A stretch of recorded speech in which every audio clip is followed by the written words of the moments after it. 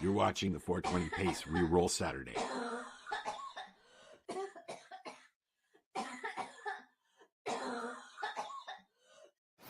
Wayne? Mr. Dick? Dick with a Y. Yes. Daryl? Mrs. Dick? Wayne, feel free to call me Noah Dick. Daryl, please continue to call me Mrs. Dick. Brings you up the laneway. This is not easy to say. Nor is it by any means an accusation. Where are our daughters? Anita Dick, now. Please. Our daughter, Charity. Charity Dick? And her sister, Chastity. Chastity Dick? Are on their gap year once. Isn't that called Rumspringa? Men are talking, Daryl. Anita Dick and I are concerned that our little dicks have been bitten by the good time bug. And while dicks have been known to slip out on occasion, our fear is that our dicks have been out longer than we're comfortable with once. Have you seen our dicks? Oh, yay tall ones. Strong nosed like their father, strong-willed like their mother. I did see him at the Bush party, actually. Dicks at a Bush party, you say? I knew it. Shameful. Haven't seen him since, though, truth be told. Katie, you seen her dick or two? That's a loaded question, big brother. Hello, Katie. Noah? Anita? Catherine. Lovely day. What brings you guys by? We heard our daughters were here. And Charity and... We'll take all the Charity dick you've got. All the Chastity dick, too. They are free to decide whether the English world is for them. That is their right. But our dicks belong in the hands of the Mennonite community. And we would like to gently suggest to them that they return home with us before they've been too exposed. Well, So what are you doing? Nothing? Why not? Trying to get on this Lifestyle Radio website. Sounds like a cool website. Yeah, it's alright. Oh, wait, I might have it. You might have it. You're listening to Lifestyle Radio. The opinions expressed during this show are those of the individual participants and do not necessarily reflect the opinions of their associated organizations or Lifestyle Radio. You like music, you like weed, well, we gonna be good friends indeed. This is how much I like more than smoking trees. They'll make you dance the do-si-do and teach you how the chiva grows. Smoke a bowl on the 420 radio show. On Lifestyle Radio. Hello. Ooh.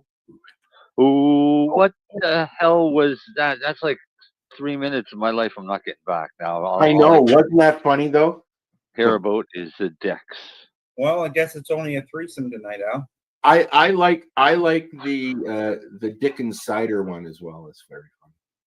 That was actually Letterkenny. That was yeah, Kenny Holtz. Yeah. Darcy, we're just gonna totally ignore that comment. Yes, we are. You know what? We'll just go right by that and just pretend it didn't even fucking happen. Nope, didn't happen. I don't know what you're talking about, and I'm sticking to it. Today we've got some news. We've got some video stuff. We've got Darcy. T and Darcy. Darcy gave up his job to be here with us tonight. Sure. Yeah. Just, come on, go with it. Yeah, go with that. Go with that. You know, got to make him feel, wanted and stuff. Now, the next thing I wanted to say is, Darcy, as of next week, you're no longer needed. No, I'm kidding. Good. Well, we've figured out AI video, so good evening. Yeah, you've been replaced by AI, buddy. Just go with that. That'll just top off the week, Al. Did you have one of those weeks, buddy? Oh, Marcel knows about my week. Oh, I'm sorry to hear that, bud. How's the health? You feeling better?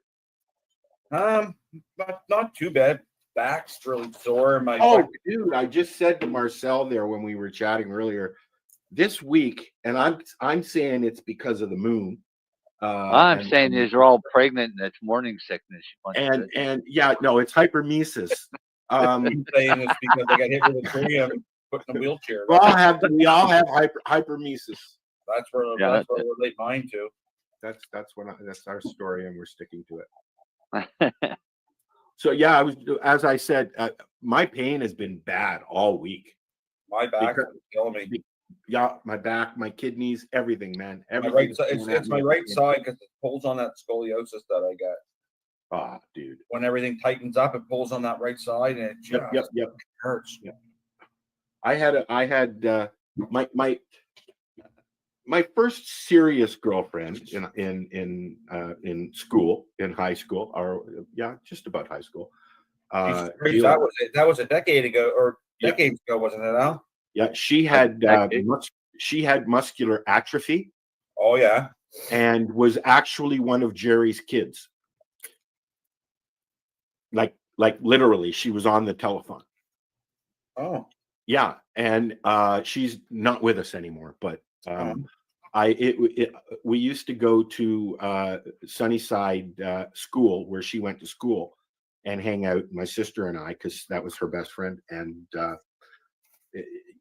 we played it for somebody not in a wheelchair.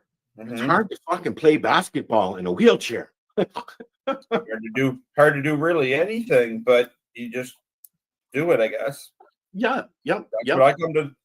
That's you know what? Yes, it sucks. Yes, I wish I could walk, but you know what?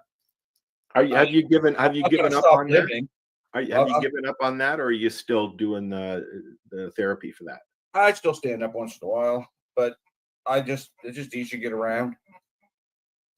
You know, I don't. Don't cry, buddy. Come on. No. It's right at the right time. Yeah. You know, I'm not. You know, just because I'm in the chair, I'm not going to stop living, right? Darcy's sharing his life. Give him a minute. Yeah. Darcy's evolved past the need for legs. Yeah, I've been finding interesting.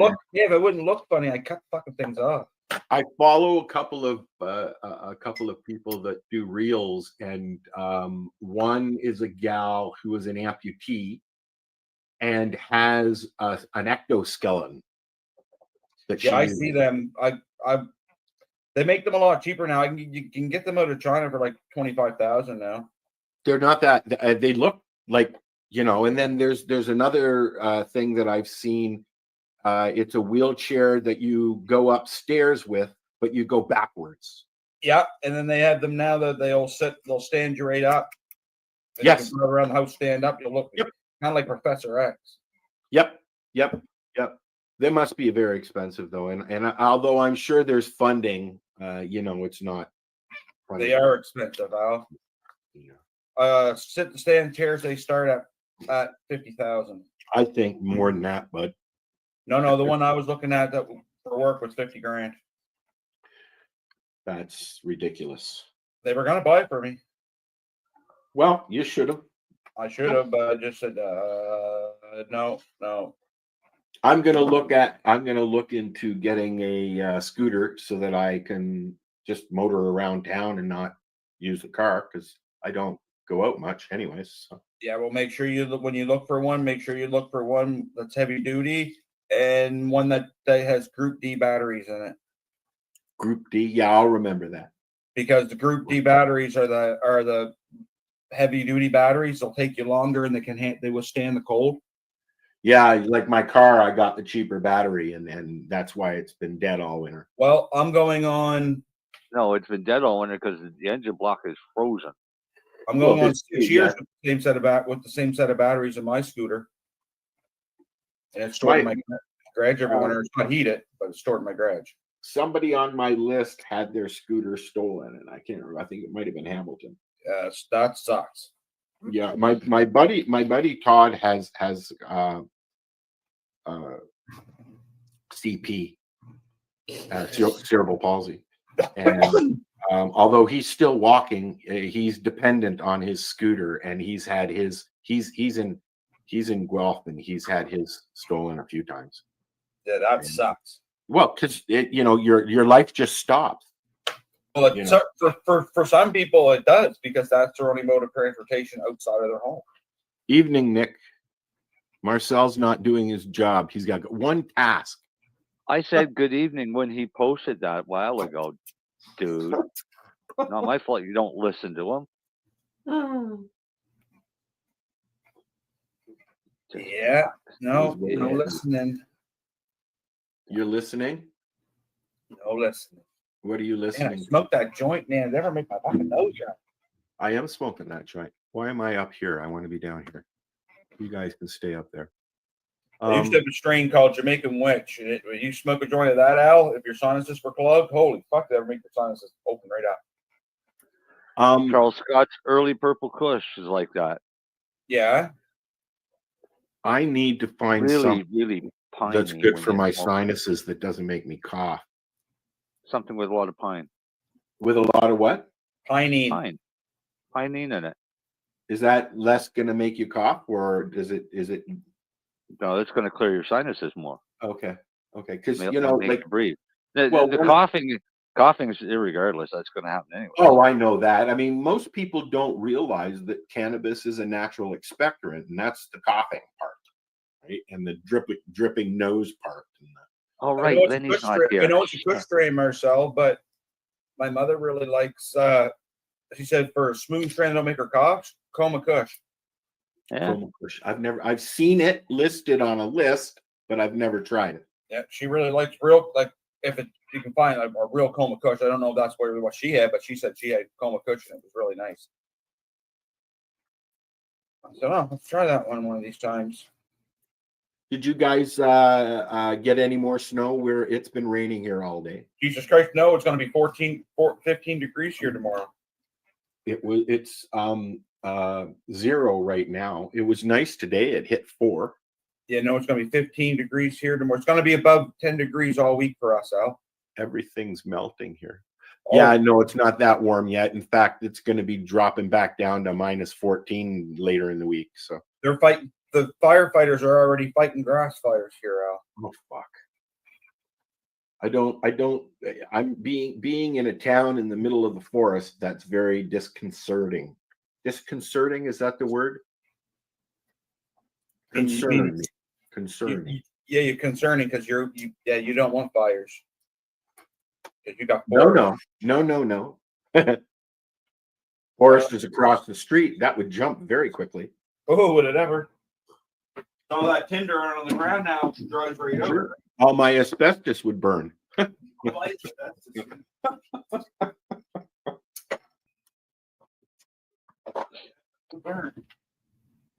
See, I forgot Lenny wasn't here when I said irregardlessly, and I was hoping he was going to jump on me. Oh, to make a comment. Yeah. Oh, is he in Mexico? Is he on vacation? I don't know where he is. Haven't heard from anybody all week. So that's why we just came in here and started the show. But at least this week we have some stuff for you. Heard from MJ like an hour ago. She posted one of the articles we're going to talk about, which I already had. It seems 2 people were charged for 4,000 illegal cannabis plants, is what they're saying. We're going to talk about 4,098. Yeah, exactly. So almost 5,000. Yeah. Okay. No. Now we'd round down to 4,000. We've had members of our community in mid-eastern Ontario who got pulled over with a few hundred plants in the back of his car. That was about 5 years ago, if you remember that one. Maybe there may have been more plants than that. Yeah, unfortunately. But they've been charged with 2 offenses under the Cannabis Act. Are we going to talk about that now? Yeah, I might as well. We've already spilled it. I mean, there's not a whole lot to say. Two people got charged, a 58-year-old and a 35-year-old been charged. In Niagara region. So when I hear somebody's been charged in Ontario, I always look to see if I can see names because it may be somebody I know. Yeah, they're not releasing the names. They will later on. But I looked to see if it was like on a reserve or something like that, and it's not. Just over 15 kilograms of dried and processed cannabis. So 4,000. Okay, so 4,098 plants. Yes, and 15 kilograms of dried and processed cannabis. Okay, well, we don't even count those because they valued this at $2 million. How did they? Well, that's what I was just going to ask you. How do they get that fucking value? Because that sounds ridiculous to me. Why? Too low or too high? Too low. Okay, so the police, in their infinite wisdom, used to value every cannabis plant seized at $1,000. Every plant at $1,000. At $1,000 per plant is the valuation that they used. Still? I don't know. No, obviously not now. If they're only valuing this at more than $2 million, that's only valuing the plant, each plant at $5 million or $500 per plant. And then that's not counting the 33 pounds that what, $300-400 a pound. This is the article that we're looking at here. So they've done a valuation of less than $500 a plant versus the $1,000 that they used to hit us with. Yeah. But I mean, when you're up to 4,000 plants and you're hitting $2 million in Yeah, valuation, but you got to remember, it doesn't matter. Out of them 4,000 plants, how many of them were budding and how many of them were little babies? Because if 2,000 of them were clones, well, then there you go, right? Not differentiated by the Cannabis Act, sorry. Well, maybe they are now. The plant is a plant is a plant. Not until it's 3 inches. Is there a height limit as far as when less it's than 3 inches, they wouldn't even be counted. If it was under 3, if you cut your clones under 3 inches, is there a height limit before it actually is termed a cannabis plant? 3 inches. But I thought it was budding. Until it starts budding, it's fair game. No, once it's 3 inches, Al. It used to be that, anyways. Okay. So if you were to get clones that were under 3 inches, you could get as many as you wanted. Well, I wouldn't push that, but you could try it.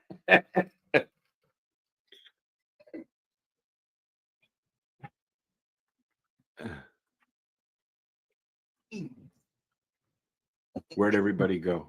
I'm right here, Al. I was just ran to grab a jar. Oh. I need some bud. Yeah, I've got some. I can't remember what it's called, and it's on my tray. Good name of the strain.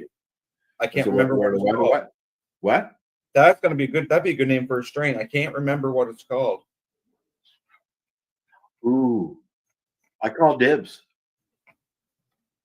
Although you're more likely to get a strain faster than me, so you go ahead. You're more likely, yeah, but it's gonna be a good strain that you forget the name of it though. Write it down. All right, so you'd have to, it'd have to be a really good strain before you forget the name of it. Exactly. What was that I smoked? I can't remember. I can't remember. That'd be another good name. That's like that. You could literally do one of those "Who's on First" skits with that. You could, yeah. Marcel, what are you reading? I am reading the Cannabis Act. Oh God. There's been nothing, some changes apparently. Yeah, but there's nothing in regards to that 3-inch height. There's not anymore, eh? A cannabis plant is from a seed or plant material. That's it. I've never heard of it, Nick. So is that a good thing or a bad thing, Marcel?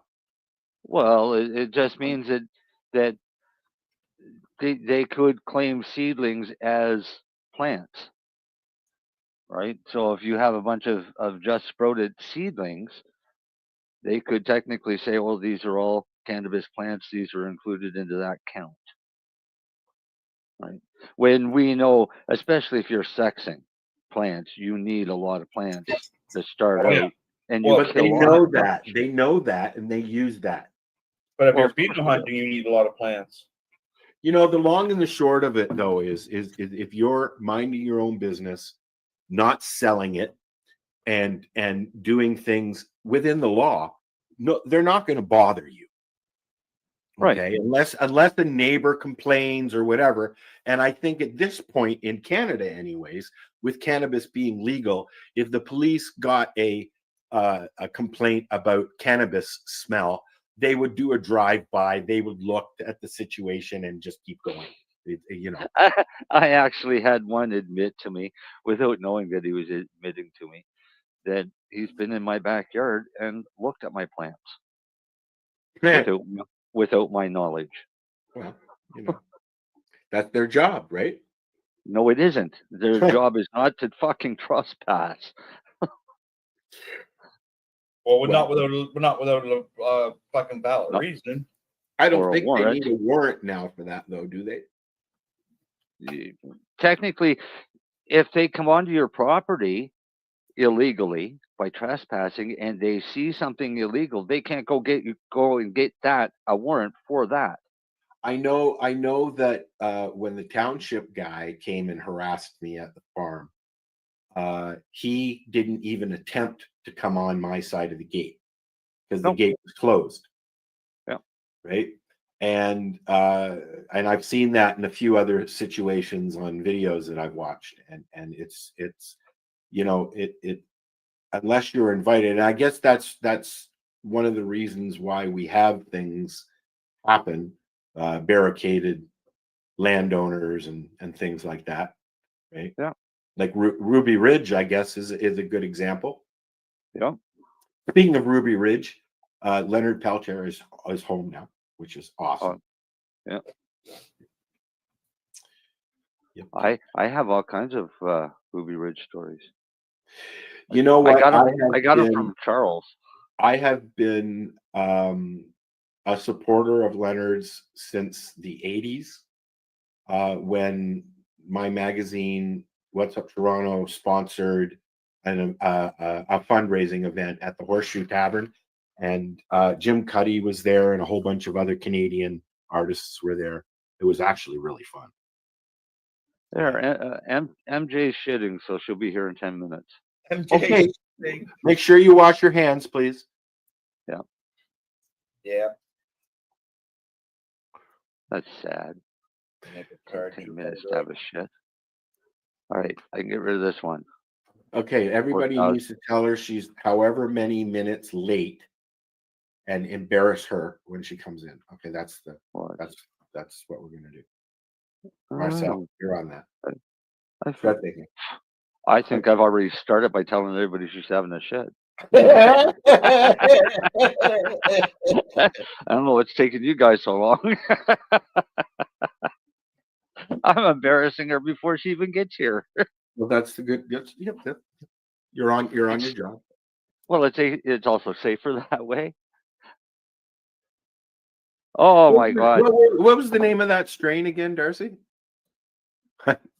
Yeah. The Kush one? Get already because I'm stoned.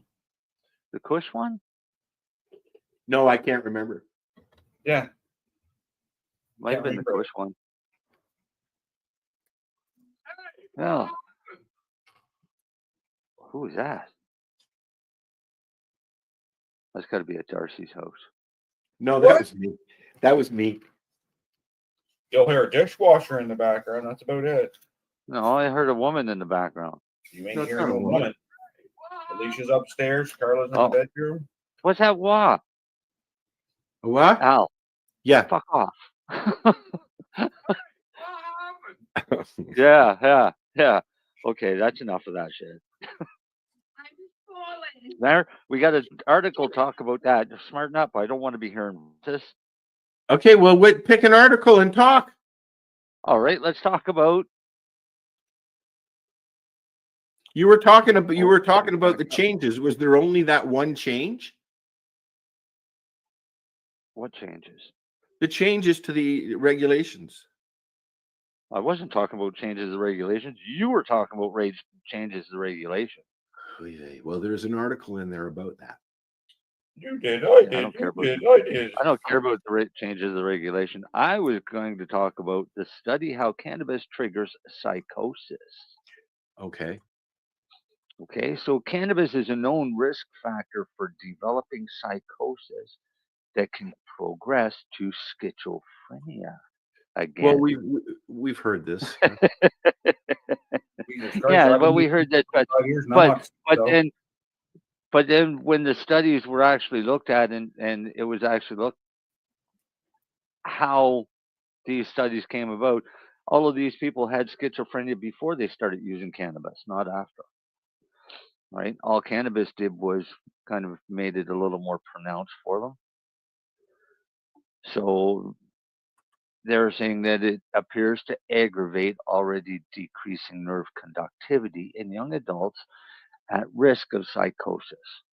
Here's my question, though, Marcel. Yep. Is that now, if that was a 1-to-1 strain, would it do the same thing? Do what? Would it still trigger their psychosis? I don't know. I don't know, and it's not like they really want to test it to find out. They would rather, I mean, somebody might want to test it, but they're not going to try and really make it well known if it does in fact work, or even using a whole plant CBT therapy might work. They've always said that, like, I've always been told that having a mental health issue, ADHD, and a mood disorder, I need to be careful of what strains I use, because I have had strains set me off big time. Right, but that can happen. That some foods can do that to people too.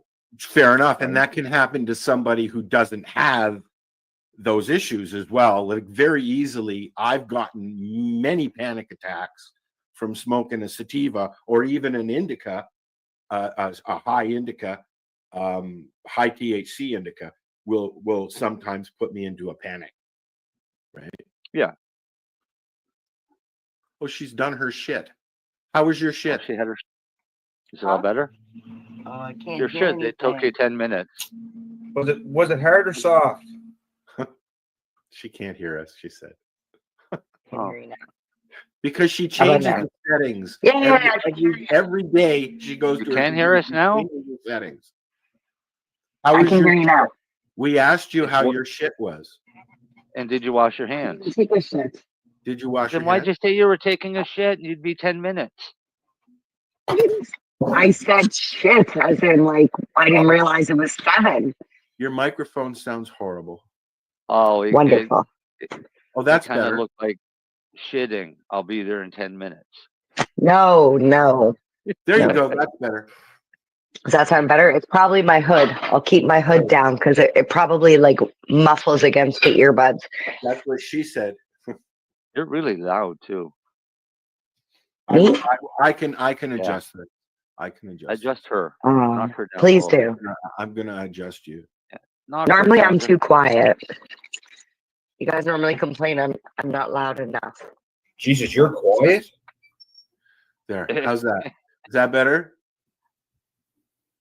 I don't What are you know. drinking? Is it better? Yes. Oh, I thought she was just going to move her lips and not pretend that she was I turned you. talking. Apple juice, It's the only rosé I drink. cranberry. Pink cranberry juice. I put apple juice in my tea instead of sugar. That's interesting. Oh, it's yummy. It's probably worse than having sugar, but It is sugar.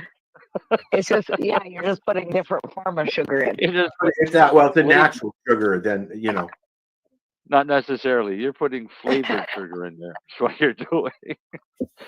Why not use something like honey, which is extremely health beneficial to you? because I don't have any. Oh fuck.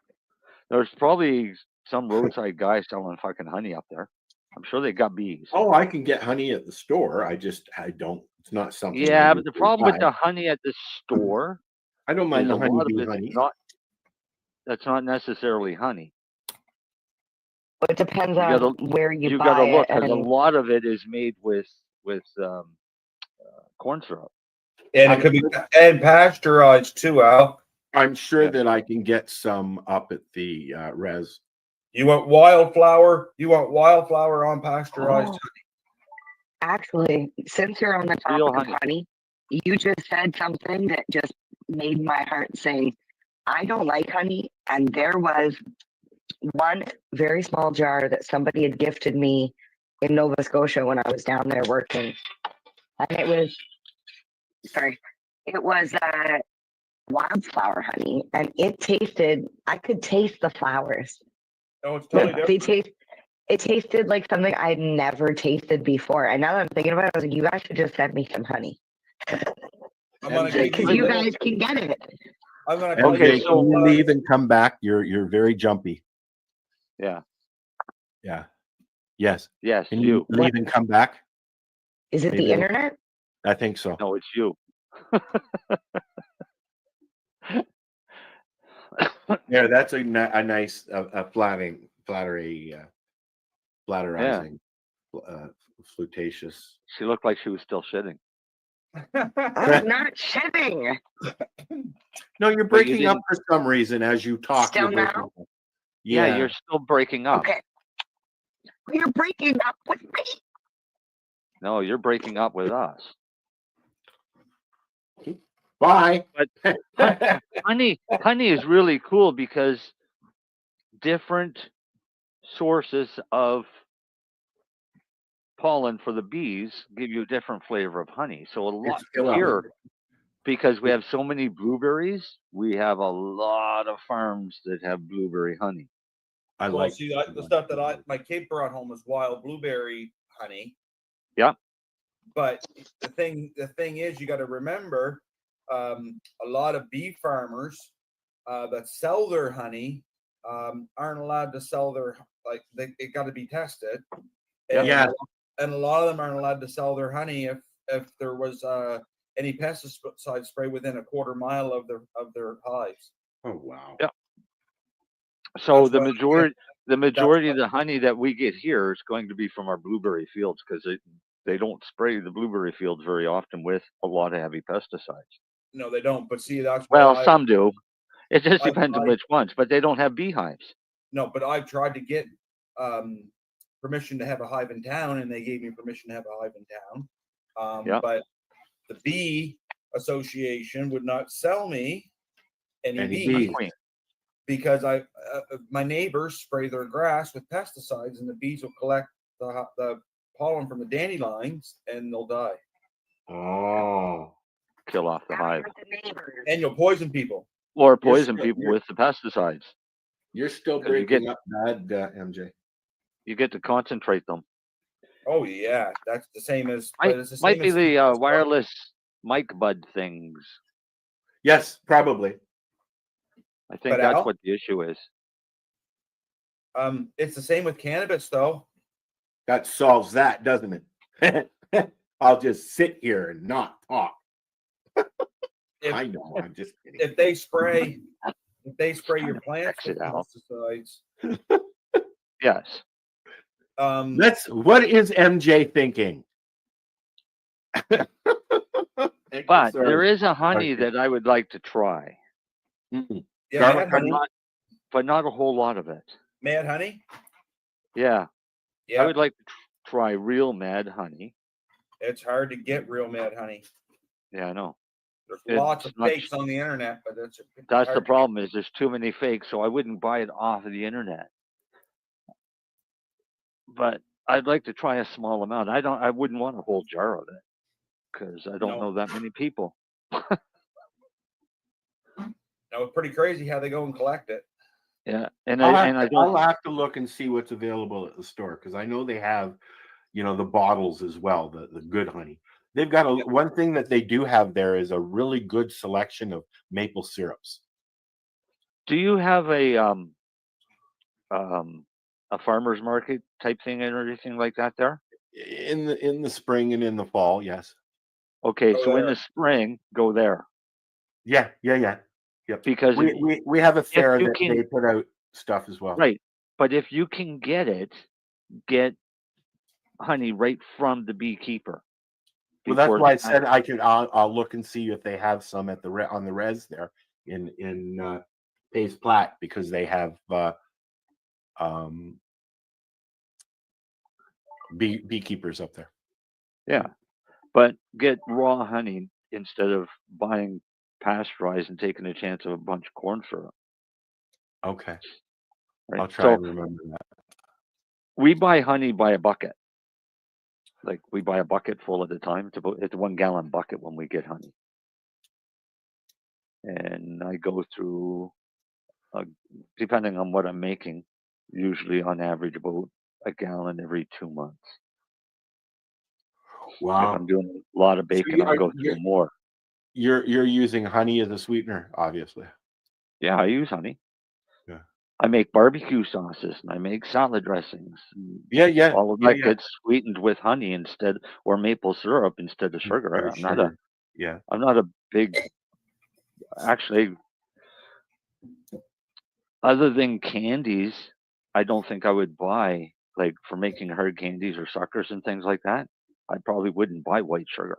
I only use sugar in my tea. That's the only time I use sugar. Yeah. I mean, Chrissy uses it in her coffee, but she could switch to honey if she wanted to. I actually like to get the cubes because one cube is a half a teaspoon. So I mean, it's it's good for me as far as regulating goes, how much I use. Yeah.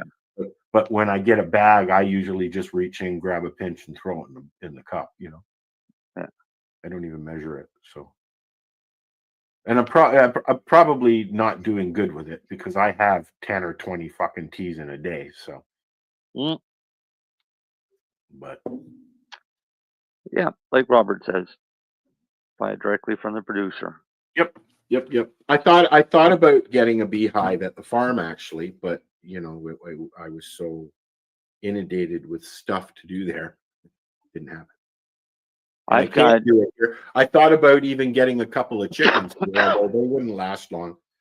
I've got 4 different places around me that I can go and get honey from, and they all have the same pricings, so it doesn't matter. So I just rotate. See, we don't have agriculture here really. We don't have farms here with meat and stuff. You're more apt to find like I'll give you there's a butcher just outside of Hastings where the farm was, and at butchering, like in deer season and whatever season it is, you actually have to go in and book an appointment, and he's not open to the public during hunting season. He just can't keep up. Right. And he forgot about us. I saw that bastard. That's so rude.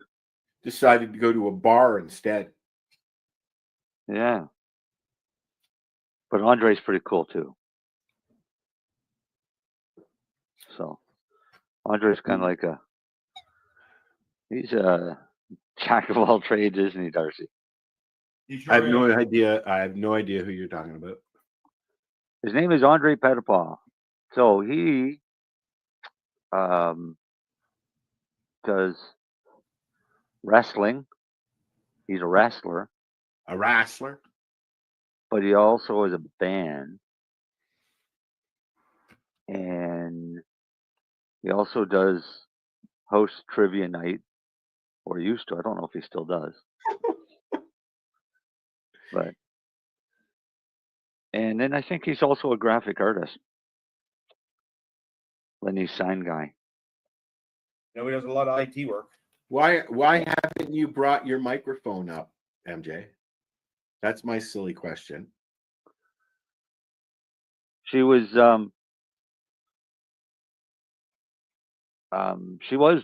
in the back there looking for one a minute ago. Well, she's trying to find something that'll work for her, which is fine. It'll give us something to go back to. Oh, she hasn't used this. She hasn't used this in a while. No, she's going to shove a big microphone in front of her face. No, a little microphone. That's a camera. Oh. That's a web camera. Oh, is it? Yeah. It doesn't fit. She's going to try and use the microphone. Go in the little hole. She can't find the hole because there's no hair. I wasn't going to say. I know, but I have to. That's it. All right. So we've killed this one. So we're not talking about schizophrenia anymore. Well, that's because we all have it. So we figured out that the voices that I was hearing was Al playing something. Yes, earlier. Yes. I could recreate if you like. No, I'm all good on that. Let's go to what's this one? Oh, do we want to talk about this? Why don't we save some for later in the show? Because otherwise we're not going to have anything to talk about. Yeah, we got a 420-second movie that's longer than 420 seconds. Yes, I saw it just.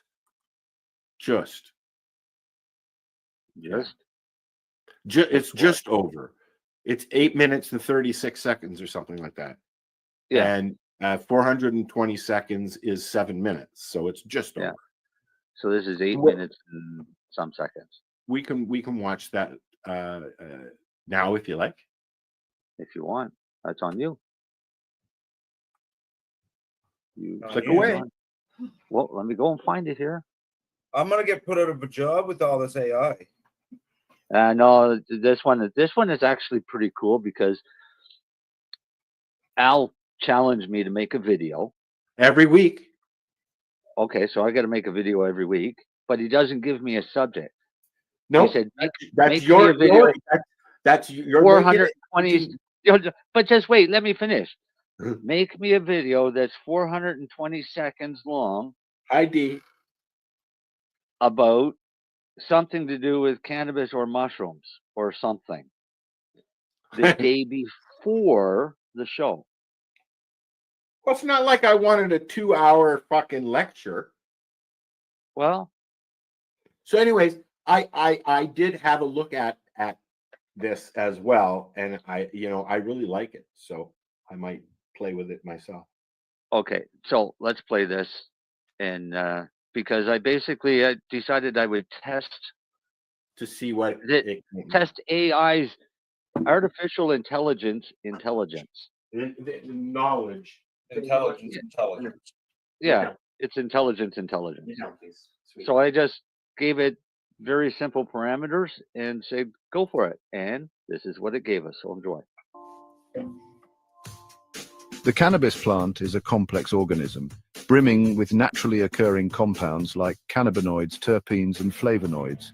These compounds interact with the human body in unique ways, offering a range of potential therapeutic benefits. The plant's complexity is a testament to nature's ingenuity, providing a rich source of medicinal properties that have been revered for centuries. For centuries, traditional medicine systems have harnessed the power of the whole cannabis plant for its therapeutic.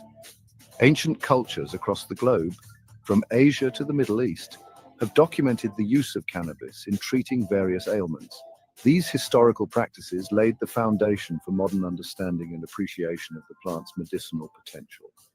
Unlike isolated cannabinoids, whole plant cannabis extracts retain the full spectrum of these compounds, working together to potentially offer a wider range of benefits.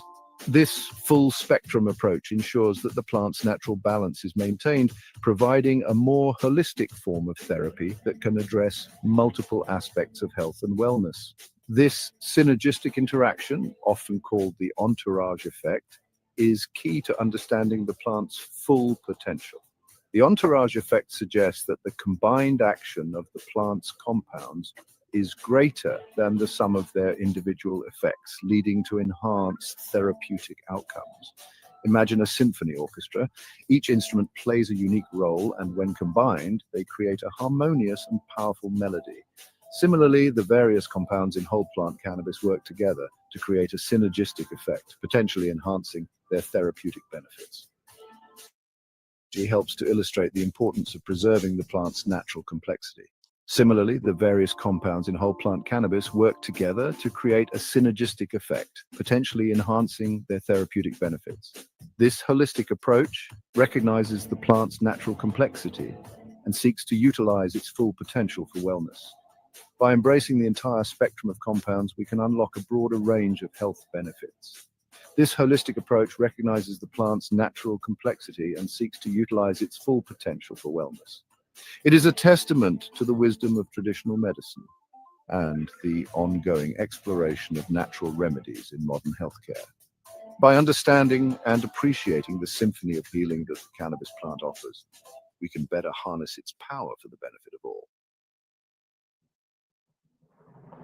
Delta-9 tetrahydrocannabinol, or Delta-9 THC, is a well-known cannabinoid famed for its psychoactive effects. This is the compound that causes the high often associated with cannabis, When consumed orally, delta-9 THC embarks on a fascinating journey within the body.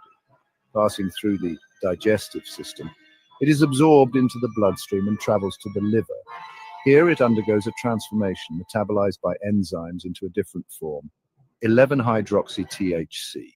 This conversion process is essential to understanding the distinct effects of orally consumed cannabis as opposed to inhalation. 11-hydroxy-THC is a powerful metabolite known for its potent psychoactive effects. When delta-9 THC transforms into 11-hydroxy-THC in the liver, it crosses the blood-brain barrier more easily, leading to a different kind of experience, often described as more profound. Many users report that 11-hydroxy-THC induces a more intense and long-lasting high compared to inhaling delta-9 THC. This difference in experience highlights the importance of understanding how cannabis is processed by the body depending on its method of consumption. The entourage effect is a term used to describe the synergistic relationship between various cannabis compounds. Instead of isolating specific cannabinoids like THC or CBD, whole plant extracts preserve the natural balance of these compounds, allowing them to work together. Research suggests that this synergy may lead to enhanced therapeutic benefits. For example, terpenes, responsible for the aroma of cannabis, may modulate the effects of THC, potentially reducing anxiety or enhancing pain relief. This intricate interplay between compounds is a key area of ongoing research, offering exciting possibilities for future medical applications. The human body is equipped with an intricate endocannabinoid system, or ECS, a complex network of receptors that play a crucial role in maintaining homeostasis, or balance, within the body. This system is essential for regulating a variety of physiological processes, including appetite, pain sensation, mood, and memory. The ECS is like a conductor in an orchestra, ensuring that all bodily functions are in harmony. Two key receptors within the ECS are CB1 and CB2 receptors. These receptors are like the main players in this complex system, each with its own unique role and location within the body. CB1 receptors are primarily found in the brain and central nervous system, influencing mood, memory, and pain perception. They are crucial for cognitive functions and are involved in the modulation of neurotransmitter release. THC, for example, primarily interacts with CB1 receptors. This interaction is what leads to the psychoactive effects commonly associated with cannabis use. CB2 receptors, on the other hand, are more abundant in the peripheral tissues, particularly in the immune system, where they play a role in regulating inflammation and immune responses. These receptors help in maintaining the body's defense mechanisms and are crucial for immune health. CBD is known to interact with CB2 receptors. Unlike THC, CBD does not produce psychoactive effects, making it a popular choice for those seeking therapeutic benefits without the high. It is often used for its anti-inflammatory and analgesic properties, and the potential therapeutic benefits of whole plant cannabis are vast and continue to be explored. From chronic pain and inflammation to anxiety and sleep disorders, whole plant cannabis offers a natural approach to managing a wide range of health conditions. The entourage effect, where various compounds work together synergistically, is believed to enhance these benefits. Furthermore, understanding the distinct effects of different cannabinoids, such as delta-9 THC and 11-hydroxy-THC, is essential for tailoring treatment plans to individual needs. The use of whole plant cannabis represents a shift towards a more holistic approach to health and wellness. This method emphasizes the importance of using the entire plant rather than isolating individual compounds. By doing so, we can harness the synergistic effects of the plant's various components, which work together to enhance its therapeutic benefits. By embracing the plant's natural complexity and utilizing its full spectrum of compounds, we may be able to unlock its full therapeutic potential. This approach not only respects the plant's integrity, but also aligns with the principles of natural medicine, which advocate for treatments that work in harmony with the body's own systems. As research continues to unravel the mysteries of the cannabis plant, we can expect to see even more innovative applications for whole plant cannabis extracts in the future. These advancements could lead to new treatments for a variety of conditions, offering hope to patients who have not found relief through conventional medicine. This natural approach to health, rooted in ancient wisdom and supported by modern science, offers hope and healing for a growing number of people worldwide. By integrating the best of both worlds, we can create a more balanced and effective healthcare system that truly addresses the needs of the whole person. Rerolled Saturdays. Check it out. Nothing but non-stop cannabis and psychedelic programming. Find it at 420pace.ca. Hi, I'm Timmy. And I'm Mary Jane. He's the newbie. She's the doobie. And this is the show where we toke cannabis. Talk. From both sides. Is that even possible?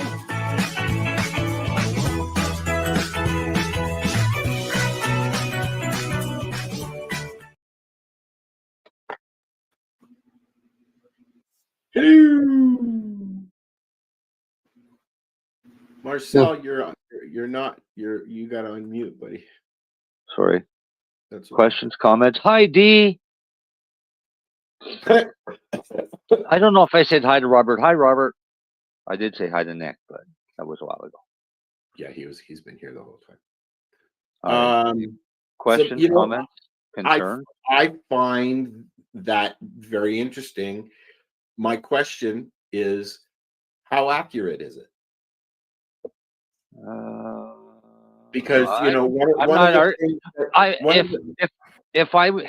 okay.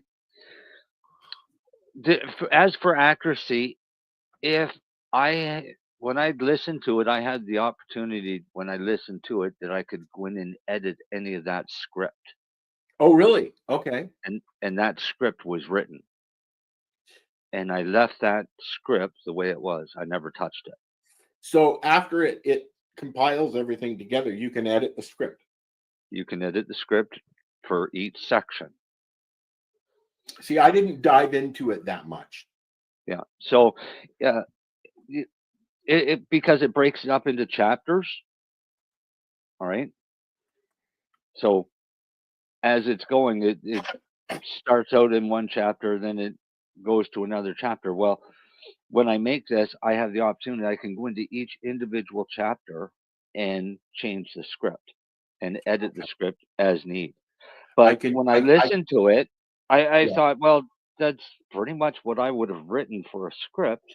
It just did it in an hour. What would it take me a day or two? Nah, it wouldn't take me a day or two. Because once I start writing, I don't stop. One of the courses I took in the 90s was multimedia, and we did all our editing on VHR, or what are they called? VHS. VHS. We used to use the step up from VHS because I did mine in. No, we had an old school studio that was owned by. It was at the North York Board of Education's Media Center, and so we had use of a studio, editing bays. They had a TV station set up there. Everything. We had access to everything. But what I'm getting at is it's a little bit different now. Which is a good thing because I have a hard time editing scripts. Yeah. Well, in 1985, after I broke my back, I had to change trades and I went to the Air Force and as a photo tech and ended up doing a 6-month, anything you can ever imagine to do with photography was done. So we had our own studios. We had our own editing suites. Yep. We had to go and film commercials and then bring them back in, edit them. We had to do, and this was, I was trained as a combat photographer, right? But I had to learn how to take pictures of a Coke can. Yeah. For advertising, that's one of the first things that they had us do in commercial photography at Humber was inanimate object. Go out, find a plant, take a picture. You know, things like that. So are we good now, Mary Jane? I have no clue, but my phone internet is apparently more stable than my home internet. So if this doesn't work, I will bid you a good night and hopefully see you next week. actually, you sound pretty good right now. So it may have been your internet. Yuppie, but I don't know. That's Either just- way, I've literally got like I've got 3 new gray hairs from the last 20 minutes. So I haven't even got a joint rolled yet. Still looking like a carrot to me. I'll just throw more color anyways, on top. go on, Marcel. Yeah. So, yeah, in the military, we had to be trained on every aspect that you can imagine of photography. And then at the end of the course, they basically said, you've just done the equivalent of a 3-year university program. Well, that you see, that's what I wanted to do at Humber. I wanted to go into the multimedia tech program, but they didn't have room for me, so I went into the commercial photography thing. Which I honestly, even though I've been doing it for a long time, I didn't enjoy as much as I would have the media tech thing. Well, see, I think now it would be completely different atmosphere. I learned, and I swear to God, I've done thousands of them. I did photoshopping before you had computers, and I did it with fucking paintbrush. I went into a journalism. I had to take some electives. One of them was journalism, and I was running What's Up Toronto magazine. We had already printed some and gone online and blah blah blah blah blah. And then in the photography stuff, they were in the first semester was an introduction to Photoshop, which I had been using for 10 years beforehand, probably. Yeah, see, but when we did this, and even when I went PEI, anything that had to be altered on a print would be done with a paintbrush and paint. Yep. Or directly onto a negative. Well, dodging and burning is when you're doing the actual printing, right? I know. But because I was one of the first ones trained for color, that's why they sent me to the base they sent me to, because they just got color lab. So I had to go in and set everything up for the color lab, and train everybody there for color, which was great. But the color lab made it even more fun for Photoshop. You know what? Because we could do more manipulation instead of just with a paintbrush. I left before color, mainly because up until that point, black and white is what I enjoyed doing and what I was doing, because I was doing a lot of concerts and homes and architecture stuff, right? Yeah. So black and white is great when you're walking around Toronto taking pictures. It's great, and for concert stuff, it's even better. I've got some scanned pictures, but I don't know. I'd have to scan it again. Some of my pictures that I took are in the Reader's Digest, and these are some pretty cool pictures, though. But it's all search and rescue. It's an article about search and rescue, but they use my photos for their article. That's cool. Yeah. Look, she speaks. Well, she has spoken before. She just didn't have anything to say. Yeah, only speak when it's important. Come on. Is it raining there? No. No, it's pouring here. We've had rain all day. Everything's melting. I'm melting. You should be thankful you're not getting snow. We had snow yesterday and then rain today, and it's dropping down again tonight. So it'll all be an ice rink tomorrow. Yeah, you can keep it. It looks like there's a river flowing down my street. And there was, when the sun comes around and faces the front of the house, the ice or the water just pours off the roof. Well, you are in a bay, Yep. Yep. so Beside it, he's not in the bay. I live in the bay No, too. I am in the bay. I'm about a kilometer away from the actual edge of the water. So yeah, I So am is in- Darcy. Yeah. So is Darcy. So is Marcel. Yeah. Hey, wait, so am I. I I live don't in know the Bay of where. I Quinte. don't know where you live. I live in the Bay of Quinte. Yeah, Oh, which yeah. the beach is right there. How Yeah, far? like literally, like there's the bay right down there. Yeah, they've got Okay, oceans wait, now around. what town do you live in? Me? Yeah, I Kalamazoo. live in Belleville. it is Belleville. That's what I was Yeah. thinking. Yeah. Is Belleville close to Brockville? No. No, it's like 3 hours probably. Yeah, that's on the other side of Kingston, isn't it? Yeah. Yeah. Keep going. It's kind No, of in, I think it's about halfway between Kingston and Montreal, actually. Brockville is across the river from Alexandria, New York. Yes, that's Yeah, we're yeah. across from New York too, but it's not Alexandria. No, it's I know because I did. Turtle Island, right? We Turtle did a Island? Canada Day party in Brockville, Now I need to Google this. and then we went across and did the 4th of July with them in Alexandria. That was a pretty drunk weekend. All right. What's let me going go. on there for 420? Anything? Where? There. Here? Yes. Same thing as every year for me is celebrating the kid's birthday. I know there's a canna crawl on 420 in Hamilton this year. No, it's 419. Oh, really?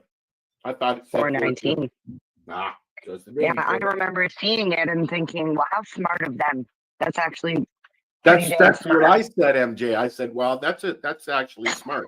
Yep. But I thought it was on 420, which I don't know No, why. this they is what wouldn't I do think. that. This is what I think is smart, is to not have it on 420. Because 420 is a Sunday, first of all.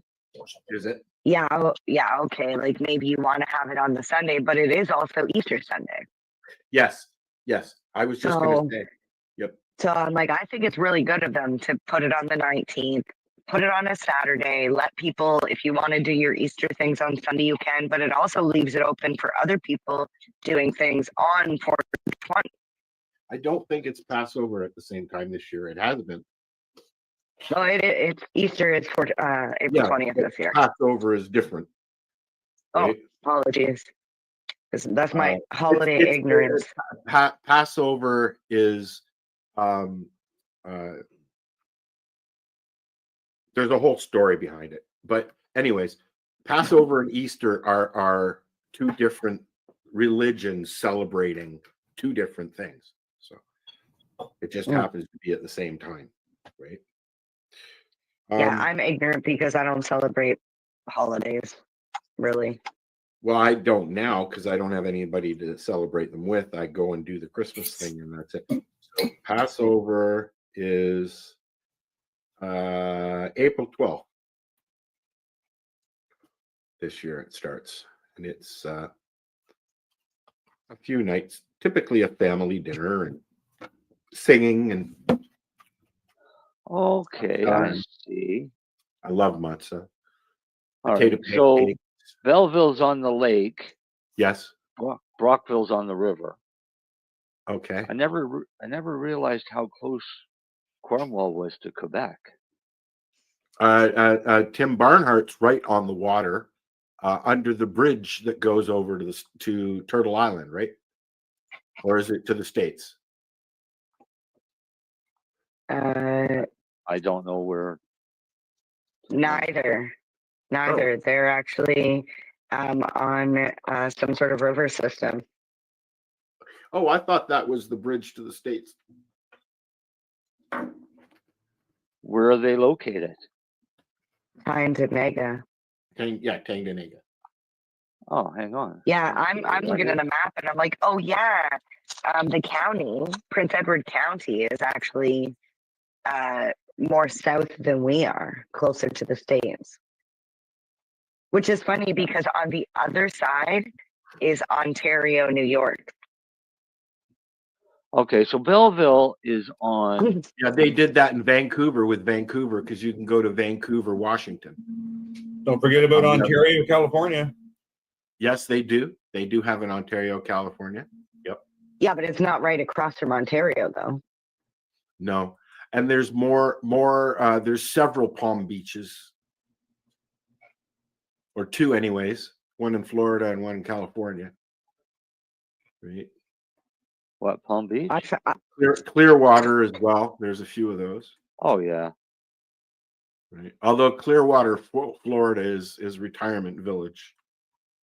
I know I've been there. There's a Palm Beach in Florida. There's a Palm Beach Gardens in Florida. There's a Palm Beach International Airport. Yeah, there's lots of different Palm beaches. Yeah. They're all California. All in Florida. Lots of cannabis now in Florida. Yeah, Trump just can't. Doge just canceled all the cannabis research grants in the state. He didn't just do that, but yeah, that was one of the first things he did. Why? He canceled all research. Oh yeah, until they figure out which should be legitimate and which shouldn't. I mean, really, should $6 million be spent to find out if transgender mice can get pregnant? Anyways, I'm not having another political conversation, Marcel. No, I'm serious because no, it's not. But we're not talking about that. We're talking about cannabis. Yes, we are. Right now, we are. So let's get into some blunt statistics. Okay, that's better. Blunts. I like blunts. I like blunts. All right. You like blunts more than I do. I do. Who? Yeah, I'm not a Mary blunt Jane. person. Do you do blunts too, Marcel? Yeah, rarely. Once in a while. She's a backwards. I was going to say something else. Backwards. I said backwoods, not backwards. Sometimes I'm backwards. Yeah. Hey, did you see my nice picture I sent of our first dab rigs? Say that one more time, please. Did you see the nice picture I shared on Facebook of our first dab rigs? No, why don't you show us? I did not. Is it on your page or in the group chat? No, it's in the page. It's on my page. Go to my. I don't think you're in my algorithm because you post a lot of like controversial things. Well, no, my so I think it's like controversial things. They're called Marcellianisms. They're called Marcellianisms. Not my fault. Controversial person, Marcel. I forget when I shared it. Oh, there it is. Hang on. Click this. Marcel's post. Are you afraid of losing friends over your posts or about controversial topics? Nope.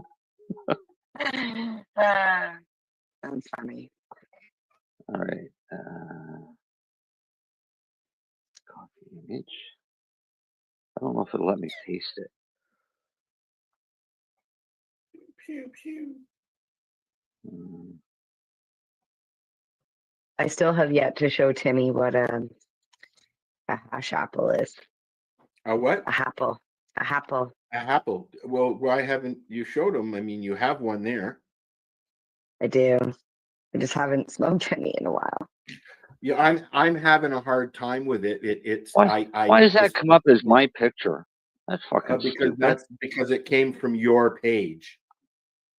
But then when you click on it, it goes to the one that I wanted to show you. This was our dab rig before you started calling it dabs. When you click on it, it goes to whatever that post is. Yes, on your page though. If you share something from your page in a chat, that's how it goes now. Okay. It looks like you burnt your finger. I didn't, but a lot of people have. Bring this up, or am I? Well, go ahead. I don't know how to do that. All right. All I'm saying is it coincides with what we're about to talk about. You know, I tried to buy one of those for my car, and I ordered one offline off Amazon, and it didn't work. Did you wire it in? We talk about wired in. I just need the lighter part. I have the socket thing in my car. I just need the lighter. You can't get the lighter things anymore. Yes, you can. Canadian Tire has them. Oh, good. I'm going to buy one. Canadian Tire or even a dollar store might have them. Dollar stores don't have those, but I will Dollar check stores Canadian don't have those. Tire because No, I you looked can. and I Canadian I Tire think you will have have to them. might have, Canadian I have Tire to go to a or Wreckers. is your no Canadian Tire or a Wrecker? Yeah, A junkyard would have them. Yeah, because they're universal. Probably pails of them. Yeah, usually. But they do burn out. I have. They three have gotten holes. so hot that the plastic handle melts. Yep. We've had a couple cars that ended up that way. But We used yeah. I have three outlets for those in my car. Yeah. But I don't use them. Well, they're actually Canadian not. Tire has a skull one. Yeah, they're There not you go. for those. They're for No. plugs to plug stuff Yeah, in. but they work perfectly fine to heat up. But originally that's what they were for, was for a lighter. Originally. Yeah, now we just all charge our phones and shit. Yeah. So, but we used to use them for a dab break. That and a big pen. Yep. You were Just throw your hash on there and get a yourself bottle of hash on there. This was the vision. And yeah, and we would completely hotbox a car. Yep. All right, so let's talk about this article, which is a blunt statistic, and it's most cannabis users consume an hour before driving, a AAA study finds. It's actually a video, I think. Do you want to watch it? Yep. You got it there? It looks like, yeah, we might get in trouble for playing it, but okay. Wait, now whose is it? It is on the Daily Central Oregon Daily News. Right now. Nope, we're gonna do it. We can do it because it's not on YouTube. Nope. Are you playing it or am I playing it? I'll play it. I got it loaded here. Okay. Maybe take it back to the beginning. Yep. Yep. I'm just setting it up. I know. Behind the wheel while high and at a high rate. If I'm gonna go for a couple 3-hour drive, I'm headed somewhere. I will just take a little toke, just make the drive a little more interesting. Do you believe you are a better driver when you're high? No. A new study conducted by AAA showing consuming then driving is very common. Nearly 85% said they drive the same day that they use cannabis, with 53% saying they used within an hour or less before getting behind the wheel. With alcohol, we have the BAC, the blood alcohol content, and we have legal standards that say whether a person is impaired. We don't have that with marijuana or cannabis. The study also found people think the drug doesn't really impact their driving. 47% of those surveyed believe they drive the same while high, 15% say they drive a little better, and 19% believing they drive much better. An anonymous man I spoke to today who has admittedly driven while high is not surprised by the study's findings. Getting high it just seems different. It seems like I have better control over my functions. My judgment seems more reasonable when I'm high compared to drinking alcohol. And so it just seems like not that big a deal. Now AAA is exploring strategies to promote safer driving choices. They found users are more likely to trust messaging from those in the cannabis industry, like Tokyo Starfish. Shouldn't have people impaired behind the wheel or on our roads, period, full stop. But this shotgun approach to controlling it isn't necessarily the right answer either. So having tests that are clear and coherent and actually proven data to truly understand who's impaired and who's not is super critical to continue the conversation. AAA says it will use this study to encourage the cannabis industry, policymakers, and other traffic safety stakeholders to advance an educational campaign about the dangers of cannabis-impaired driving. In Bend, Colby Anabrad, Central Oregon Daily News. Yeah. What was it last week? We had one that was pretty much the opposite. Well, I like what she said about impairment, because this is something that I've talked about for, I don't know, years, is consumption does not always equal impairment. I know that if I were to have 3 sips of any alcohol, I would be too impaired to drive. That's not everybody. I don't So- drink. I won't even have one beer or one shot or one mixed drink and then drive. I don't feel comfortable. Me either. I don't drive and smoke anymore. Me Haven't for either. a while. Me you don't either. drive. You don't drive anymore. You don't drive any less either, but you don't drive anymore. I don't drive anymore, but I used to drive, and I can honestly say that I may have consumed cannabis while actually driving a motor Oh, vehicle. sure, for sure. I'm not saying I haven't. I'm saying I To the don't. point where I used to roll them on my knee while I was driving. So I don't do that anymore, is what I'm saying. The laws have changed. no, me I don't neither. I wanna sit in the lose my passenger seat and license, smoke blah, 'em. blah, blah. Yeah, that's right. But and that's where I was going. I don't feel that a medical patient in my car that I'm driving down the road and not having any should be an issue, because they should be able to medicate or smoke a cigarette, because you can smoke a cigarette you can smoke a joint anywhere you can smoke a cigarette in Canada, right? Well, in except Ontario, in a moving vehicle. except in a moving movie. vehicle. Shut up! You weren't supposed Because to. that's you weren't treated supposed- that's treated that's- like alcohol. Yeah, But no, that I- was his punchline. That was his punchline. So, Yeah. I'm Yeah. trying to figure out Robert Roy's question. okay. The question was, with provincial trade barriers coming down, do you think it'll become easier to get in your province from another province? To get what in your province?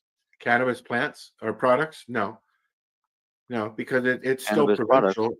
It doesn't matter Well, what province you're in. It's their rules, right? no. I mean, I think what I'm assuming he's talking about the legal market. All right. Yeah. But you Would can it get be products easier to across the share? country here now. There's Any nothing way. stopping cannabis products from going province to province right now, other than whether Your or not that NXLC province store. that province's controlling board wants to buy that product, You Well, can see, you can gotta remember if they you're a only have so much shelf space, right? right? So Ontario, for example, Ontario Cannabis will put out a call and say, we're looking for this much of this many strains. Who's got them? Everybody from across the country that's growing them sends it. Well, that's It's up to that's them. essentially what Optimus is, and that's what Lenny's doing. He's farming out to other LPs in Canada and bringing in the strains that he feels are beneficial to medical cannabis patients. Right. And he'll send those to anywhere in Canada. That's right. Right. Yes. So, I mean, But my point was on the subject. He's sourcing out Canada wide, although he tries to stay within Nova Scotia, does he not? Who? What? No. I don't know. I wish he was here, so don't answer. He should be able to supply to anybody. Yeah, no, he can supply, but he's buying the things that he's bringing in. He likes to promote Atlantic Canada, which is perfectly that's fine, right. and I don't mind that. But I'm sure he's also getting some products from He Ontario is. and BC and Yeah. things like that, which Yes. is totally fine. And that's the whole idea, is because cannabis is federally regulated and not can ship provincially province to regulated. It's only provincially controlled, not regulated. That's right. And I as a think medical that's what- patient, you can take your licensed amount with you on a flight. 150 right, because grams. it's federal. Yeah, 150 grams. Up to 150 grams. Up to 150 grams. Yeah. Yeah. But My as license, 900, my license for 900 grams doesn't let me take 900 grams. as a And my license- recreational my license person, for can 40 you grams travel doesn't with let me take cannabis Mine either. Canada wide? It used to let me take 900 grams. Marcel, What? as a recreational person, can I get on a plane with an ounce in my luggage and fly across Canada? Yes. Okay. Up to 30 grams. Correct? Yep. And I can mail you. And I can mail you up to an ounce, Al. Yeah. Well, get But with it, Starks. but I can't sell you an ounce. But what I can do, if you'd like, I can sell you a $200 T-shirt and send you an ounce for free. Yeah. I see that. I've seen that going on now and then. Yeah. Yeah. So I mean, it's all semantics. Who gives a It's shit? like Teesprings. Support what I'm doing, and I'll give you a T-shirt. Yeah.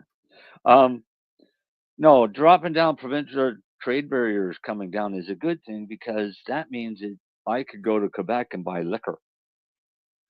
And I could go to Quebec and I could buy alcohol and I could I bring was it just here. going to say, alcohol. Or I could go to Ontario and pick up Everclear. But these are things that I can't get here. No, but okay. So let me ask you a question referring to cannabis. Which would you prefer, alcohol or isopropyl? Which would you prefer to be able to get? Well, I can already get isopropyl. But he's saying, which one would you use if you had a choice? If you could which get would alcohol, I rather would use for an use extraction? alcohol if you could get it, or would you continue using isopropyl if you were making that kind of stuff? Isopropyl. Okay, that was my question. 100,000 times over. Mary Jane looks like she's about ready to crawl into her suit. So let's talk about why I would choose isopropyl over. I can tell you why. alcohol. Because you like doing things bipolarly. Nope. Yeah, because I'm bipolar. It comes down to a polar non-polar thing. Oh, bipolar. Bipolar. The same reason why I use the same reason. And why is bipolar better? Because it pulls more of the terpenes and the cannabinoids and all the other shit out of the plant, not just the chlorophyll. Correct? Right. Thank you. See, I do listen. I do listen.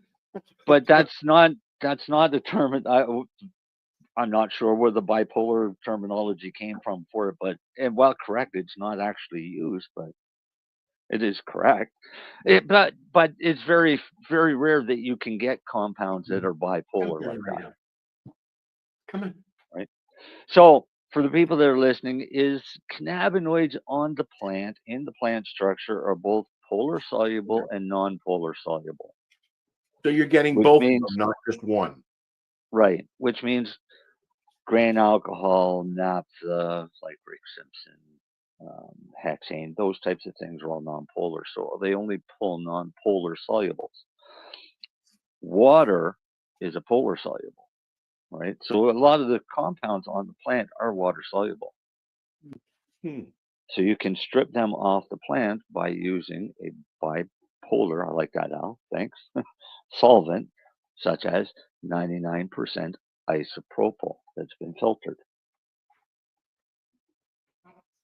And then run with that and then do your extraction. There you go. I just told you all how to fucking break the law. There you go. You heard it here on the 420 radio show. And if you do it outside, you fucking idiot. Please. No flaming, no smoking. No smoking, no cell phones, no chances spark. Yeah, and don't do it in the dark and pick your lighter. Outside with a breeze and a wind. Okay, I'll say it. Okay, I'll say it. Your safest method would be to use a coffee cup warmer. That's all I'm saying. There's no off switch. There's no on switch. You don't want to switch. Don't want to on off thing. Nothing. Plug it in, warm it up, put your stuff on, walk away. That's all. Come back in about 3 weeks and fill that cup again. Yeah. Back in 3 weeks until that cup again. I don't know. I've never checked to see what the temperature goes up to in a coffee warmer.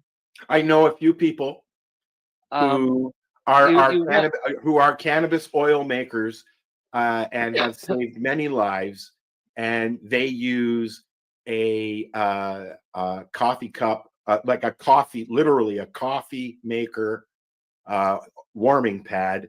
You place the cup full of whatever you're trying to. Okay, Al. Yeah. You've missed a step. Okay. I was Okay. gonna say something, Marcel, but you corrected it. So Go ahead. Well, fill me in. That is the step for finishing.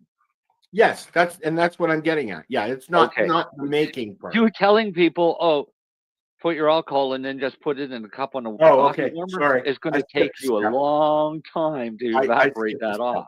Yeah, you have to boil it off at first, and then to finish it, you put it on a coffee cup warmer, and it'll just do its thing. Yes. So boiling it off, you have to use them outside. Yes. Do it outside, well ventilated. Outside. In a breeze. Can we say that word one more time, please?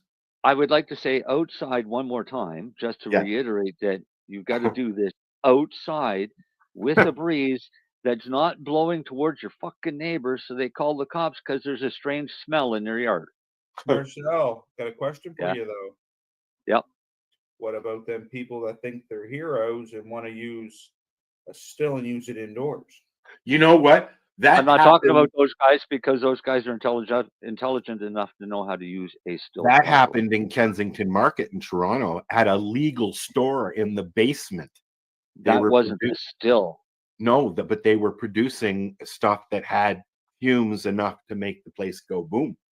Because they were doing butane extractions. Yes, but it's the same Butane is more volatile. Way more And volatile. it disperses differently because of the way you're doing the BHO extraction. Yeah. I was told when I was like I had that alcohol extraction that you're talking about where you take all the plant matter out after and you have to you're left with this liquid. I was told to use an induction plate because it doesn't have any sparks or anything. Yeah. I had to get the special magnetic pan to put on top so it would work and put it outside. And somebody said, even though you're outside, make sure you put a fan to like you're saying, direct it away from the neighbors. Yeah, I don't know if that's a don't good put thing the fan because there's a too spark. close. There's a That's spark. it. Don't put the fan too close because Can the I fan finish? could spark. Or can I interrupt, Al? Because I know what you're going to say, Al, about the fan. Yeah. And the fan is a good idea, but you do not direct the fan at the top of the pot. You direct the fan at the burning element. Or in the case of a induction one, there is a switch inside, so there is an electrical spark at least some point within that mechanism. Well, there would be a spark as it's turning. Right. So the fan aimed at the bottom side of the pot, just the edge of the top, blows that off of the top, but also keeps anything away from that element, right? Or the electronics. And then yes, it will slow down your cooking time. The vapor is heavier than air. All right. So its normal inclination is to roll over the sides of the pot and come down onto the heating element. If you're in an enclosed area, that vapor comes down and starts filling the entire area. Once it gets to a evaporation point or a saturation point of 20% volume of the room blows up. You go boom. Right? On the next spark. That's exactly what happened to our friend Mr. Backer. Yes, I was just going to mention, Chris. Yes. He was doing in his basement. It's He a got vapor that's heavier than air. That's His right. windows He had just were gotten over. a new cooker that had a switch on it and an auto off, and that's what set it off.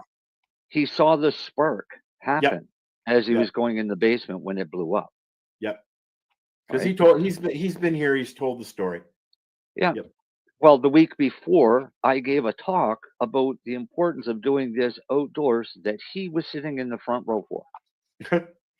Yeah. Right? But because he'd always done it that way, he figured it was safe. There's a lot. I know Unfortunate accident, but it only takes once to learn. That's right. I know people who do it. I know people who do it on their balcony in their apartment buildings. Hey, I did it on my balcony. I did taught it on my people how to front do it porch. on their balcony. Yep.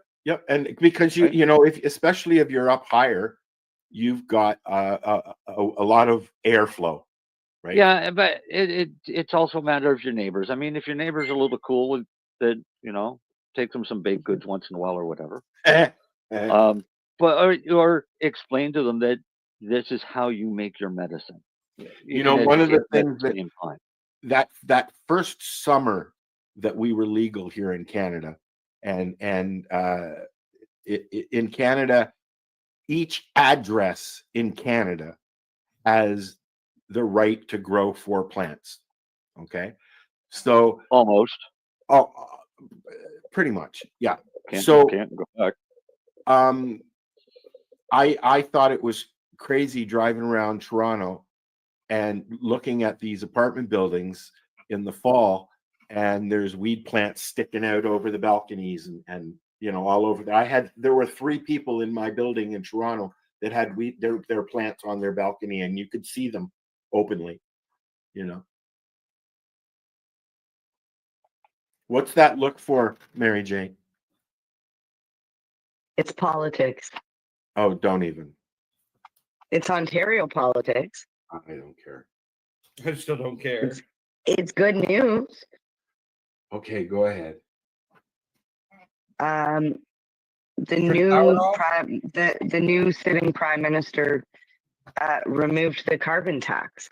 Yes, I read that earlier. That's not Ontario news. That's federal news. Yeah, but that's the carbon tax. Yeah, but that's federal. Yeah, but that still affects us. Yes, of course. So if it's true, in the next coming weeks, we will be abolishing the carbon tax, which is funny because this was he was what's his name? Chesley? Yeah. No, the new guy. Mark Carney. Oh, Carney. Carney and Trudeau are the ones who came up with this fucking brainchild.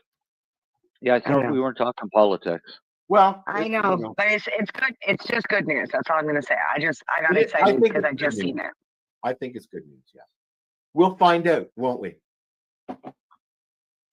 Yeah. Yeah, I don't want to speculate into why it's being done or anything. I was just like, yay. The only reason that I found it interesting. That's the first thing he did on his first day. That's all. Because today was his first day in office, and Trudeau was out shopping. There's pictures of him shopping at a store or going into a restaurant. It's not surprising to me why he would do it. He's got to try and make himself look different than Trudeau. Of course, but he's the one that came up with this brainchild with Trudeau. So that's what I find. People don't remember that stuff. Oh, they should, because that's the big commercial that's up on the TV these days. The slander commercials that the other side are doing. I guess Paul Yarver or whatever his name is.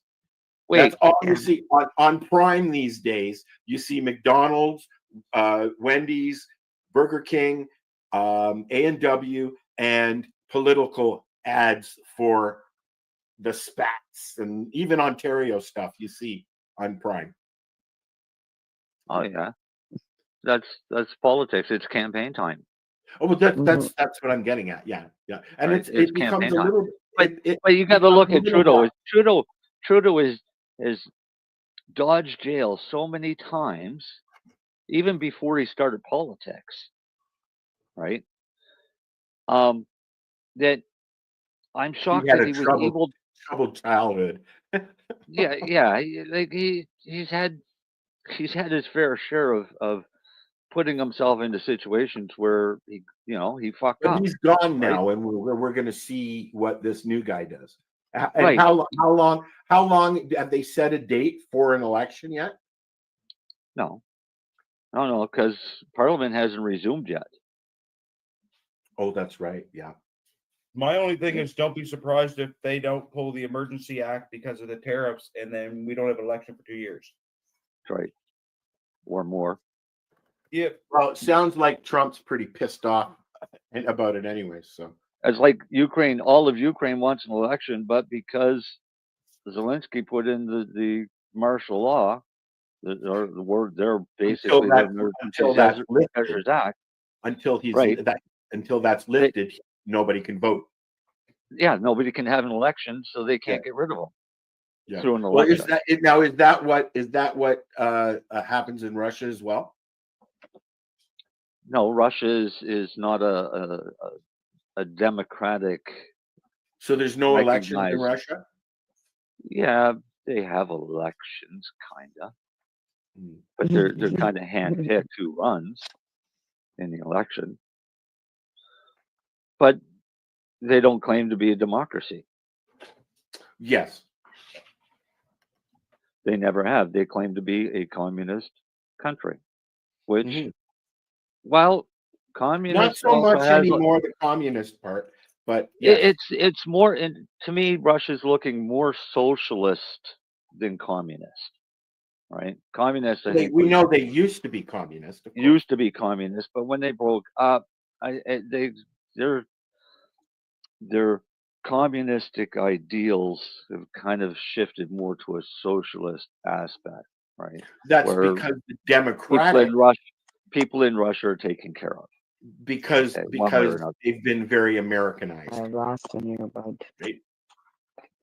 I don't know if they've been Americanized. I mean, you look at Iran. Iran was an Americanized country. Iran used to be a beautiful place to go and visit until the Taliban took over. Fair enough. Yes. Right. Yeah. Once the Taliban took over, then it was no longer what you'd be considering calling an Americanized country, or a vacation spot. It was it was like going to Turkey, right? You go to any of those resort countries. That's what Iran used to be. Well, Dubai is like that. Dubai is one big resort, right? Yeah, well, pretty much. I mean, life in Iran used to be beautiful for the people of Iran. And it's the same continent, right? Yeah, but Al, we couldn't go to me and you couldn't go to Dubai. Why? Because if we ever got caught with cannabis over there, they're gonna fucking throw us in jail and we'll never get out. Oh yeah. No, I get that. Rosa, come here, please. Go to the Philippines and see what happens to you. They still have the death penalty in Philippines? Mm-hmm. But yet they're okay with pirates. Yep. Well, yeah. Well, they're not corrupting their society. Pirates aren't going to go in and corrupt their society by giving them deadly drugs like marijuana. Mary Jane. We have one of those. But because those assholes were so good getting everybody to put it on these drug schedules as such a dangerous drug, we still had this nightmare worldwide, right? Where countries like the Philippines maintained that it's as dangerous as fentanyl.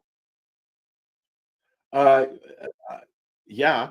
I mean, there are a lot of places in the world that consider cannabis a top addictive drug. There's a lot of people in the States that feel that way too. You know, right? In fact, it's all from the propaganda. Yes. That they used in the 30s, the 20s, and 30s, the 40s, 50s, 60s, 70s, 80s, 90s. Tried in 2000s, but courts started fucking getting smart and saying was this called is not reefer bullshit. madness. Excuse me one minute after feed the dog. It was. Is your brain. Yeah, this is but your brain on drugs. Yeah, that was a stupid commercial. Oh, fucking I mean, okay, dude, I just smoked a big fatty. I got the munchies, and you're frying an egg in front of me. What am I gonna do? I'm frying an egg, right? So all they did is they just contributed to people's munchies by doing that commercial. This is your brain on drugs. One of my favorite ones was the girl that was like flat on the couch. She was just sitting there all deflated, and they're like, she won't answer you. She's been like that ever since she started smoking marijuana. Yeah, that's a good one too. Man, I'll tell you. I sit back in the evening and I look at what I've accomplished during the day, and then I realize that I wouldn't be able to do that without the copious amounts of cannabis. Yeah.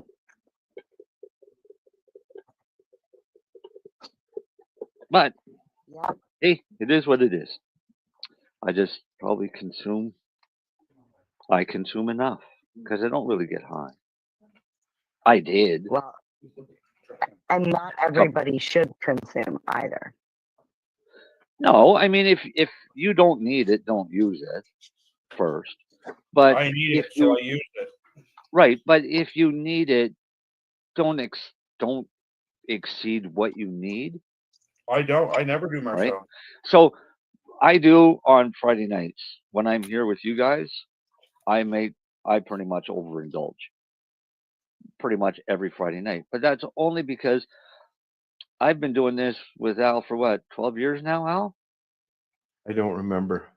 Yeah, well, yeah, it's something like 12. That's 12 years of chasing ADHD. I learned a long time ago. I got to be really fucking high for this one. Oh, fuck off. So that's how you perfected your ice cream recipe. You're just as fucking bad, Marcel.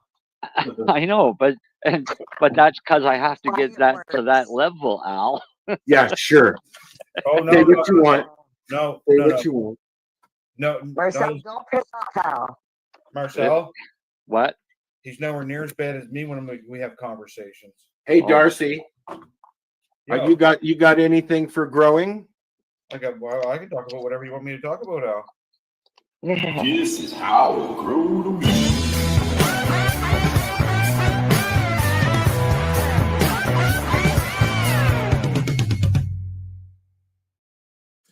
Yeah, so no, I can talk to you about so when you sprouted your seeds, Al, did you ever put them just right directly into the soil? You know what? I was thinking about this the other day, and I've decided to do both when I crack my seeds. I'm going to see which works best here. I'm thinking that a pod might be warmer for the seed than sitting on a plate in a cupboard. Can you do me a favor? Mm. Can you get to the hardware store and get yourself a bag of seed starter? Okay. Start some in solo cups. Start some in your fucking peat pods. Okay. I want to know which ones do better for you. Well, this is what I was thinking about doing, but this is exactly because right. I did the same thing, and the sprouts that I started, they're not doing the best, but they're taking off now, but they're not doing the best. You know, Al and I talked about this. I don't think we were on air or anything, but we talked about it, and he does pods. He doesn't do the cup, the cracking the seeds and stuff like that. And I don't even know if he takes a magnifying glass and looks for the volcano. I don't know, but he has been using the pods, and that works for him. And so I was like, it seemed that a peat pod would keep a seed warmer than sitting on a plate with a napkin over it. Well, it's going to keep it moist, more naturally moist, and give it oxygen. But it would keep it warmer as well, would it not? Mm-hmm. Well, yes and no. Because yes, that's what I'm going to do, Darcy. I'm going to do both, and with using my heating pad, we're going to do both. Good, because I'm thinking if you take your solo cups, your ones in your solo cups, I think are going to be way better. I got some here, man, and they're 2 weeks older than everything else. Almost. Have you started those in pods? I got the ones in solo. The other ones are just in soil. In soil. Okay. So maybe I should try all three. Yeah, that's what I'm saying. Like try like your seed mix. You get it at the store. It's just called soil seed starter. I've seen it. Just water it down really good before you start. Okay. Can I make a suggestion? Yes, Marcel. If you're going to do this comparison with your peat pots, don't get the full size solo cups. Get the smaller red ones. I have small blue ones. All right, that would be better. Use the smaller cup, not the tall cup. I got the smaller cups because the peat pods, when they fill up, they fit in those perfectly, and they don't bounce around like in a solo cup. Yeah, so that's why I got that. Well, yeah, perfect. Use those because that'll give you a better comparison with the two. Okay. Right. I don't have to worry about. I guess once I see roots, it's ready to go. But I don't have to worry about insulting the roots or anything as it's growing. Being in a blue cup, is sitting in a window. You know, I thought you put it underneath that. You're not supposed to expose your roots, correct? Well, not the light. Yeah, but they're not being exposed. Okay. How would they get exposed? Well, with the light. When? In the sun, and I'm using the light to offset. But when will it affect the roots? Oh, I know what he's saying, Marcel. When they pop out. What he's saying as soon as they pop out is when you transplant. And that's what I said at the beginning of this argument. Yeah, it's not an argument. I know. The other thing that you're talking about too, in the same conversation, it's called air pruning. Yes. Which is completely fine. What it's doing is it's making more of a ball of root inside of that media. So before you put it in the soil, you trim them off? No, don't trim them off. Okay. No. Just basically when the roots start coming out, I let them grow to about an inch long before I transplant them. Okay. All right, because what's going to happen is some of the ends of the roots die off and it forces more roots to grow inside that ball.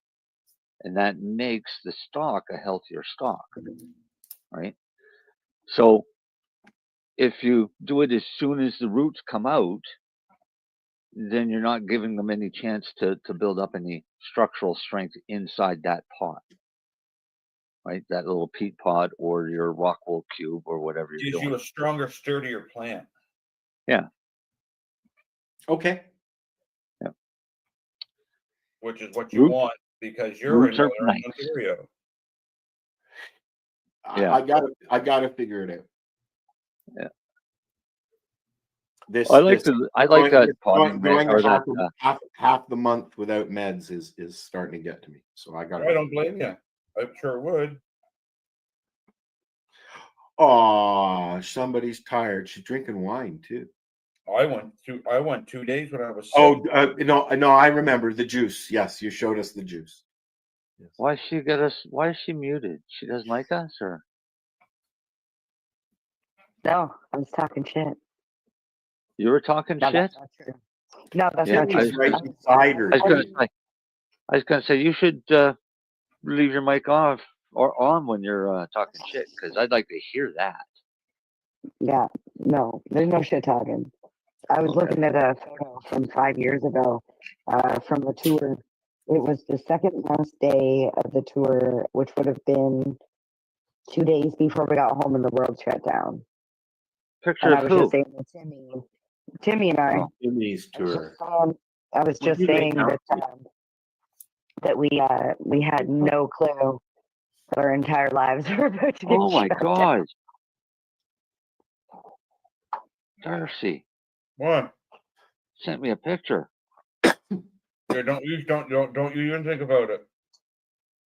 That's gotta go. That's gotta get you sent that to me on my phone. Oh man, Yeah, that's a pain in the don't- ass. Now I gotta send that, email it to myself, then I can put it up on the Facebook. What happened? I got a picture that I can put on Facebook.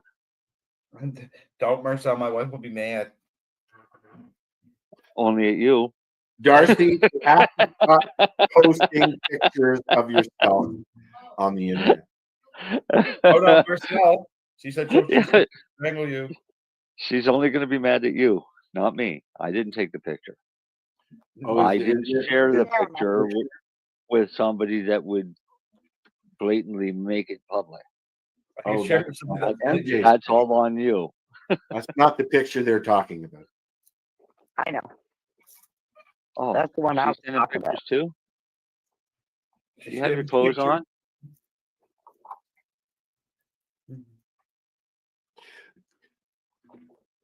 I'm not going to say it. So I'm not saying anything either. I'll keep my mouth shut. I will just say that how many times have you been a Sunshine Girl in the Toronto Sun? I don't know why. Okay, because it's been more than once. Oh yeah. When the Toronto Sun wants to do a cannabis Sunshine Girl, they go, "Oh, let's call Mary Jane."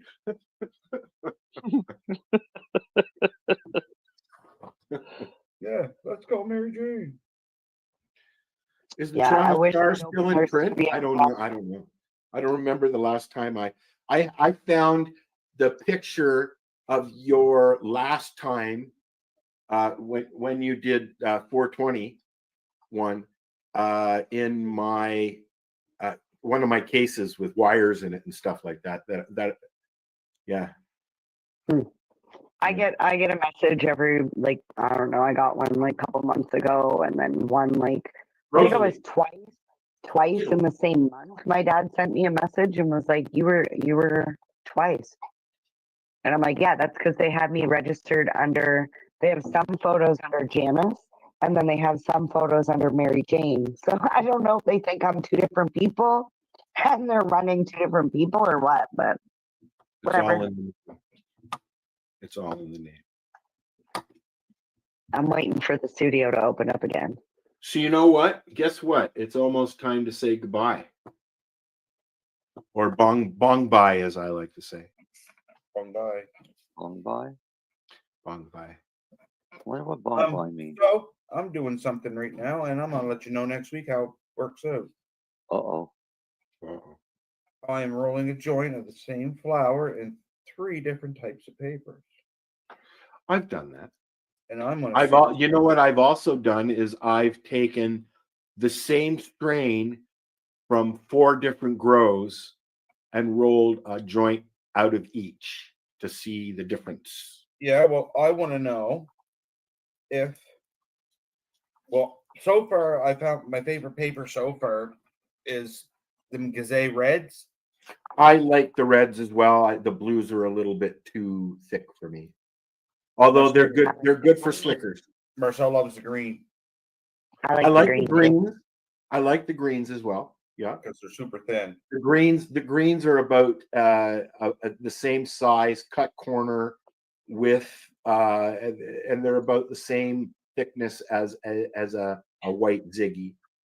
You know, well, a blue Ziggy, really. Yeah, I found out what a bong bai is. What's a bong bai? A bong bai is a Vietnamese sautéed squash blossom.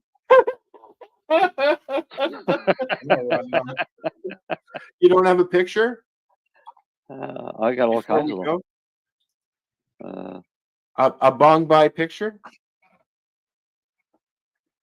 You too, D. Oh God, she used at everyone. Everybody's gonna be pissed off now.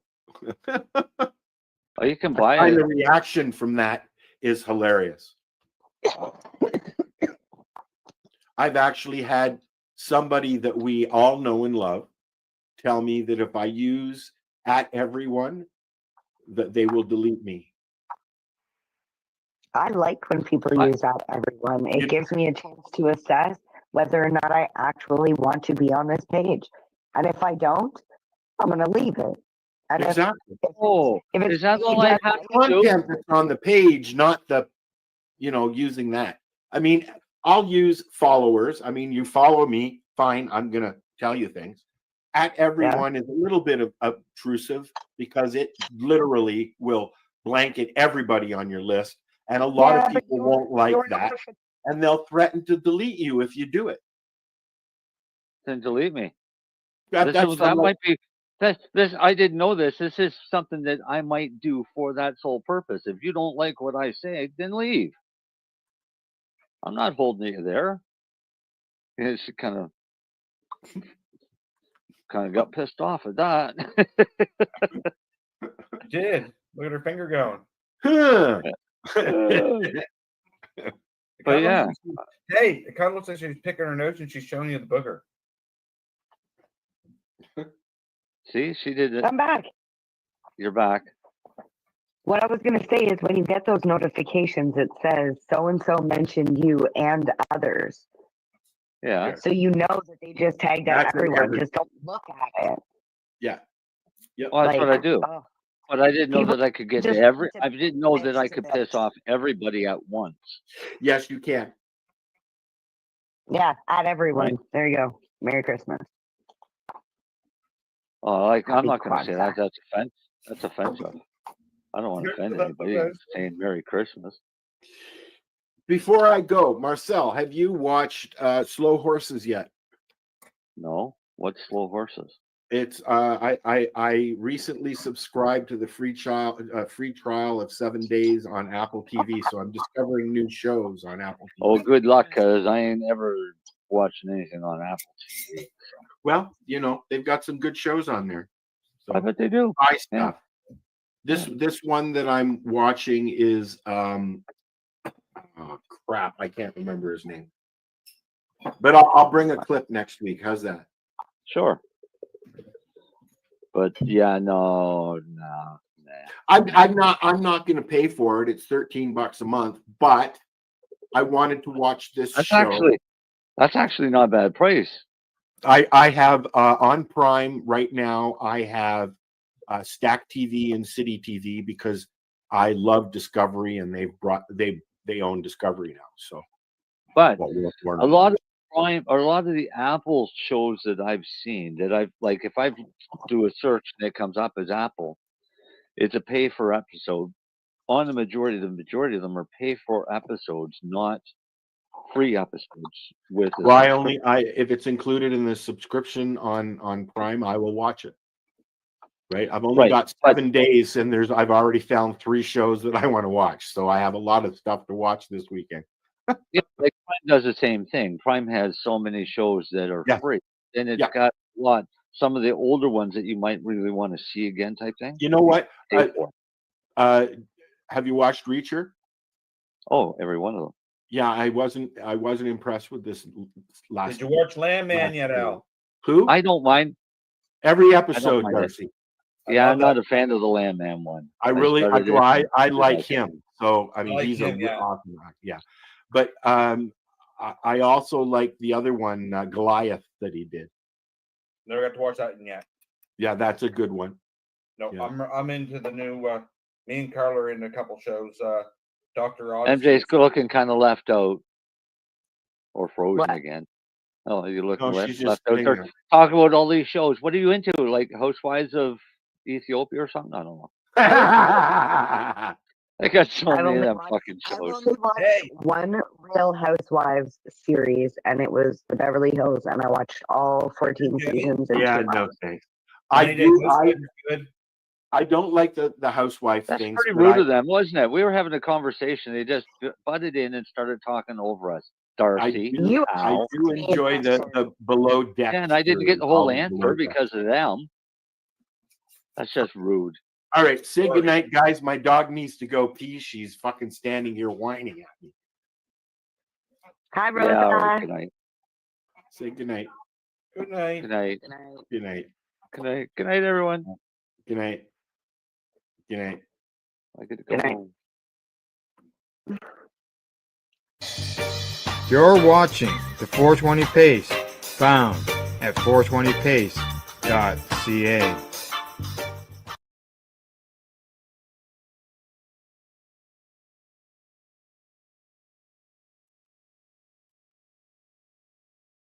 Rerolled Saturdays. Check it out. Nothing but non-stop cannabis and psychedelic programming. Find it at 420pace.ca.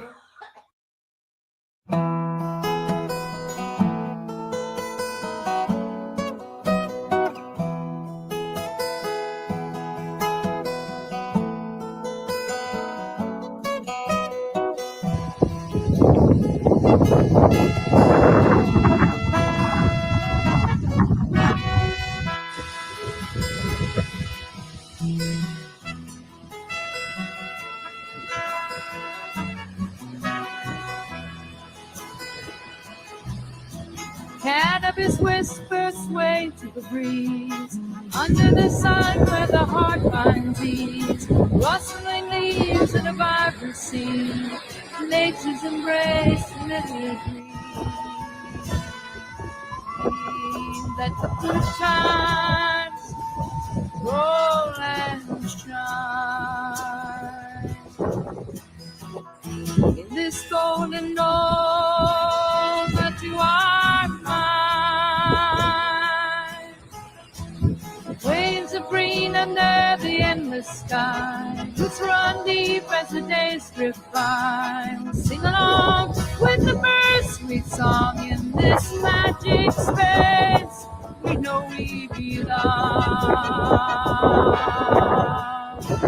Oh, let the good times roll and shine. This golden moment, you are mine.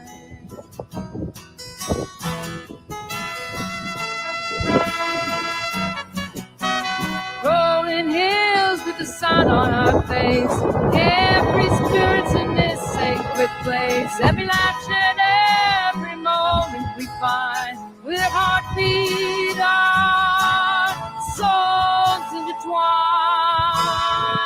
Let the good times roll and shine. In this golden moment, you are mine.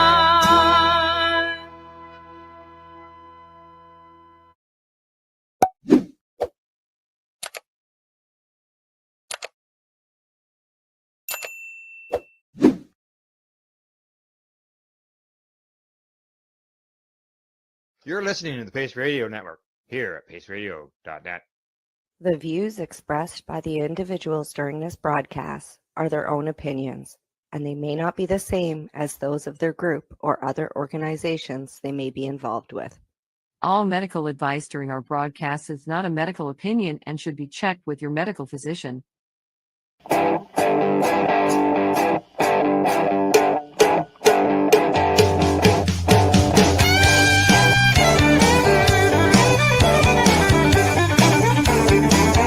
I woke up this morning with a crack in my head.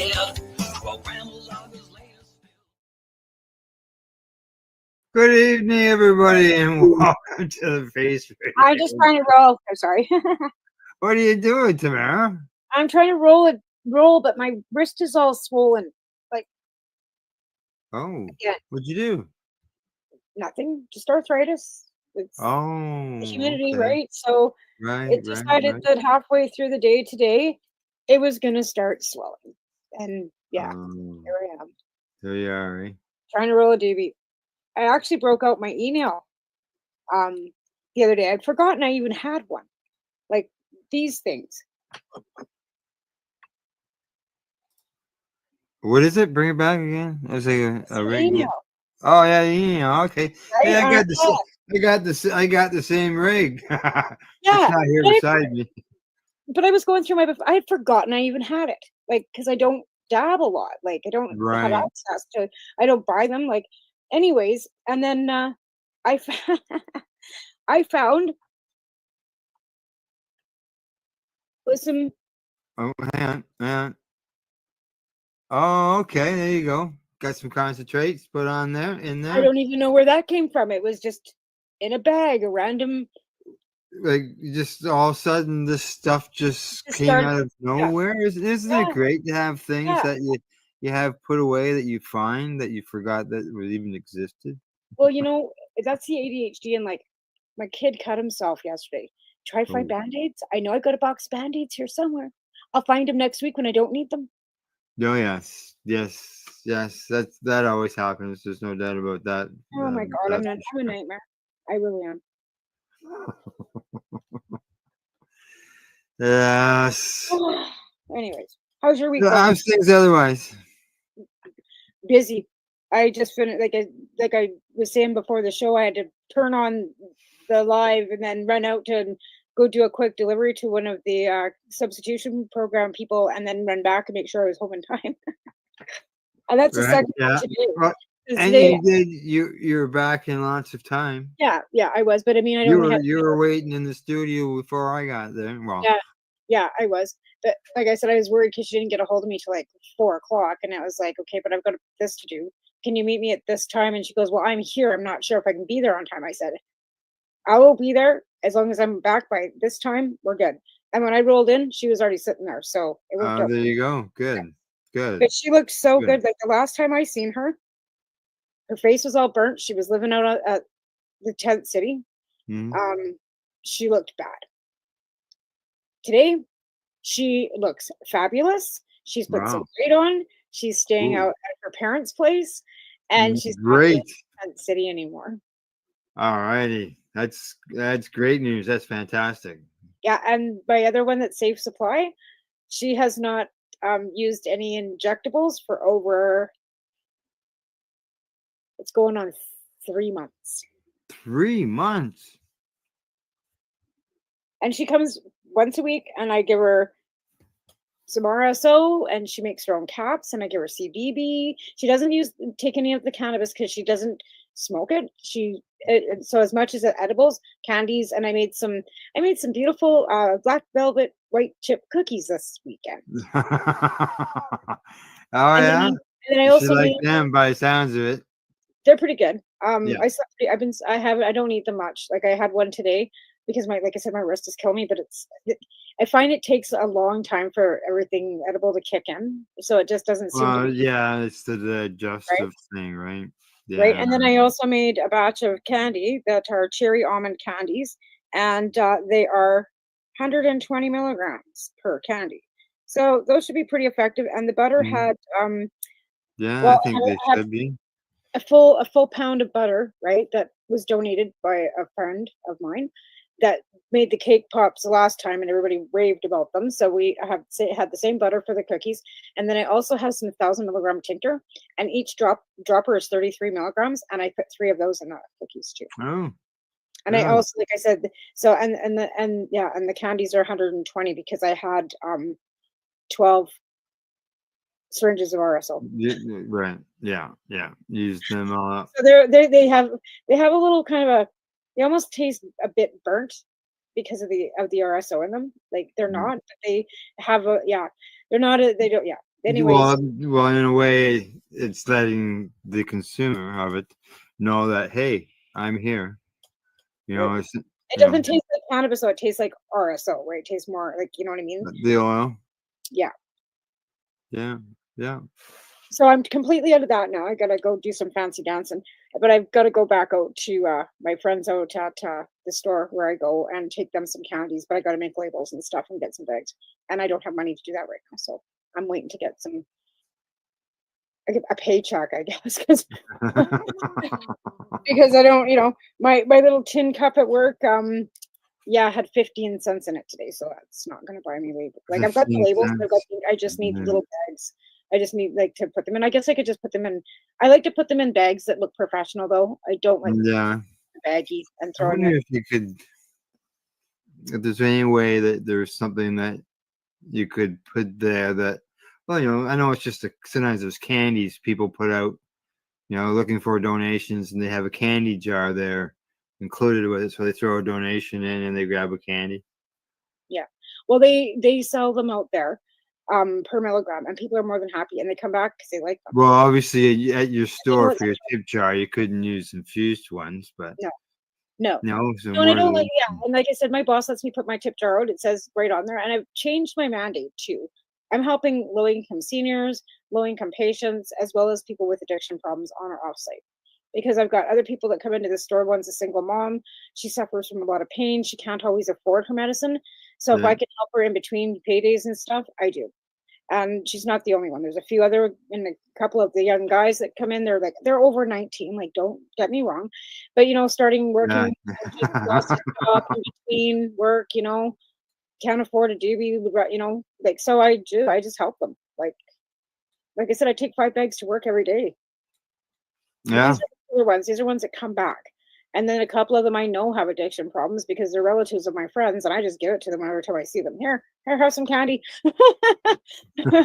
Take this, yeah. Because I know that, I know because they come in and they buy the stuff that like baking soda and ammonia. And I know, right? Like I'm not stupid, so it's like, hey, would you like some candy, little boy? But they're like I said, everybody I'm not giving it to kids by any stretch, but I mean, but to me, a kid is like in their 30s. I'm in my 50s, so correct. Yeah, I know where you're coming from. But Believe not me kids. when you say young people or young ones, because it's Well, I would call them children if they're children. Or like that's under 19. well, yeah, like I've got a granddaughter whose next big birthday, like when the double numbers turn, she'll be 20. Right? My oldest one just turned 32 in November, and then Talia turned 31, and then my boy will be 29 in September. Yeah. And then I've There got you Taylor, go. who just we will be 16 in December this year. Yeah. Like, where did the time go?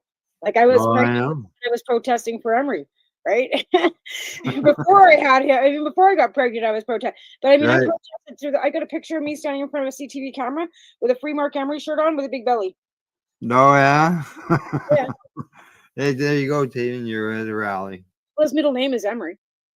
Not that Oh, is it? Yeah, it Oh. is. But it's Noble, or it's Emery Noble, because my grandfather's middle name was Noble. But yeah, Right. we don't like announce that very often anymore because of the disdain for him now. But at the time, I didn't know, Oh anything. yeah. I was, Yeah.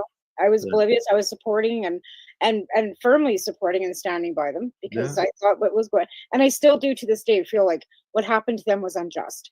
And Mhm. whatever the personal, whatever other stuff, it still wasn't right that he had to go to jail in the United States for 5 years for a seed, no matter what.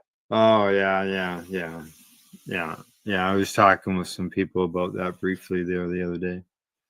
Like, no matter what you think of him personally, that was still somebody losing, that was unjust and losing their freedom for a dang plant seed, like a seed, Seed. not even a plant, Just- not even like not bag, not not even even a plant, exactly. Just a seed. a seed. Like, Seed. I don't think it was that many seeds. I don't know what the approximate seed that they Yeah. never saw the disclosure, the Yeah, evidence. I can't remember all the details. That was so long ago. It was 15 years ago. Yeah, I know, eh? I have a kid to remind me. God, I'm getting old. But then I look at my older kids and think, geez, like, was I Yeah. ever young when I did that? Like, why did I do that when I was like, why? No, because I mean, like, honestly, like in my 20s, I look at them in their 30s and they're not ready to have kids now. And I was 22 when I had Rihanna. And Yeah. she's 32 now. And like, I wouldn't want her to have any kids right now. She's not mature enough at 32 to do anything. You can tell you, even though she's responsible, she doesn't want kids. Yeah. She feels like that's why they say they don't want any. They don't feel like they're responsible enough to have them yet. Well, And I yeah. was Well, like, then that's being responsible. I obviously wasn't. You know what I mean? Well, But I was also told. I'm not getting into my situation. Well, the thing is, I was told at 19 after I had a miscarriage, I couldn't have any. I would never have kids, ever. Right. And then Obviously, that was wrong. I had Brianna. I thought she was a miracle, so I just had to have her, right? Like, anyways, I wasn't smoking cannabis as much back then. Maybe if I had, I would have had some more sense to me. I didn't know about the plant so much. Actually, that's a lie. My ex-husband got busted for conspiracy for the purpose of trafficking when I was 19. Oh, He did jail time for that. First offense, 45 days. Ooh. It was 1989. But And there was how much was there? Well, he got charged with conspiracy for the purpose of trafficking with Okay. 13 others. They were charged with. Oh, okay. It wasn't like you rolling- got caught with a bag of weed or anything. No, well, they had a photo album this thick of pictures of us fucking moving weed. They Oh, impounded my really? car because it was used for moving for purpose of trafficking. Yeah, But I had to prove that I was paying for that car through a bank loan, which I was, thank God. And I was at work and I played the duck. I didn't know anything because I was always at work. What they were doing, Right. I had no idea, right? Yeah, you're at work. I was, and they showed me this picture of my ex-husband at the time, and asked for somebody else that had the last ticket in my car. I go, well, that's not his name. They already had handcuffed him and taken him away, and they ripped my townhouse. They went through my cat box looking for evidence. Oh, and tore the Poor kitty. Poor Trisha- kitty. He was. tore the cushions off my couch, like everything. They tore my apartment apart. Just destroyed it. Oh. Ooh. I didn't find anything. That's the Yeah, thing. that's Because the the last thing, house yeah. we walked out the door as they were walking in. Mm-hmm. Yeah. Now back to CSP. Still, I last we had talked about where you're going. It was basically everything was cold. It was So cold. It's peop- warming up so now. Yes. people were in the heating locations. Right. And I didn't Um, have any volunteers to come with me either. Now I've got right. one of my first volunteers. The issue with her is that she gets her kids on the weekends, so Saturday's not a good day for her. So Friday, I'm off now. So we've Right. decided that we're going to go out at 11 o'clock on Friday mornings Oh. rather than later. And then that way she's available for her kids at 3 o'clock on Friday.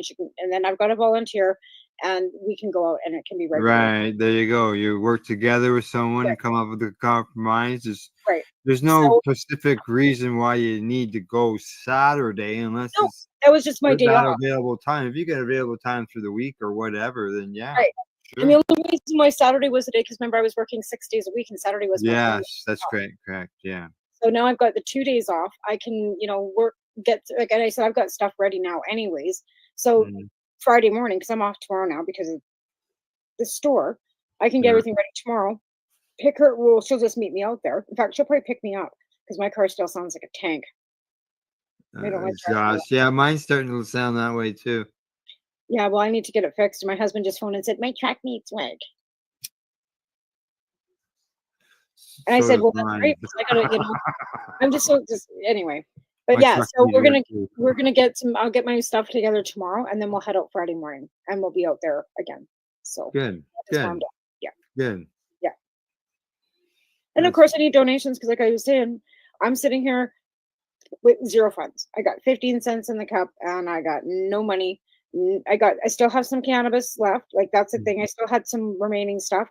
Well, I've used all that stuff. I made the last batch of candies that I can make now. I used up the last pound of butter that I had, and I still have some cannabis left, which will get me through this week, probably, hopefully.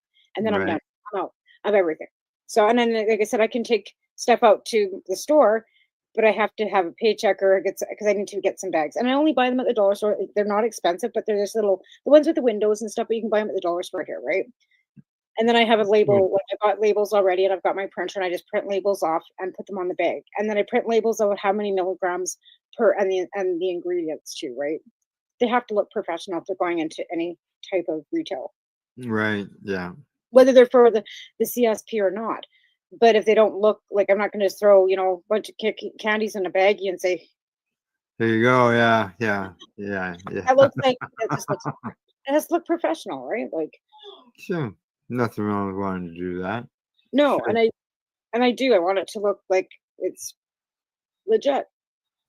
Yeah. Now, talking about harm reduction and the things, I see there's a report that's out that say that Canadians are consuming less alcohol, but are consuming more cannabis. Yeah, I was having a discussion today with a nurse at the store, Mhm. and we were talking about the program that I'm running, and she says, well, they say it's the gateway in. And I said, it's the gateway out. I said, if you think about it, tobacco, you're a little kid, you pick up a butt in the ashtray, you take your Yeah. first puff on a cigarette, you get that little bit of a head rush, right? And then dad's got that little bit of a beer left in the bottom and you're swigging a little bit of a beer. Next thing you know, you guys are running around after mom and dad are in bed, grabbing the butts out of the cigarette and having a couple puffs on that cigarette. I was stealing mom's smokes when I was 8 years old. I wasn't quite that young. 'Cause my mom didn't smoke. Demores. Yeah, we were stealing them, and then we got to a point where we And the weren't thing is, able to steal them, and we were smoking some. right?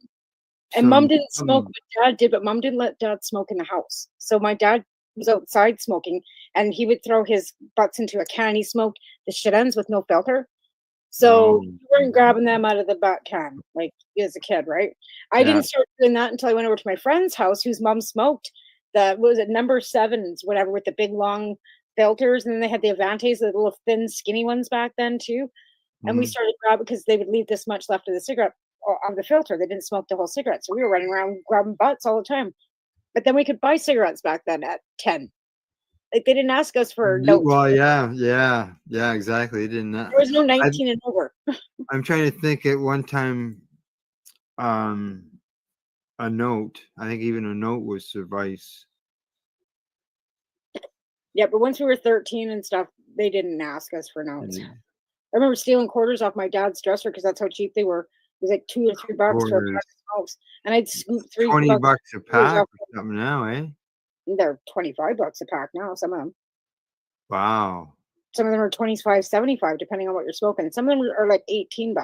But BC cigarettes are more expensive than on Ontario, and they're cheaper in Alberta too. That's because of the tariffs in between the provinces, because you got to pay duty. Yeah. You got to pay duty that, to might, Ontario. that might all change. So It's supposed to be changing, which will mean that everybody will be able to transport liquor freely.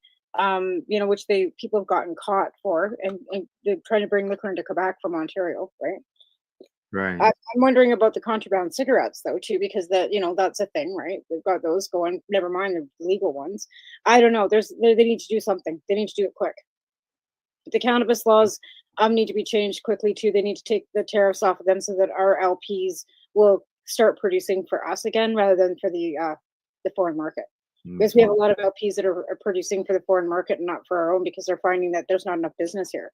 Yeah. And this market caving, maybe we should start putting our money into cannabis stocks finally now, because everything else is caving. I don't know. Last I knew they had tanked, so I haven't heard anything They're all about them. Everything's tanking. I heard any roaring big things Well, I going. think Canopy Growth went bankrupt or something. I don't know. Actually, I don't know. I've never looked, to be fair. No, 'cause I haven't heard that yet. I haven't I seen. didn't do the news.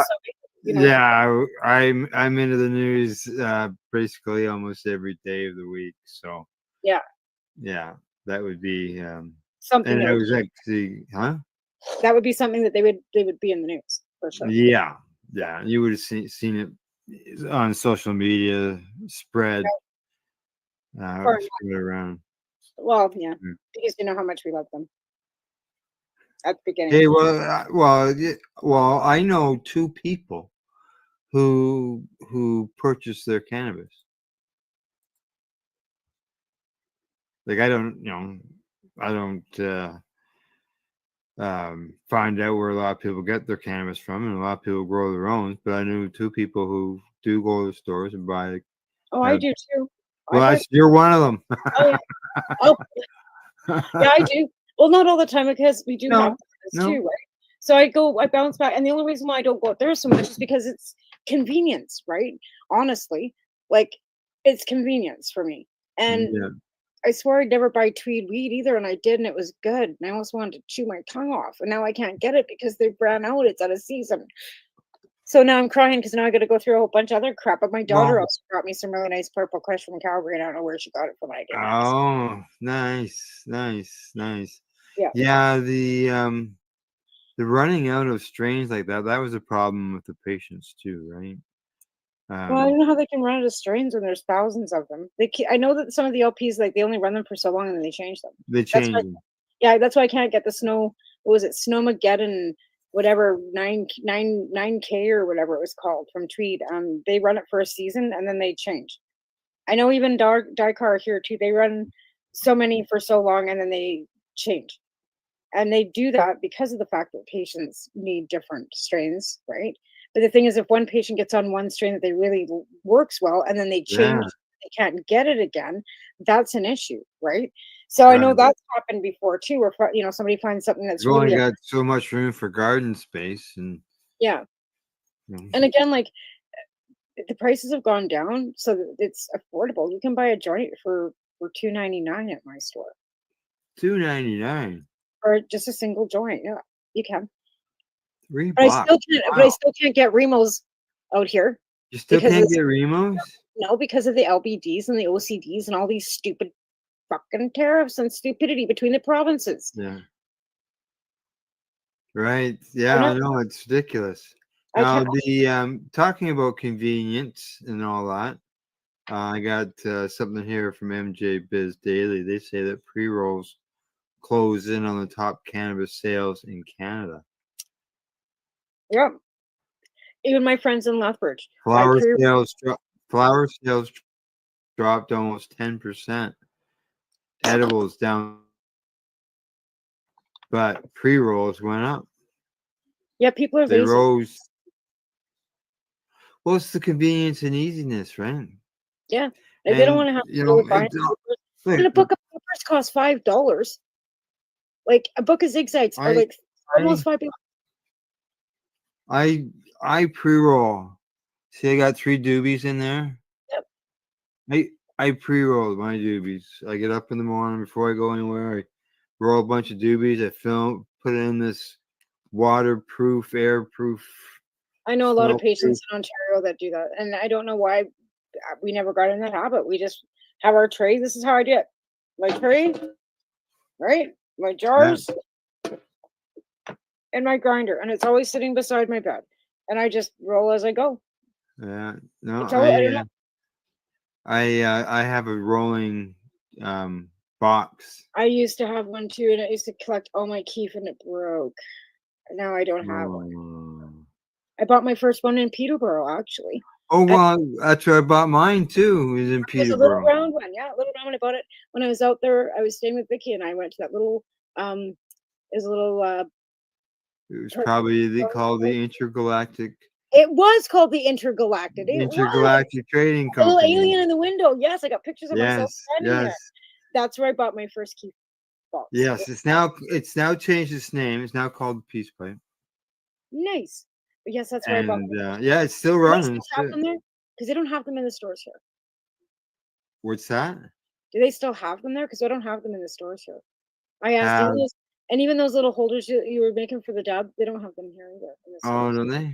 I don't know. I don't know whether they do or not because I don't go into them very often. See, I go to Dubs for my juice. I don't. That's the thing is that if I roll joints, right? I don't need new pipe all the time or anything like that. Because they still have all the bongs and stuff, and I go there for my nicotine juice. I get my I buy boxes of papers from Camel for Lifestyle Shop. Right. Yeah. Did my gazes. Yeah. But I don't know for how much longer because from my hearing they're getting a little bit harder to get. Oh, I know of other stores where they've been and I've checked with them and it's the same thing. Well, maybe there's been an issue with the provider. That's a boat? maybe, yeah. The distribution maybe coming into Canada, it's been reduced. I don't know. I haven't got a clue. Yeah, because he was living on a boat, wasn't he, somewhere? No, not anymore. He doesn't work for the company anymore. He may still live in the boat, okay. But as far as working for Gazes, he doesn't. Oh, okay. Yeah. That happens. Oh yeah, exactly. People have jobs. It's a job. Yeah. But yeah, those are good papers. I don't mind them. But where were they made? Where were they made from? Are they not made in? No, they're not made in Canada, obviously. No, they're not. Yeah, correct. They're not made in Canada. Where are they made? They are Europe. These ones are made in France. France. The zigzags are made.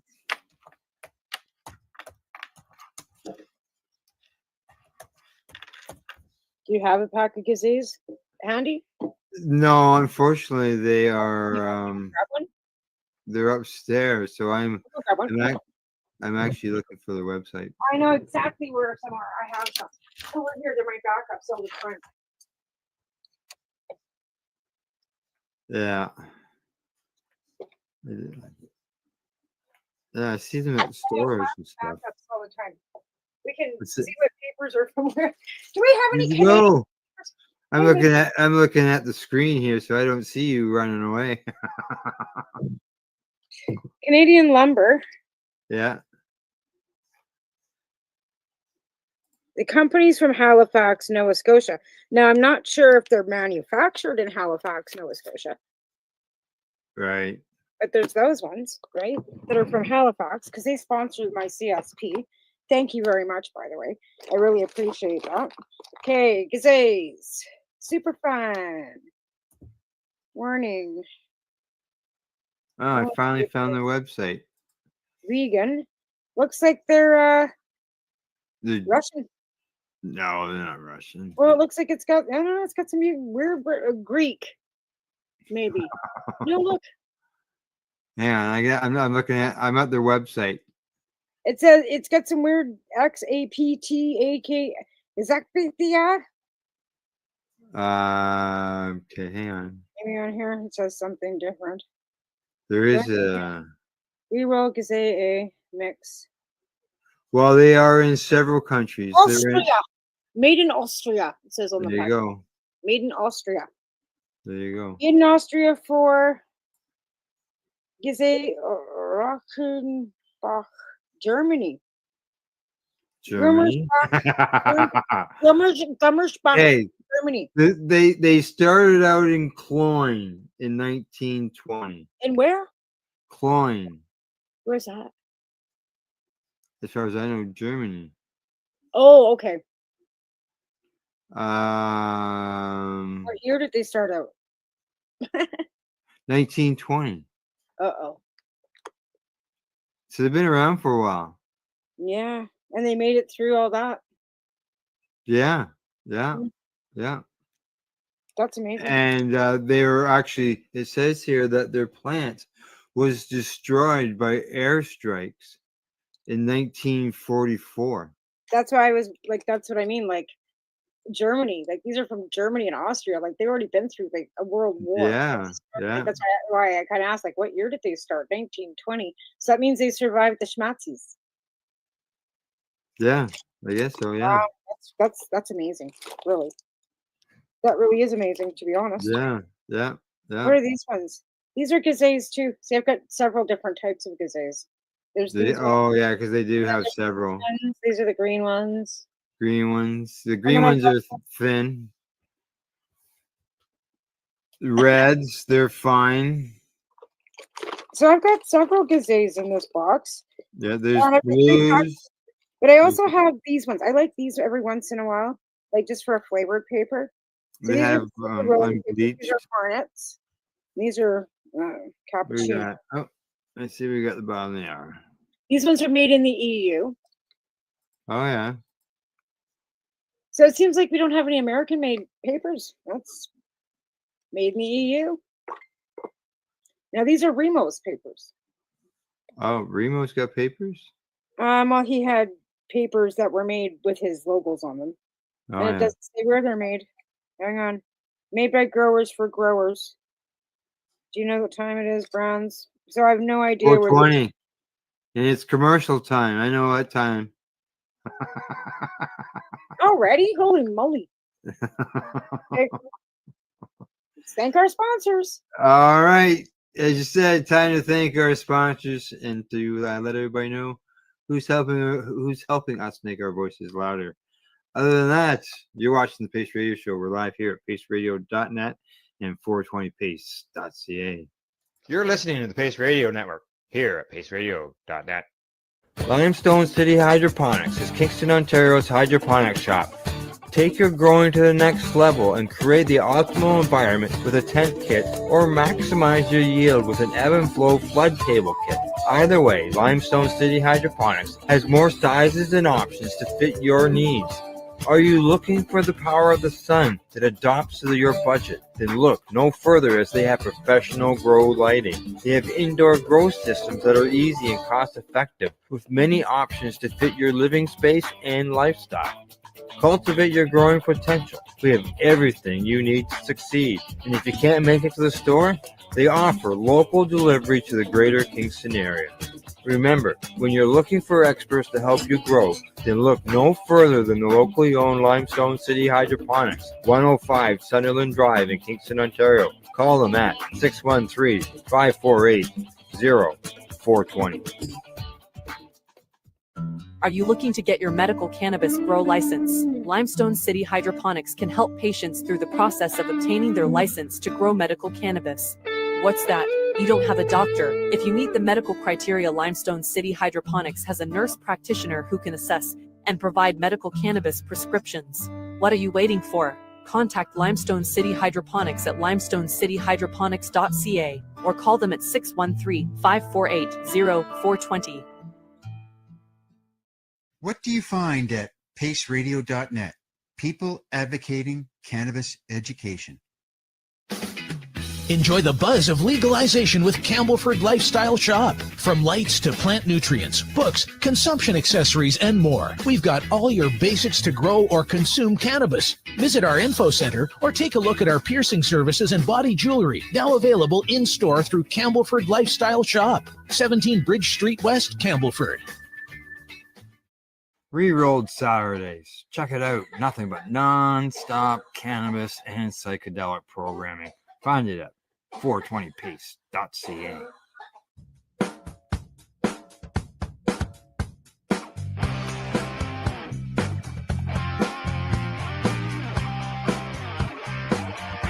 I'm having an awesome day, and I'm gonna make sure it stays that way. I'm having an awesome day, and I'm gonna make sure it stays that way. Cannabis edibles are an effective way to manage pain and other ailments, especially when you deal with your trusted partner, Legacy 420, in Tyendinaga Mohawk territory. You see, we lab test every product on site to ensure proper dosage every time, which is critical when consuming cannabis edibles. All Legacy 420 edibles are made by our classically trained baker and chocolatier, and we also have super tasty vegan options. Our baker has been in the industry for 25 years. She's also a chocolatier.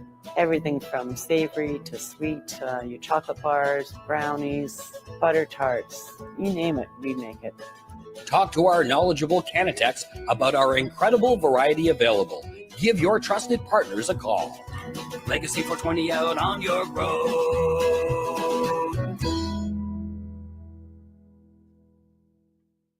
You're listening to the Pace Radio Network here at paceradio.net. Hey, we're back. We're live, and we got some more discussions. Come on, I got. To say that not one pack of these are made in the USA. None of them, eh? They're all made in France. Even look at these ones. This is my last purchase. They're called pink flamingos. Oh, okay. They're I've like never heard king of them. size, like and they come with like your Oh. papers and with your Filters. filters. But I haven't used them, but they were pink and shiny. So I had to buy them. Pink. Were the papers pink? Pink papers, yeah, they're pink. I saw the case was pink, but is the paper Oh, the pink? papers are pink too. And the other ones too, they're pink flamingos. But these papers are pink. Oh. And it's got flamingos on it? These ones do. They don't have flamingos on them, but they're pink and they're king size. So Big doobies.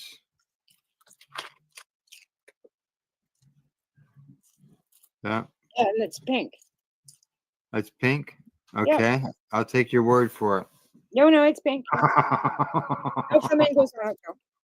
But yeah, like I don't know, like I said, I haven't used them because that's a lot of weed to smoke by myself. King size, what's that? Is it even two papers? Is it even two papers? Two regular papers? Yeah, I would say 2 regular papers. I think it tells me how long they are.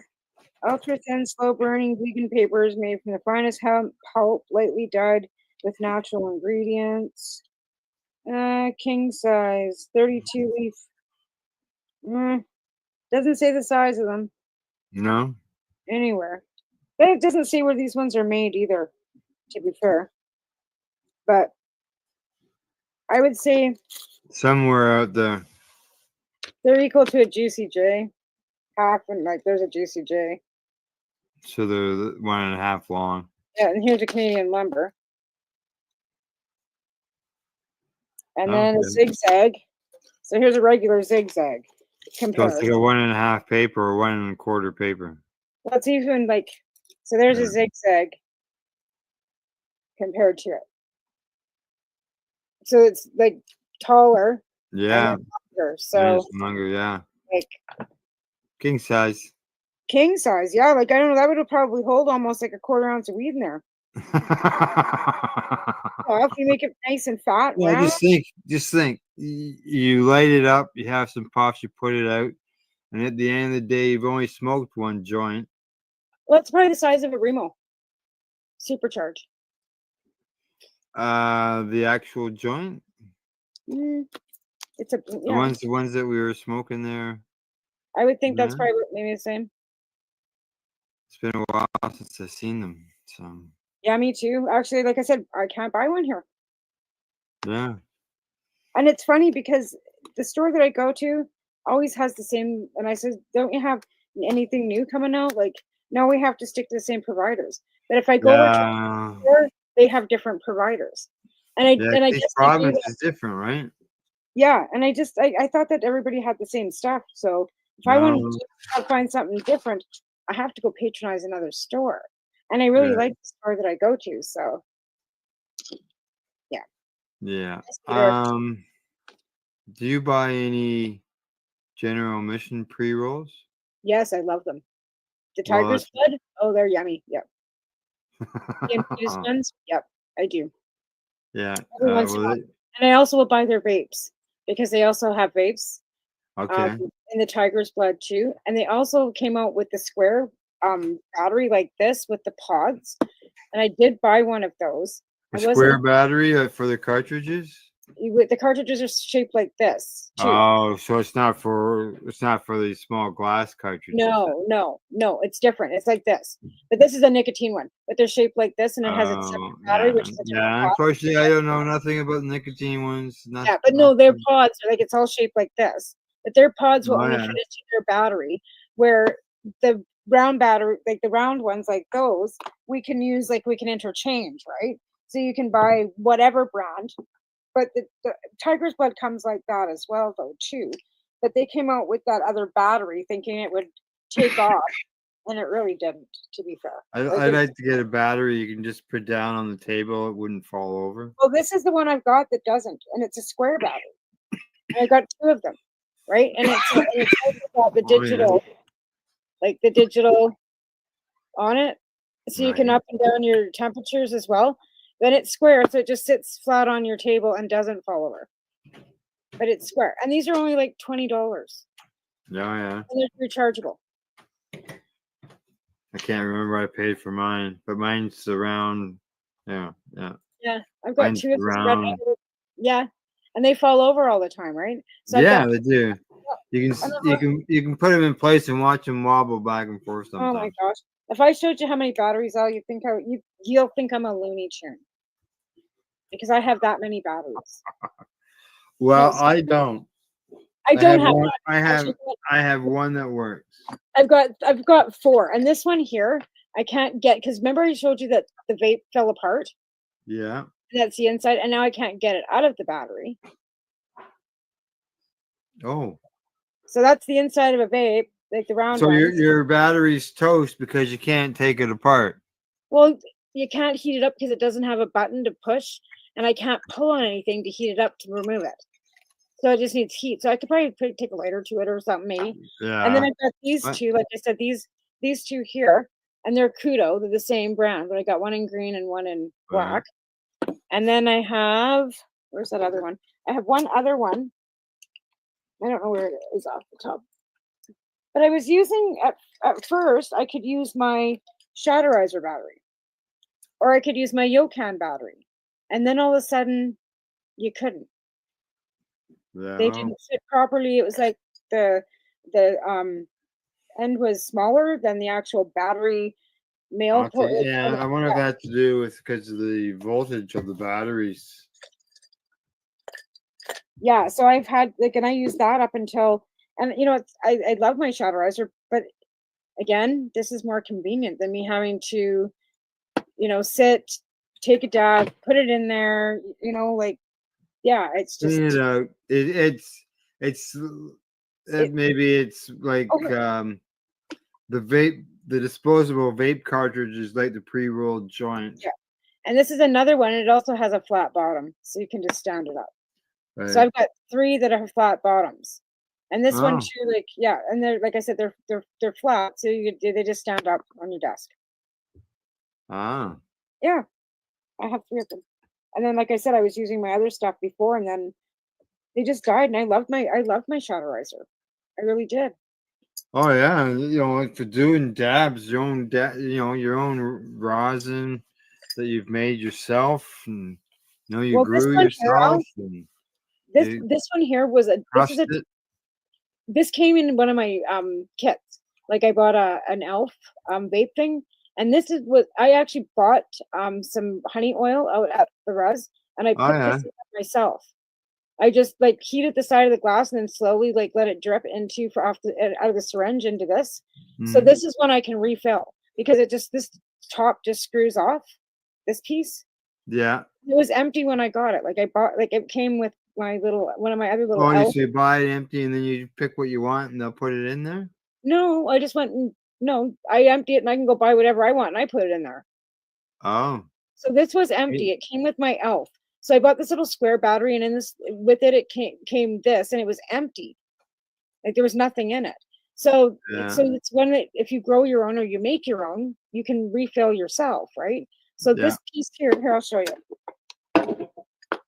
If I can get my wrist, see this piece here on the top, just screws off. And I imagine I'm not sure if these other ones do. This one I know does because it's not from the store or anything. Like it's not one that I bought filled. So the top comes off like this. And then I just heated the side of this with my lighter. I blew you up there. Okay, the top comes off. Okay. Yeah. So then I heated the glass with my lighter. And then I had a syringe of honey oil that I had bought. And then I just slowly let it drip into the side of and then put the lid back on. So I can, once this is empty, I can go back to where I bought the honey oil, and it's nice honey oil. It's like a rosin, but this is another one. It's called Tribal, and it's got no botanical anything, no flavoring. This is straight up nothing added to it. Nothing added. And this too, it's a honey oil that I bought in a syringe as honey oil, so there's no botanicals in that either. It's nothing in it either. Old school, just straight up honey oil. And we used to buy this stuff when I was telling you about my ex-husband. And you know, glass baby bottles with 9 ounces, those 9-ounce baby bottles that were, we'd buy this and that. We'd get dozens of them. Oh yeah, I remember the old baby bottle days. The jars. Yeah. Right, full of honey oil. Because at one time you could only buy house or honey oil. You couldn't buy it. You just couldn't buy it. Everybody was using that. Then all of a sudden it became taboo because I don't even know why. Maybe it was because they busted us in 1990 with all the honey oil. Oh shit! It was in Alberta. It was one of the biggest busts in Alberta. Was it? Yeah, one of the guys. My husband was on the one that got off easy. The rest of them all did 3+ years. They all went to the pen. There was 13 of them. Yeah, it was bad. But anyways, yeah. So maybe that's when it happened because they were growing good skunk weed. Like I mean, you can't even get that. You can't even find that strain. Can't even find it now. Is that stuff like? You took 2 puffs and you were sleeping on the couch. Yeah, I know that. But if you were traveling with it, you had to have it a special bag for it because try getting on an airplane with your husband with some shoved down his pants in a little -7 on the way to the coast, and every time he moved, the whole entire plane stunk. It was ridiculous. I was like, I think I was 19. Like, yeah. Yeah. Well, you know, the thing is, though, when you get a little bit older, you got all those old stories to say. I can't believe I did that stuff. I'm thinking, like, what the hell was wrong with you? Like, I'm thinking, if I would have slapped her. Like, seriously, I'm thinking to myself, like, why didn't my mom stop me? I was 16 years old, walking out the door with a finger, I'm leaving, with a bag, and she didn't stop me. She didn't try stopping me. Like, I go home once a week to do laundry. I was, 16, going to hair school. Fuck you. Like, I was dumb. Well, and then the 80s too, right? 80s. So you know what kind of feral shit I already was because parents both worked. And then you're gonna come home and start telling me what to do, right? Well, things haven't changed much. It can still happen today. It does. It does. Right. And I mean, parents have to work too, and it's hard raising kids. Like, I mean, it's hard enough when I'm home most of the day, and my 15-year-old is struggling.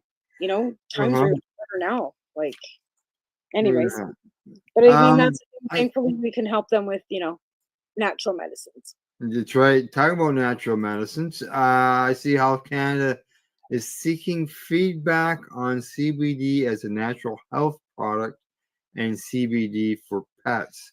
So in other words, that would be something that you could just go into your regular pharmacy and be able to pick up some CBD. You already can at the top. Yeah. We were talking about Cindy and I were talking about this on Monday. I Is can go to that my pet store. We were selling it at Top Crop. yeah? I know. It I think seems it's like hemp. is I the think go- it's is the government that far behind? The thing is, Because if it's hemp and they're not having to register it, how would they know? no, they're I don't know. I would think that I don't know how they would get around that, but yeah, it's pretty silly unless they know and they're asking what our feedback is on using it. no, they want to know about looking at the potential regulatory path for CBD to be regulated as a natural health product, and feedback's got to be submitted by June the 5th. They say they've been exploring this since 2018. I know they've been talking about this for years. I know, but like you said, they're already fucking selling it. Correct, they are selling it, but now they want to give it a, Now they want to regulate it so they can tax it. and they'll be able to. I look at it as, will they be creating a DIN number for it? Possibly. For it's got, it's got to pass all those regular hurdles. Well, if you fight hard enough with your insurance company, apparently they will pay for your medicine. Yeah, well, that's the thing. You can go now into your local cannabis store and purchase salves and lotions the same as if you could be able to go to a pharmacy. The only difference is you get it at your pharmacy instead of at the cannabis store. Pharmacies are just mad because they was missing out on some money because they were too uppity when they, had the chance to begin with. Oh, we don't want to bring that into our store. Oh my god, the store. Oh my god, are you kidding me? Oh, Granny might smell it. And that's why. Because you have, and the thing of it is, sometimes it's only like 14 people against like 20 people, and then they'll take the 14 people advice over the 20 people. Now, Health Canada is saying, or is saying in this article anyways, that Canadians can only access CBD products through Canada's Cannabis for Medical Use program, which only has online sales, or through non-medical recreational stores where employees cannot discuss medicinal benefits. So that's what they want to do. They want to be able to get them in those other stores. Get them into the retail stores, you mean, or actually give us a medical store? No, they want to be able to put these stores in. Oh, they want to be able to these put products in other stores, like non-cannabis stores.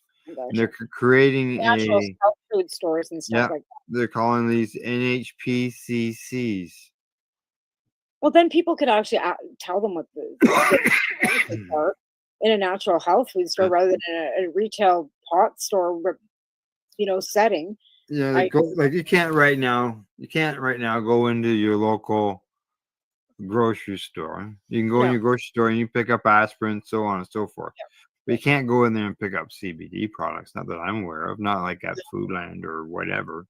No. Right. Nope. So this is sort of palm pills that have sativa in them, and it says right on the label that there's sativa in them. Where's that? What's that? They're called comps, and they're like a natural sleeping aid. You can buy them at Nutters, and on the label it says they've got sativa, and it says not salvia. It says sativa. Sativa. Huh. Yeah.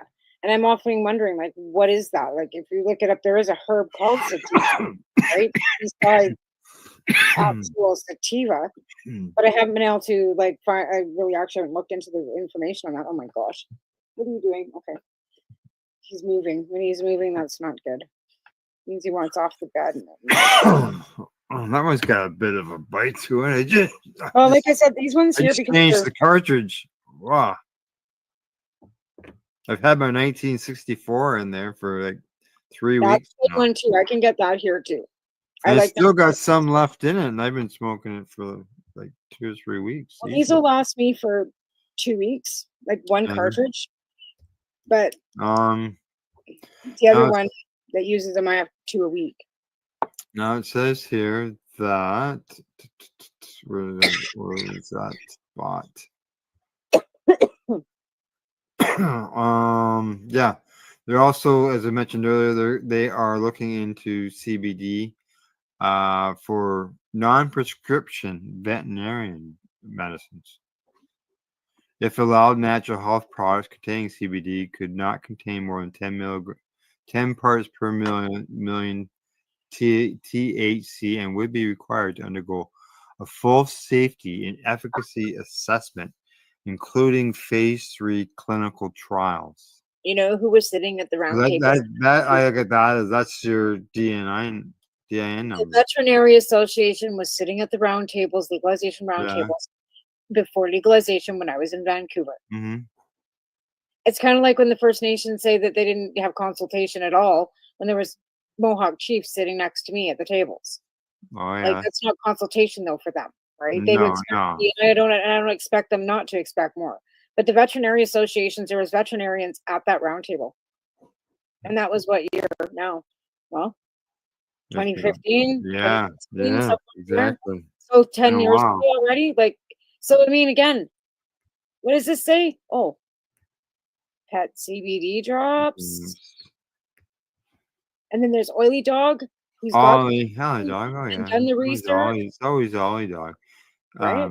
Yeah, but they're looking for the input on the end of the animal I end just of find things that as so well. like lame that they're that far behind. Oh, I know. And I don't understand. Um, I don't understand why they've had COVID and they've had all these other things thrown yeah. at them, measles, outbreaks, and all this kind of stuff, right? I get it, but they need then to get a department specifically for medical cannabis that does specifically that instead of all the other things in Health Canada. They need a Health Canada medical marijuana ministry just specifically for that. Yeah, just for that, not throw it in with Health Deal with Canada. customer patients and deal with their paperwork and deal with the stores. Make it that Yeah. me. The consultant document, they say, also considers where products could be sold, including pharmacies, health food stores, and online. At least it's not a gas station. Then, yeah, obviously not a gas station. Well, they sell at gas stations in the States. Yes, yeah, I mean, like, at least it's not a it gas is. station. It is available in gas I'll grab stations. some gas station sushi and some, guac nine on the way out the door. Like, Yeah. we have good Americans up here buying eggs on Sunday at my store. Now, mention they even have a dose for vets for pets. They're recommending an oral dose of CBD of 0.2 to 2 milligrams per kilogram twice a day for treating pain associated with osteoarthritis in dogs. So up to 2 milligrams or 4 milligrams per day for dogs. Yeah, and that too also per I wonder where they kilogram. came up with That's that. that's per kilogram. So, like like if your dog's 30 pounds, or 30 kilograms, which would be 60 some odd pounds, it should be Tesla size of a dog. That's 120 milligrams. Those of are really CBD. great ideas. I wonder where they got them.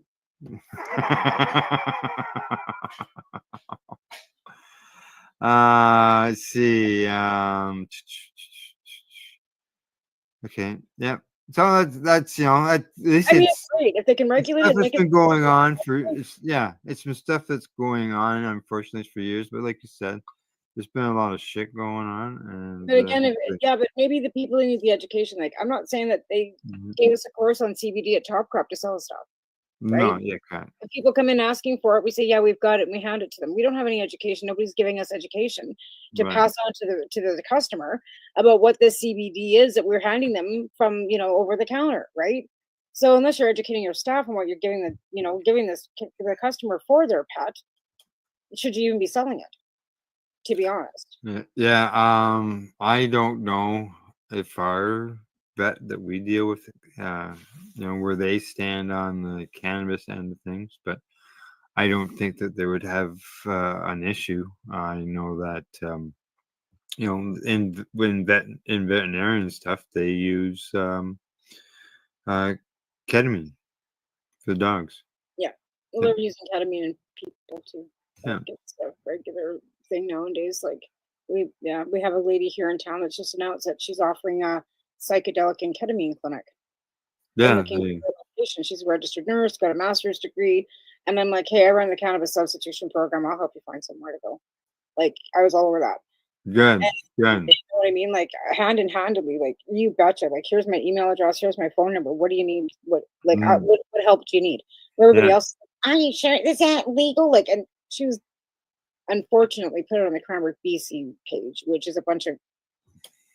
So I backed email, like stepped right up because everybody else was giving her a hard time. It was just like, Right. you people not have anything else better to do. Yeah, and this person is helping people. Well, like I say to these people, and they She's start a coming at nurse. and Sounds calling like, me. and with training. I was called a methed out junkie that was basically asking for donations to support my meth habit while I was handing out cannabis to patients. And I'm like, do you want a slander and defamation of character suit, you stupid woman? Like, how about you take screenshots to your job? When did you know talking like that? Yeah, I was told last night I smoked so much pot my brain cells have been damaged. No, I'm sick. Destroyed. And that's the thing. Like, if that's the best you got, is what I usually say to them. You're gonna call me a pothead? Is that the best you got? Yeah, right. Like seriously. And even like this one, there's a page today I was reading on Facebook, and it's like, so these are the things that I think, and I don't really appreciate there being weed stores in every corner and blah blah blah. But so I want to know what Carney would do about that. I would regularly vote for PP because he said he would cut back on those things, and I'm thinking. So I posted, are you have any idea the $2.8 billion a year that goes back into the general coffers of every province? Like, you kind of wonder how we might have paid for COVID without them coming back. Yeah. Would have to pay for it, or your taxes weren't raised. In fact, your taxes were lowered. Like, are you kind of maybe understanding that maybe that might have been a good thing? No. No. I don't like the way it smells. Like that.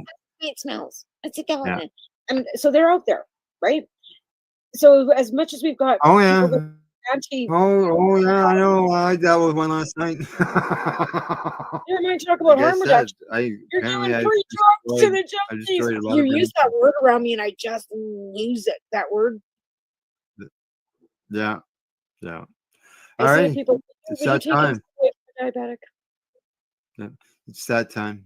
When we come back, I've got 2 articles to discuss. I know one of them you will, I'm sure, Tamara, you'll really enjoy it. So you find the articles just to make sure. And just so you know, everybody, Tamara hasn't got a clue when I bring these.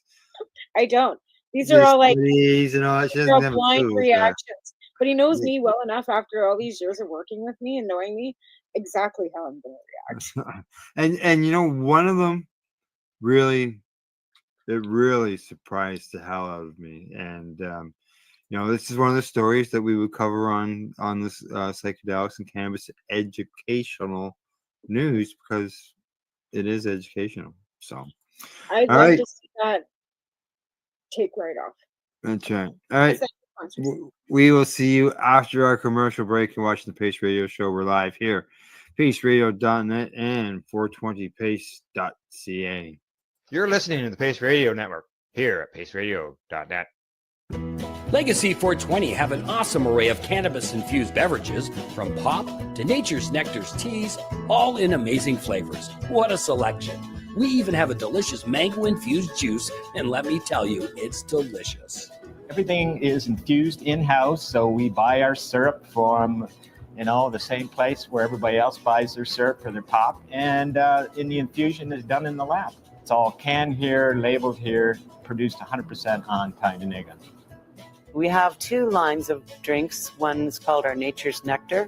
That was our original line that we came out with. And then we also have a line under the Red E brand. We have them in 10 milligrams, 30 milligram, and 60 milligram cans.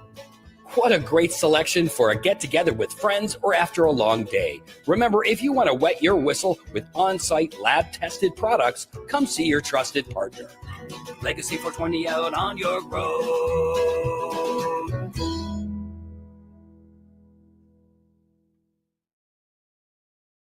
Camelford Lifestyle Shop. Open Monday to Friday from 10 till 7 p.m. or by chance. Check out our flags, our t-shirts, plus our hats, and look of that supply of rolling papers, plus much more. We've got bongs and your favorite herbal vaporizers. Look at all the incense we have, as well as for those who collect knives, check out these knives in our collection. And while you're here, stop in to see Shay at the piercing room, where you can get poked by Shay. Daily deals, check them out.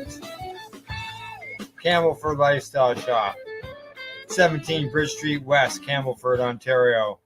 Limestone City Hydroponics is Kingston, Ontario's hydroponics shop. Take your growing to the next level and create the optimal environment with a tent kit, or maximize your yield with an ebb and flow flood table kit. Either way, Limestone City Hydroponics has more sizes and options to fit your needs. Are you looking for the power of the sun that adapts to your budget? Then look no further, as they have professional grow lighting. They have indoor grow systems that are easy and cost effective, with many options to fit your living space and lifestyle. Cultivate your growing potential. We have everything you need to succeed. And if you can't make it to the store, they offer local delivery to the greater Kingston area. Remember, when you're looking for experts to help you grow, then look no further than the locally owned Limestone City Hydroponics, 105 Sunderland Drive in Kingston, Ontario. Call them at 613-548-0420.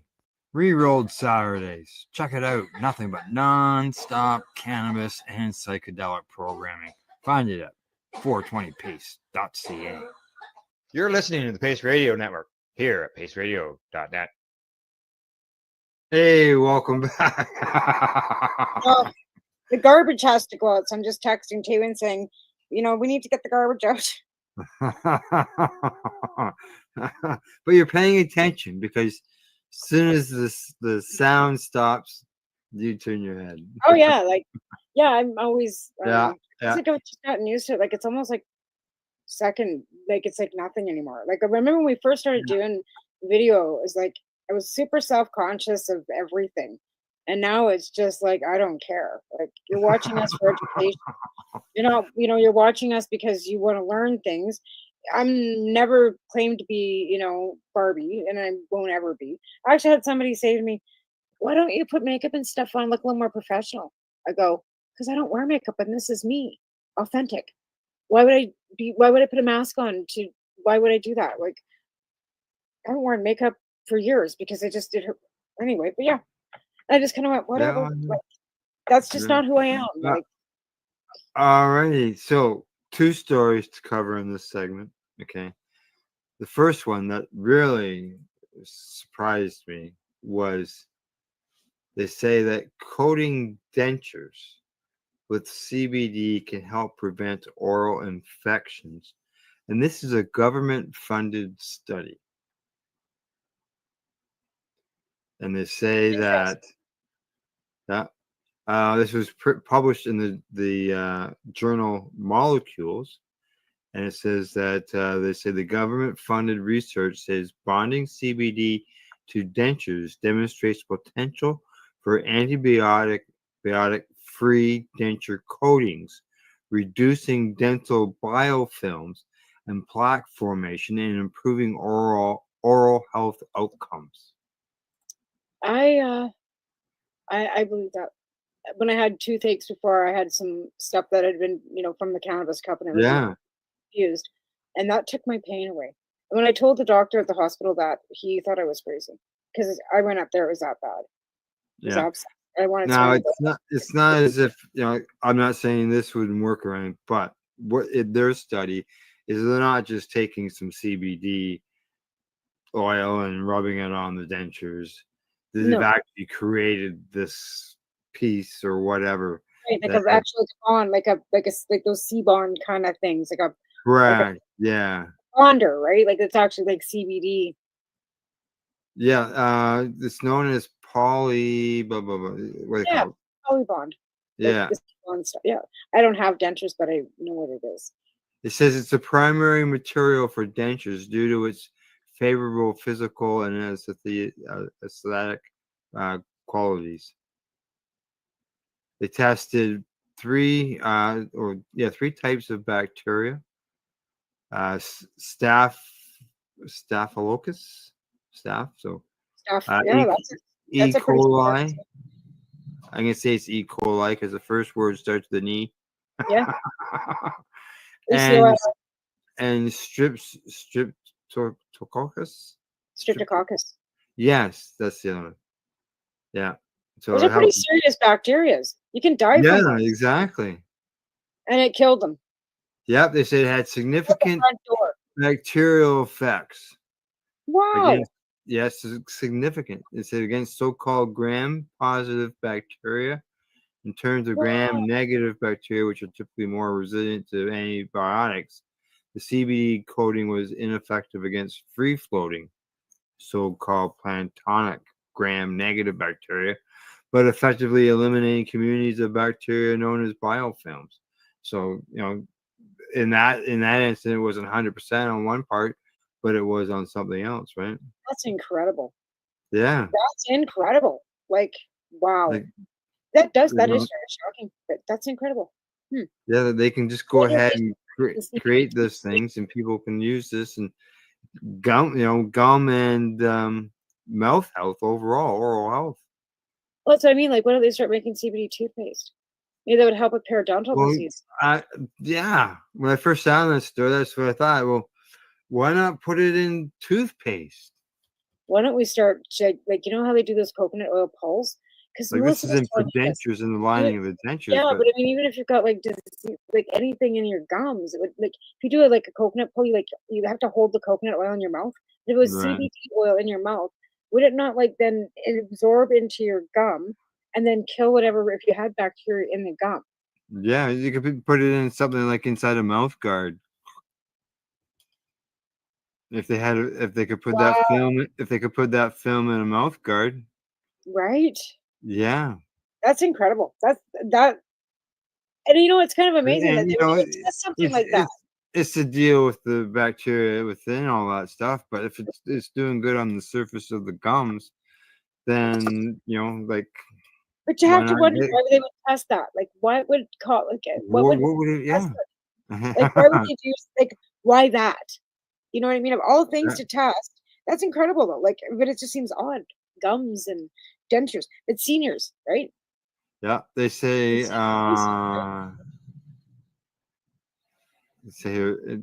CBD in the coatings provided a 99% reduction in S. aureus and E. coli biofilms and a 99.99% reduction in this agalactica biofilms. Can't Wow. pronounce the words, but it's all good news. To be honest, I'm not good either. But that's incredible. Like that's a lot of science moving Yeah. forward. Like, because I mean, Yeah. if they're going to do that for that, and that study comes forward, what else are they going to be able to find that it's going to be effective for? If it's in the gums, because oral health is super important, right? Yeah. because you can be super sick. You can die from septicemia from a bad tooth, to be honest. And yeah, because septicite is hard blood disease. Like you can get You know what? septicemia. It's a blood disease, right? Blood Yeah. infection. Yeah. My girlfriend What actually about went into her. mouthwash? CBD mouthwash. But what about The- open wounds? You know what I mean? Like Huh? when they're using it after an extraction because the gums are open wound, right? Because they pulled, right? You've And already they're pulled the using that teeth. to, Yeah.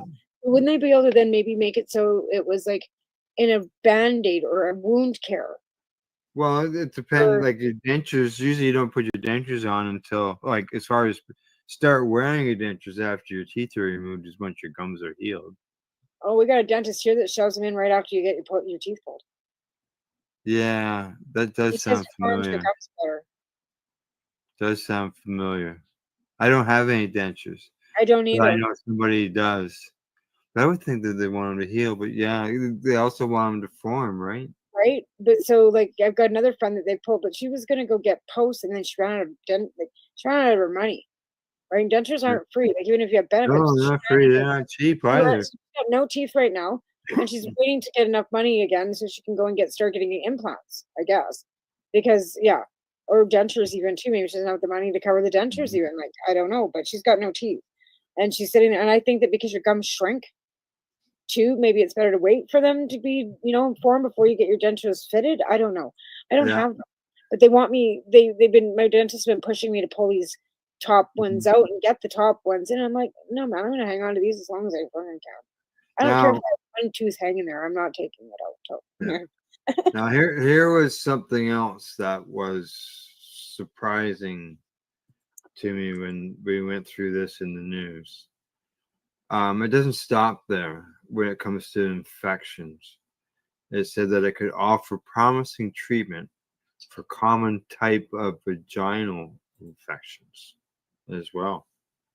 Well, that's what I mean. Like, couldn't they make like a band-aid? Like they've got this bond, right? That you bond. Mhm. Like Yeah. for like wound care, surgeries. Like, you know what I Yeah. mean? It could really be Like I don't effective know for what excuse me. Yeah. It says in laboratory tests, CBD demonstrating antibacterial and antioxidant effects that weakened excuse me, I got heartburn there. From other biofilms, basically eliminating them, and other conditions, other So we can go back to the bacteria. other story about them wanting to regulate CBD, make it so it's an Yeah. over-the-counter Well, product, and yeah. then make Well, it have here's it a for band-aids, Yep. polysporin, like in a Yeah. wound care. Yeah. Yeah. So yeah, dentures, CBD, antibacterial in the mouth, and That's incredible. yeah, That's absolutely incredible. I beyond. think that's terrific. And It's, nothing shocks me because we all know this plant's amazing. We all know yes. it's that we experience ourselves with the using it, right? So let the Okay. science speak for itself, right? Now here's the article that I thought that you might enjoy. Okay, and this one here comes to us from Marijuana Moment, and it says that legalizing cannabis was Trudeau's greatest accomplishment, according to Canadian polls. Yeah, and reconciliation, I agree.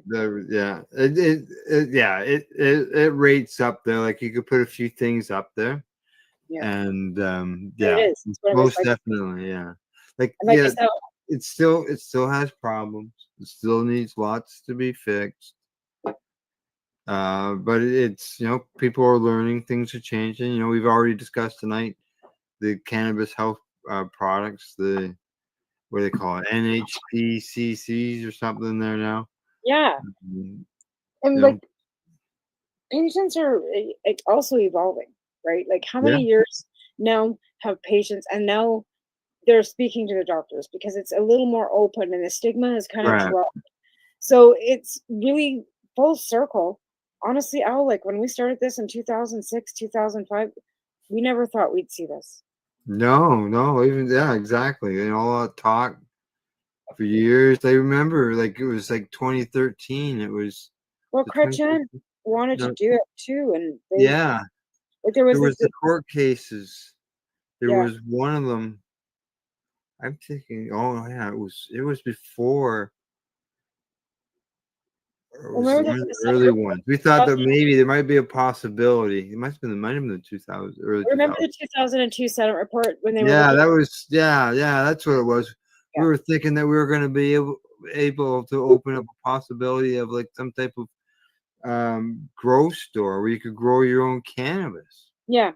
Yeah, and Kretchen was on board with that. But again, Chrétien also wrote like, dental and pharmacare into her liberal policies back then too, under the Health Act, right? And Right. and eye Well, and yeah. health and hearing and all kinds of things that never really ever came to fruition. So there's been a lot of change, but yeah, this is Yeah. a thing that liberals have wanted for a long time. And because Oh, his brother was like they loved BC, right? They came out yeah. to Rossland when they were kids the whole time.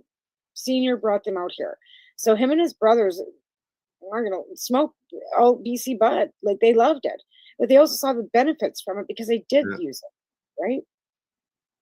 Now they say that 52% describe cannabis reform, describing it as a success of the administration, and only 24% called it a failure.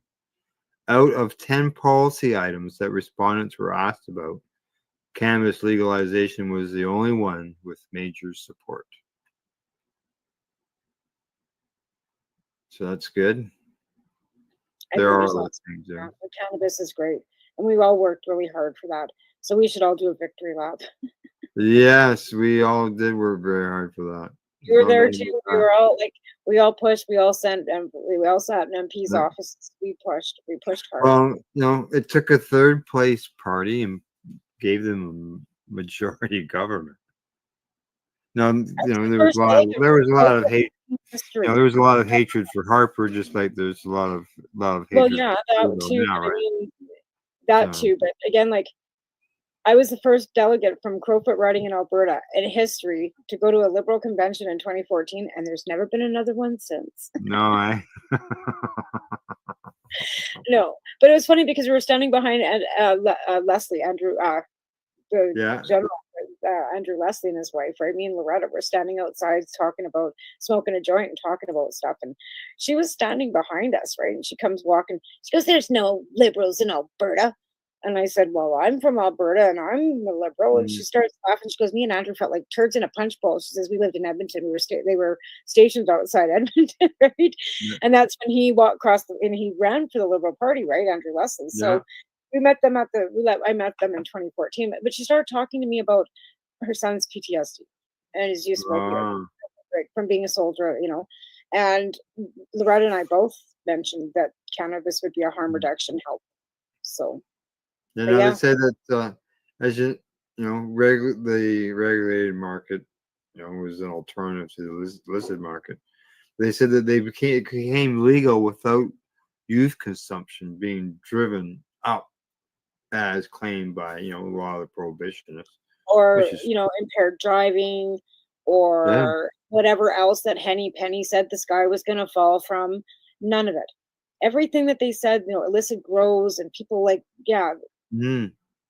what it's done is it's lowered opioid consumption, it's lowered alcohol consumption, it's kept it away from the kids, and it has actually really stuck back the black market because people have access and don't have to be all seedy about it, hiding in a fucking alley, waiting for some guy with a seedy bag.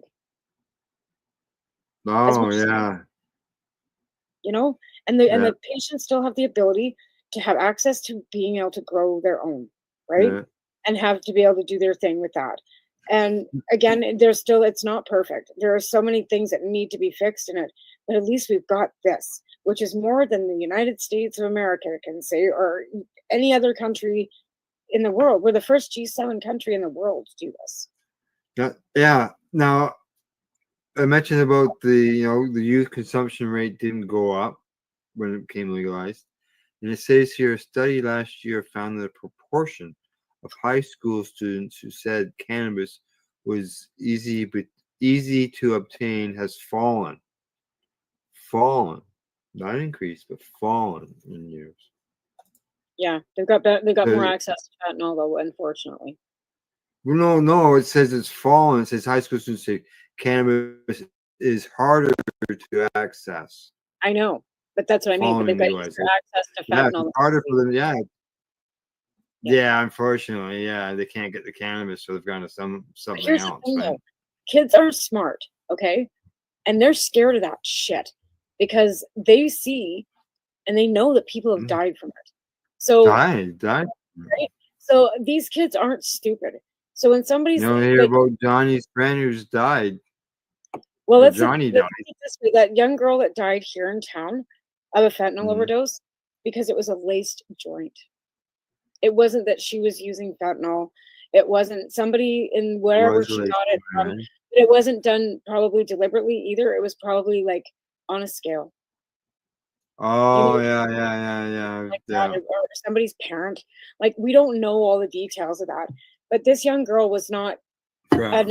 an addict. Okay, she was like she Not wasn't. known for No, using. was not. She, her parents, and the worst part about it is her mother just lost her. Like, and this is where I think it kind of fell down, is because the stepfather was just found dead in Surrey, BC. When Oh. of an overdose too, because he had gone away to get better right after she died. So I think that there was something going on in that house, Mhm. but it's none of my business or for me to talk about. But I think that's how she got access to that stuff. I don't think it was an accident. Yeah. I'm 100% sure that little girl was not, and nobody was feeding it to her on purpose. I just Now, don't. I mean, like nobody and as far as when I talk to my kid about it, they're scared of it. They don't want to have anything to do with it. good. They're not out accessing it, and then they see the people on the streets acting when they don't want to be like that. You know, like And I know you don't want to take your son out there and all that. he has been out But there. He's I come know out that. there. I know. I understand that. I know that. But the thing is that it gives him an opportunity to see that, and okay, hey, basically this is an educational opportunity. You see this, Right. you don't want this to happen to you. Right. This is really And never good. mind like his sister too. Like it's not like he's ever Yeah, seen her. that's true. Yeah, it's true. Yeah, But he yeah. knows the stories. He's seen me upset about, whatever. Anyways, Yep. he's been exposed, unfortunately, to it, so that that he's not interested. Correct. Good. Good. Yeah. Now we were talking there about the overall there with Trudeau and people, majority was said it was a success. Now, how much of a success has it been? It's added $8.3 billion to Canada's GDP in 2024. Yeah, that's been doing that for the last 6 years. I just said that $8.2 billion a year in our coffers. And that's exactly like I said, why nobody had to pay back COVID money and why we're probably going to be ending up with the UBI because Mark Carney is very in favor of a universal income benefit for everybody. They say that it's considerable. Says here, only a fraction of Canada's more than $2 trillion GDP. The legal cannabis industry in Canada is nevertheless a more considerable contribution to that overall number than many other industries, including breweries, wineries, distillers, as well as potash, dairy, coal mining, meat production, and natural gas, just to name a few. No, really? I have this argument with the orange potato people all the time. And I tell them that. And then they get called all kinds of names. Oh, and yeah. I say, thank you. Thank you very much. That's all you got. Because that's all I got. Name calling. Because when they get truth and facts shouted in front of them, and then I say Google's free, pick up a book. Mm-hmm.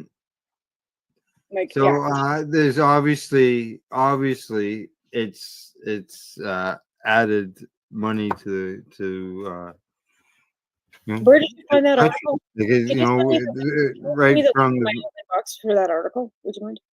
what's that? You want the Can you link send to me it? the link to that? Yeah, to my inbox for that. Oh, okay. Yeah, I was gonna I'd say like it's to not. read that whole article. Yeah. Yeah, just so you know, it's on for everybody else. It's on Psychedelics and Cannabis Educational News Facebook page is where that should be. If it's not there, it will be tomorrow. Because I gotta do I get the news stories that I'm gonna do for Thursday. I get them ready tonight after tonight's show, and go through them and then pick them out in the morning. So that's what Right. I'm gonna do, right? And then double check to make sure nothing else popped up.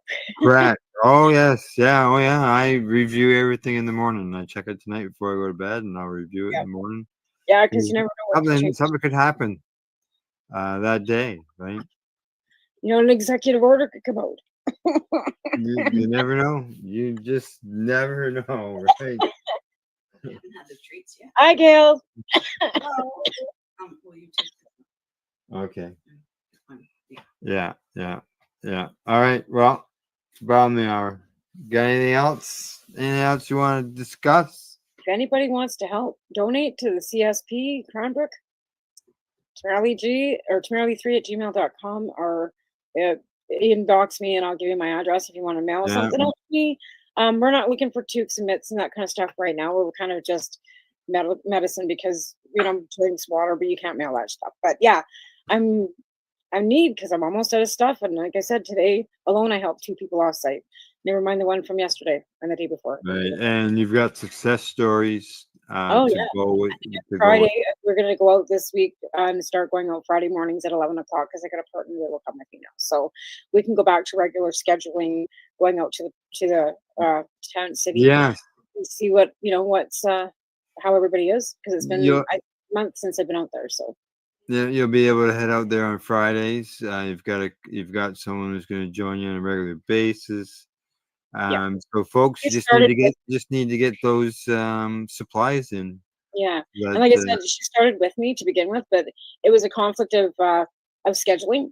And now that I'm off Fridays, I have the ability to go out on a Friday. So we're going to do it. You can work together on. Perfect. Right. Yep. Yeah. Exactly. Oh, and another thing. How it grows. If you're in the Cranbrook area, head out to the reserve. You can get all my stuff out there. Plus, Icy Pot is also available out there. There you go. All right. Anything else? No. Have a good week. Okay. All right.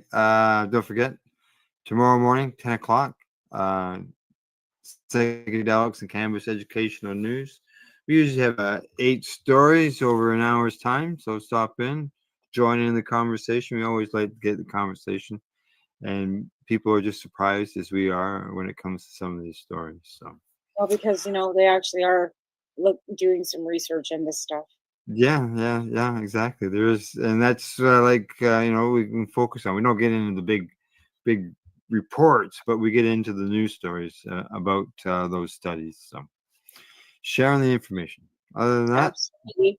Sharing is caring. That's right. Other than that, we will see everybody next week.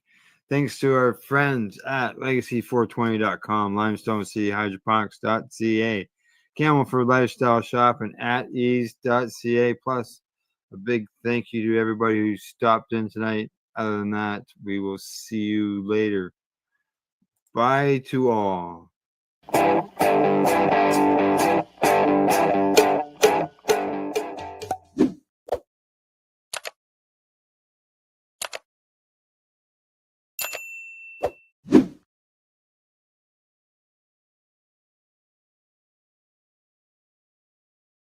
Let's share PACE everywhere. That way it can help create peace. People everywhere advocating cannabis education. You're listening to the Pace Radio Network here at paceradio.net. Rerolled Saturdays. Check it out. Nothing but non-stop cannabis and psychedelic programming. Find it at 420pace.ca.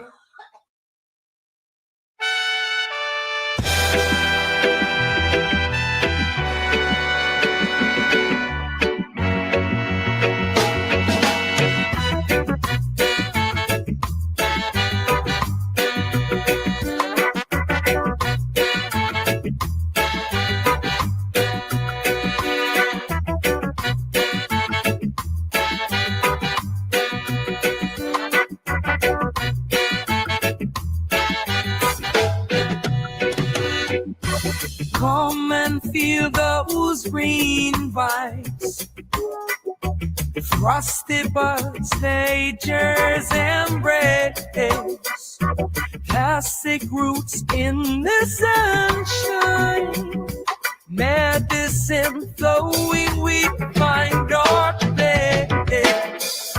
High on love, we elevate. Nature's gift, let's celebrate. In the garden, watch them grow. Nurture dreams in the warm sunlight's glow. From the sun, rise up and thrive. In this rhythm, we feel so alive. Higher love, let's elevate.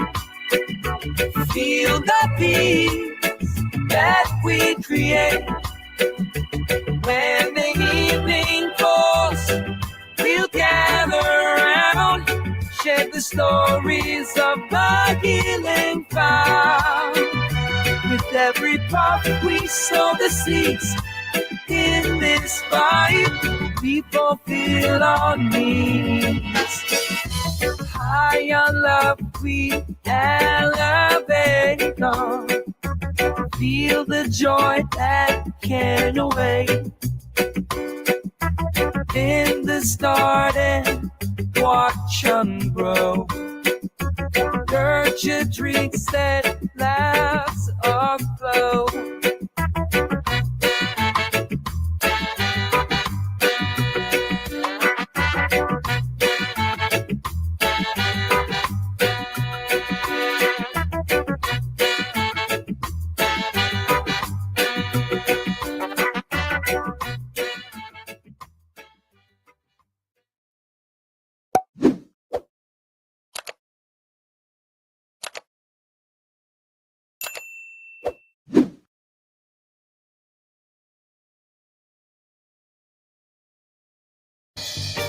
You're watching the 420 Pace, found at 420pace.ca.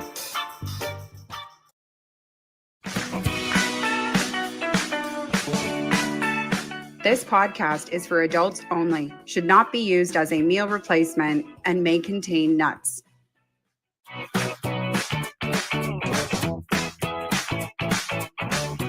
Hey, everybody, and welcome back to another episode of The Newbie and the Doobie. My name is Timmy. I am the newbie. Mary Jane, I am the doobie.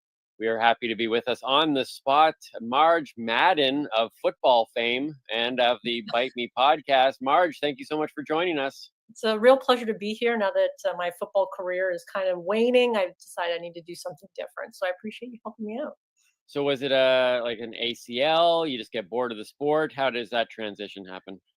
Pretty much I got bored of the sport. I felt like I took it as far as I could go and just reached the maximum of my potential and decided podcasting was probably more my thing now. Nice. Awesome. So it's kind of a Bite Me podcast. Is there like a sound that goes along with that? No, I feel like but there should be. There should right? be. Yeah. Yeah. We're going to have to start recording bite sounds. I'm your girl. I'm your girl. Oh, really? They literally would call that a sound bite. Right. Oh, Right. good one. I like what you did I'm there. a professional, Marge.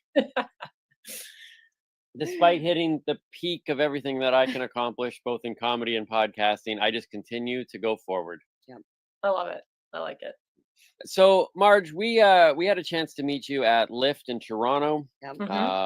You were nice enough to come by the booth and hang out with us. I don't know. Did you come by when we were in Care Bear outfits or in 80s outfits? I know the answer to this. Yes. You tell it. You tell it. You were still in your 80s outfits from the performance that you had given, which I had the opportunity to watch too. So, yes. Really? Awesome. So you actually saw the performance and still went, maybe I should go talk to them. Yeah, I was like, I think these people are my kind of vibe. So I came over and thought I should say hello. Yeah, that was very apparent really quickly too when we started talking with Marge. We're like, yes, this is our kind of people. Yeah. And then you're like, oh, and I have a podcast. I was like, definitely our kind of people. Yeah. And you're like, it's called the Bite Me podcast. I was like, Baker, hello. Right. Yeah. And if my hair wasn't so short, I've wanted curls so badly for so long. So Really? Marge, just so much of this is just perfect right now. I think so. And maybe if you grow your hair out, something might happen. I mean, I didn't get curls until I was about, I think when I hit puberty. I wasn't born like this. This is not what I was born with, surprisingly. So maybe you'll hit your stride if you grow your hair out. But you cultivated it. I manifested. Now, is it true though that because people with straight hair want curls, and then curled people sometimes are going, you have no idea how much work this takes. Yeah.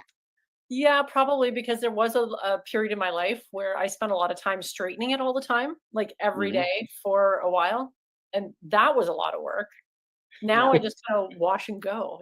It's actually not that bad, but you have to deal with things like frizz and not being able to brush your hair. So those are two things you have to think about. Because if you brush it, it just goes. Yeah, I had a friend with beautiful, same like tight curls, and she told me I have to comb my hair in the shower. Yep.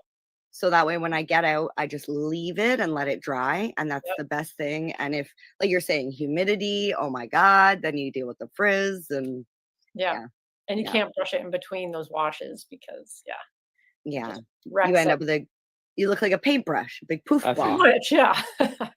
That's why I keep my hair. I have one haircut. The guy who does my hair knows exactly what it is. I have black t-shirts in my drawer, a pair of jeans, and the same wool socks. I get up in the morning. Well, no, you have multiple pairs of the same style of wool socks. Right. Yes, I don't just have one. Just want to clarify that. Multiple pairs of the same wool sock. Yes. You're Steve Jobbing it, basically. Exactly. He wore the same thing all the time so that he didn't have to think about what he was going to wear in the morning. Right? I think it's really smart. I know. I don't have to worry about a hat head. I don't have to worry about, like we were in a pool yesterday. I got out. I didn't have to worry about, oh, I got to get my hair done. I spent how much time stressing over what I was even going to wear to go in the pool. I was like, do I wear this bathing suit, this bathing suit, this bathing suit? Timmy's like, I'm going in like this. It took me 2 minutes to get ready for this podcast, Marge. And MJ's been working at it since late last night. So a lot of people, when they tune into our podcast for the first little while, are going like, do they even talk about cannabis? Right. And we do eventually like to get to that point, but there's more about cannabis and the people that we talk to than just cannabis, because of course, and this was the thing that it took me a really long time.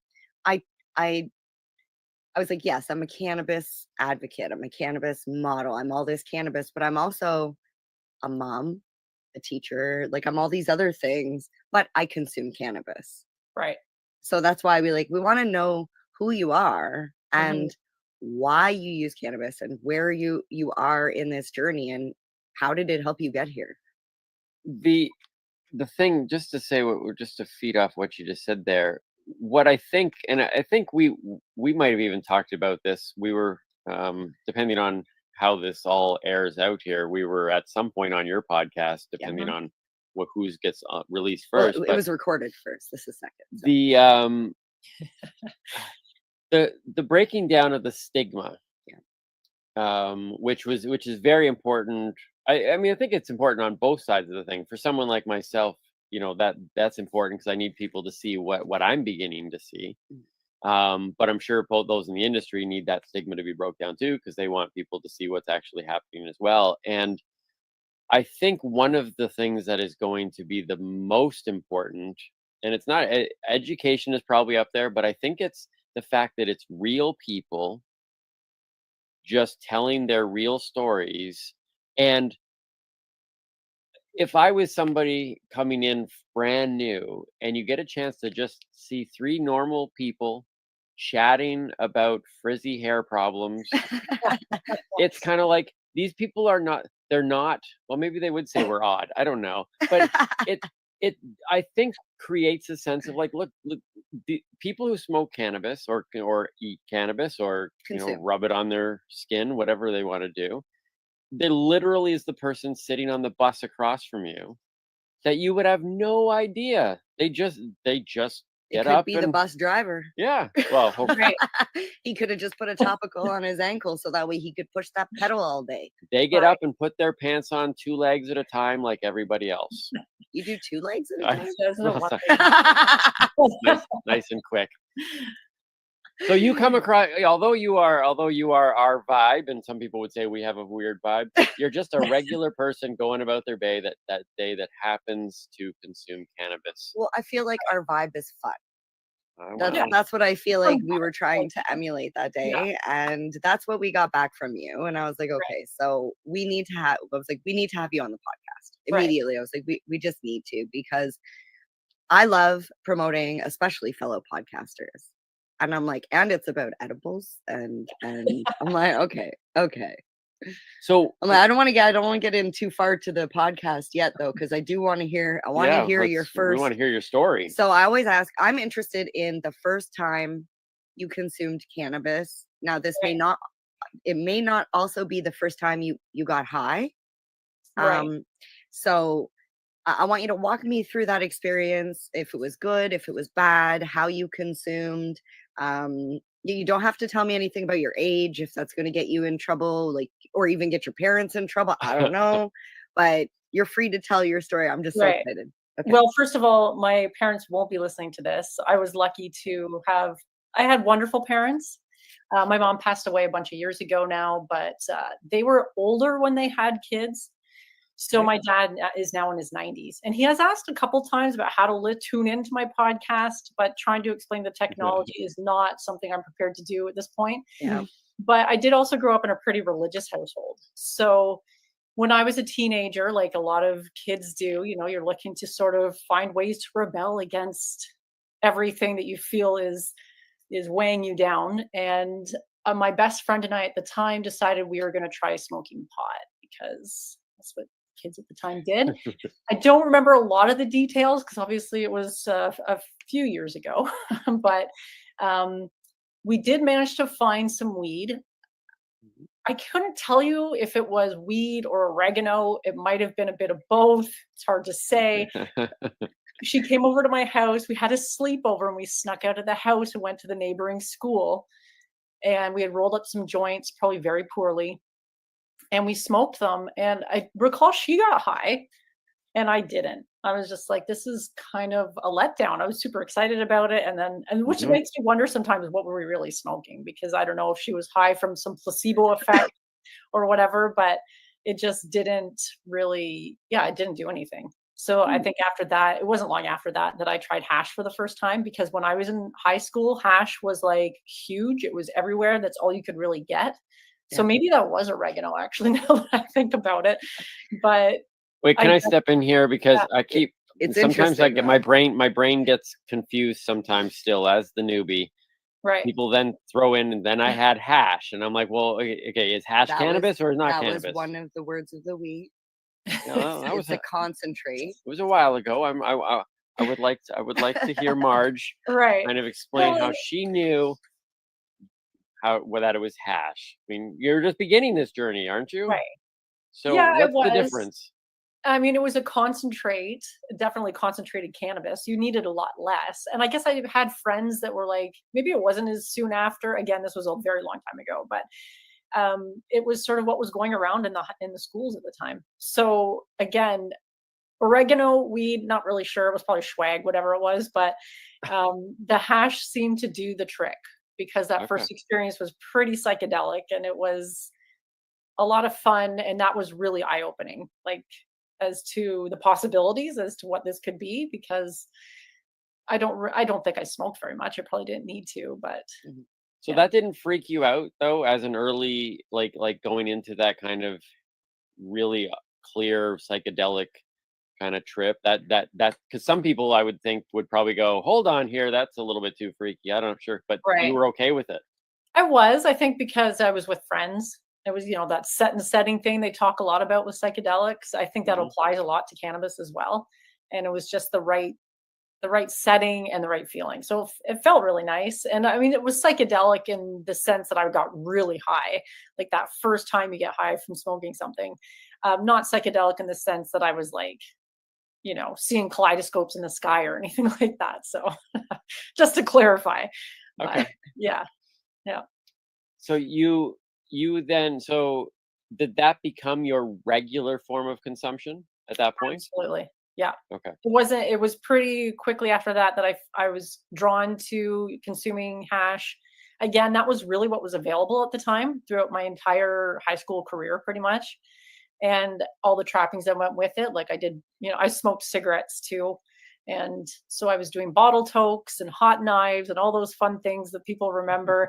And yeah, I really enjoyed it, I guess. And it was also a way to rebel against my parents too. So yeah, it's interesting that hash actually was a huge thing at one point, because if we think about how it's processed, We know that it requires a large amount of cannabis to create hash. And the fact that we as, teenagers in high school were able to just buy this concentrated form of cannabis at, I don't even want to say the deals we used to get Right. it at, because Yeah. it was good deals. Yeah. Yeah, it really was. But I think there was also like that small like period of history where it was just so readily available. It was being imported into like Montreal and shipped across Canada, and Peterborough was a stop. And I just happened to be in the crosshairs of that really lovely time in history when hash was plentiful, because I talk to people now who are like, they can't find it. I mean, I guess you can find it in dispensaries and stuff like that, but for a while it wasn't very easy to find. So So what was your religious background? So I grew up in an evangelical Baptist church, and if anything, cannabis was just simply not talked about. It's not like people were like walking around spreading the wrong information. Just it never came up. Right.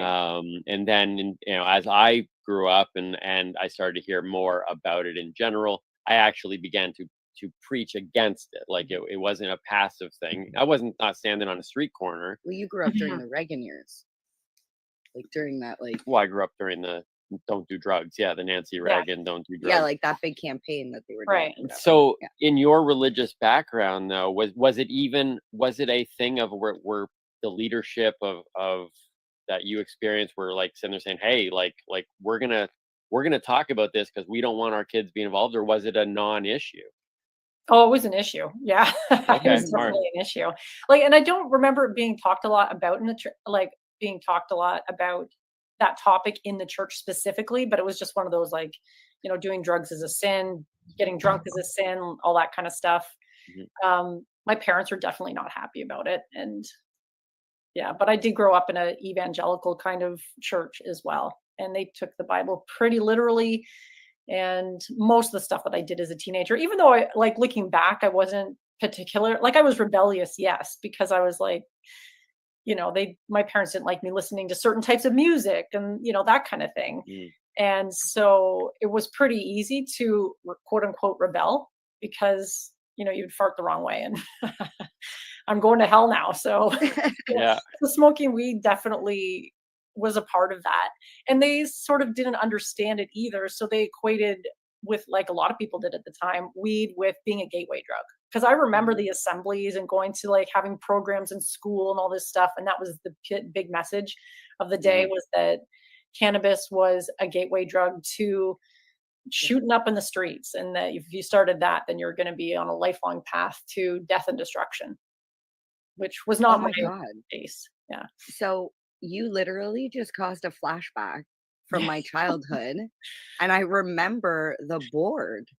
I like remember the board that they put in front of you. And it was, this is what you're talking about, the gateway. Cannabis was at the bottom, and it was kind of like a friggin' like follow the trail. And when you get up at the top, it was like in like the skull with the bones. It was like, you're gonna die. Yeah. It was like you And it go was through like- all the drugs and now you're yeah. dead. Yeah. If you start smoking weed, next thing you know, you're going to be doing all the really bad stuff and the heroin and all. And those are the messages I was getting.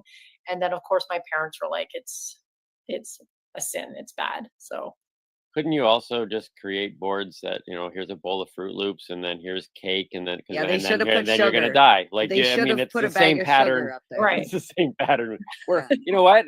I would think that at the top of any board like that, you know what the final one is? It's a skull. You're gonna die. That's right. the No matter what. Exactly. right? At the end of the day. Well, I thought it was really strange now that I'm like thinking back to it. As a kid, I remember wondering, how was it even possible that, okay, I understand that's a police officer that's showing the drugs, but that board had actual drugs on it. Right. Like there was Very actual educational. pills. And I was like, wait a minute, is that a real bag of cocaine? Right. Yeah. Who So- knows? Maybe. It sounds like you didn't hide it from your parents. You made a comment there if they weren't happy with it. Like, did you go through a period where you tried to kind of hide it, or you just were pretty Yeah. open from the beginning? Well, yeah, I went through periods where I tried to hide it, but there was also, I got caught sometimes.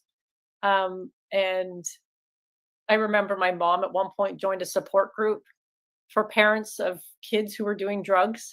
And I don't Oh, yeah. know what kind of parents were involved. I think it was a church-related group, but I don't know if this was just parents of kids who were smoking weed or if it was like parents of kids who were doing all kinds of drugs. Because I would come home sometimes, and to this day, my favorite snack is still peanut butter and honey sandwiches. And I don't eat them Okay. very much because they're pretty calorically dense, but Yeah.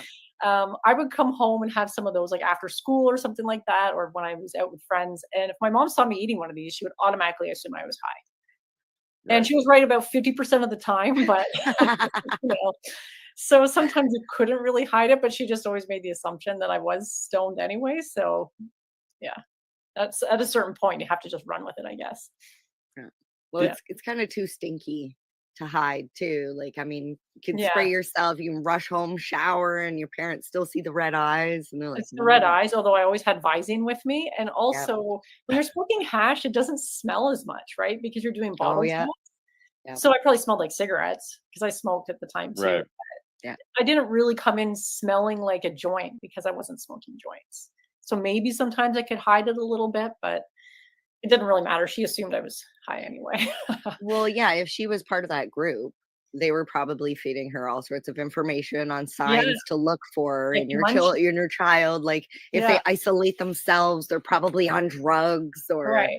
you know, Yeah. if they're never home, they're probably on drugs. Right. And so, and the one thing too, I think, was that they told people that if you get high, you get the munchies. So she would see me Yep. having a snack, even though I'm a teenager, I'm probably eating a lot.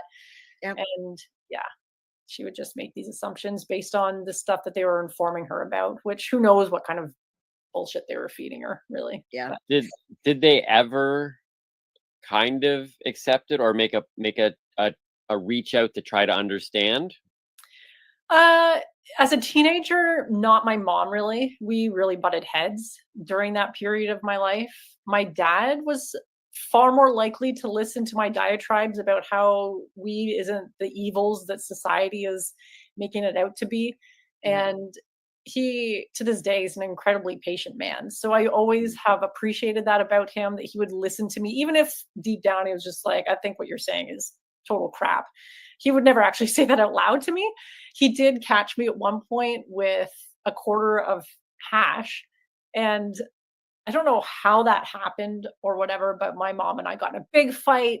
And then my dad calmed us down and my mom left the room, and he talked to me about it very calmly. And he asked me questions about it, like, how do you smoke it? And what do you do with it? And he had it in his hand and he's like rolling it around and looking at it. And then he actually gave it back to me. And he said, well, I hope you flush this. And Yeah. I did not. I definitely did not. 'Cause, Sorry, Dad. I probably told him I did at the time, which I maybe feel a little guilty about. But there's a quarter of hash when you're in, back in the, when was that?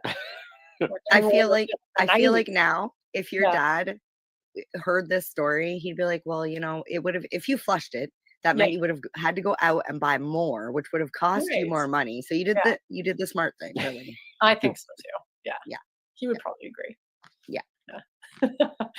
When was the transition then from hash being your primary source to now, I mean, having a podcast called the Bite Me Podcast and talking edibles? When did that transition happen? A lot later. I had never actually done edibles until probably like my mid to late 30s kind of thing. Okay. And I've sort of used cannabis throughout my entire adult life, off and on. Like there's been periods where I haven't been consuming, when I've been pregnant or when kids were really young, or just depending on whatever phase of my life I've been in. But then later on, like in my 30s, I think I was away from it for a little bit, and then I was trying it again and experimenting, and I found that it could make me really paranoid, which I'm sure everybody's heard that story. Like they smoke it, which is probably because you're smoking too much. If you're not accustomed to smoking it all the time, it's really easy to smoke too much, especially with joints. And I would find I would get like uncomfortable and paranoid and not social, which sort of defeats the purpose of using it in a social setting. Right. And I decided to try making some butter. Admittedly, we were growing some weed at the time and we had all this extra stuff, and I had heard about edibles somewhere along the line and decided to try it. How I didn't overdose myself with those first edibles, I have no idea, but I guess I wouldn't be here if that was the case. So I tried, my partner and I, we made butter. on the stove. It was a long, laborious process and not a method I would recommend anymore. But we made, I'm trying to remember, probably cookies or something like that from it afterwards. And I really liked the edibles high. And I found that was sort of my sweet spot, if you will. I could still like carry on a conversation. I felt warm and fuzzy and happy, and it helped with some of the aches and pains. And I also really like the slow onset of an edibles high, sort of that, you start out normal and then it just creeps in.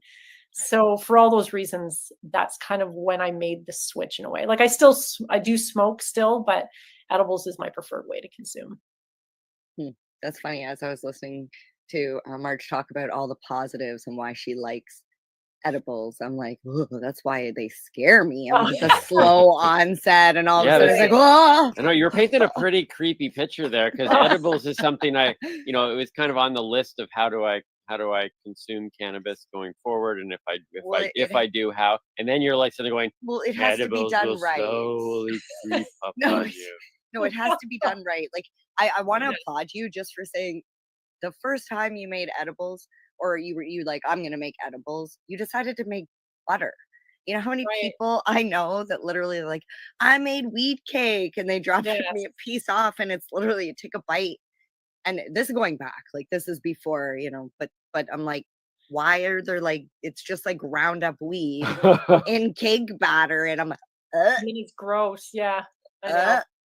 I know. But a it's lot of true. people do that. It's true that cannabis edibles hit you completely differently than smoking, because I can't handle the edibles, and I think it's all dosage for sure. Yeah, I think so. And I mean, I really don't actually like smoking joints anymore. Maybe because I find my biology has changed. I find them pretty strong. But also as an ex-smoker, I just really don't enjoy the combustion aspect of it. So if I'm consuming that way, I use like a dry herb vaporizer, which I really Okay. love because it's so much easier on the lungs. I'm asthmatic too, lucky me. So I just find it's easier on the lungs, and I really love the flavor from that. So that's sort of the other way Yeah. to go as well. Yeah. So I know I just got myself a Da Vinci vape, and it is amazing for, like you're saying, the flavor, Yes. which you don't really get the flavor of the cannabis. I mean, you get a little bit. Yeah. But like that's why I use flavored papers, because I want Right. some flavor, but I like smoking the joints. Yeah. What is your preferred, like what vape do you have? Do you have a portable? Oh yeah, I have Okay. a PAX 3, and I have one called the Dynavap. I don't know if you've heard of that one. It's more of an analog version. You have to use like a Okay. torch lighter to light it. They're pretty cool, actually. Great if you're out in the wilderness and you don't have to worry about Yeah. charging anything. There's no pieces like that have to get charged. So I used both of those. Nice. Yeah. And the first time I used one, because I didn't use one again until, after I started experimenting with edibles, I was blown away, because everyone was always talking about terpenes and like, oh, this tastes like, cake, or like all this stuff. And I was like, oh, well, yeah, whatever. And then I tried a dry herb vape. It's like, oh, that's what they're talking about. It all makes sense. So the one weird thing that I found with my vape Mhm. is that I really, really like cheese strains, and I call them cheese strains. I don't know if they're like, if the name is something cheese, but when I smell it, to me, it smells so potent, cheesy, that I call it cheese. Yeah. But to smoke in a joint, I love cheese. Right. Soon as you put that in the vape, it is the nastiest, because you get all the terps and all the Right. from the stink, Yeah. and I'm like, no. I'm still struggling to find which strains I really want in the vape Right. for the terpene profile. Yeah, because So some of those cheese strains can be pretty potent. Some people love that stuff. The ones that smell like piss or like Oh, I garbage. don't like I those. don't know. Yeah. Cheese, I don't mind the cheese, but yeah. I don't know what terpene it is. I'm still looking for it, but it's the kick. I call it "kick me in my face" weed. It's the kind that when you go to stick your face to the jar and you smell it, you literally have to like pull your head back, because it like whacks you, Right. and it literally like kicks you in the face. Yeah. Like But you don't I know need what to one know that what is. that terpene is for me, because I know that is the one that I need. Right. Yeah. Yeah.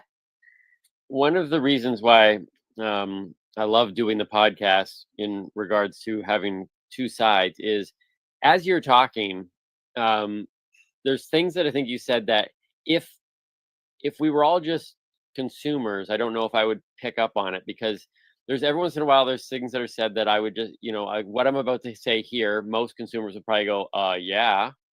And I think there's a lot that's attached to the stigma that's caused the break between the cannabis community and those that don't know the cannabis community or aren't in it, that the assumptions are just yeah, and those assumptions can't be made. And the one that I kind of noticed throughout this thing is, number one, it's kind of blended between your adapting process over the years and the concept that MJ was kind of bringing in there about when you guys were talking about, like this one, I don't love this one, or I don't know why people smoke this, and the personalizing of it. And I think on the outside, the perception is it goes back to my weed equals weed thing. It's just like they just sit there and they smoke, and it's like you're saying, well, there's times I'm a cannabis consumer and a cannabis advocate, but there's periods of time where I haven't, and yet the outside would kind of go, I assume, you start smoking and that's it. You're smoking 24/7 for the rest of your life. There's lots of people out there, I think, that have thought that MJ has converted me, and they just and vice versa, and they just assume right. They just assume that I'm smoking weed in the basement all the time now, well, and you get secondhand, but that's it. Yeah, that's it. Yeah. So it's just fascinating to me because, like I said, I think a lot of the cannabis consumers that will be listening and watching this podcast would go, yeah, of course we adapt. We don't just smoke the same strain for the rest of our life. But I bet you there are people out there that do. They smoke it in the same way, the same dosage amount, the same strain, because they found out in 13 that was their favorite strain, and they haven't adapted. Well, and they're just like, well, this is what I've been smoking for 20 years, and this is how I do it. So why would? And that's just the reality of human beings. I love how newbie she is. I'm like, I have to stop you, babe. So, in order to consume the same strain for an extended period of time, you have to get it from the same plant if you want the exact same type of profile. So you have to have a mother plant, and you have to take cuttings off that mother plant. So if you were, I got all that. If you were an amazing grower and you were able to keep that mother plant alive for 25 years, and you were able to make propagation and make babies and grow enough cannabis for yourself, I feel like one of two things would happen. You're going to get sick of the same strain because it is literally doing the same thing. And I know you're like, consistency is good sometimes, but what happens is your tolerance level, and maybe Marge, if I see you nodding over there, right? The tolerance level, you need more and more and more. And next thing you know, you're into like concentrates. And I think too, it's like the concept of always smoking the same thing. It's like going to the beer store and always buying Coors Light. When you have like a wall of craft beer now and like international beers. But there are people out there that do that, right? There are people who just drink, Coors Light. Coors Light, yeah, but they still buy Molson sometimes. Or they'll buy a bottle of Jack, right, for the weekend. Yeah, and I think that, I'm not saying that they smoke the same thing every time. Everybody has little things, but like when you say, I love how newbie is, the reality is there is a large segment of the population, like you sit there and say, well, this seems obvious to me. Yeah, Timmy, like clearly this is what would happen. I thought like you're so cute, but also that is not what a lot of people might think. Right. Yeah. Also, a lot of people probably do consume it in the same way over time, because people do also create rituals around their cannabis use a lot of the time. So like the act of rolling a joint, I don't have that ritual because I don't smoke joints, but a lot of people like Mary Jane probably has a ritual around rolling up the joints and smoking them. And a lot of people really enjoyed that part of it. So they are going to continue engaging in that ritual because it's such an enjoyable part of the consumption.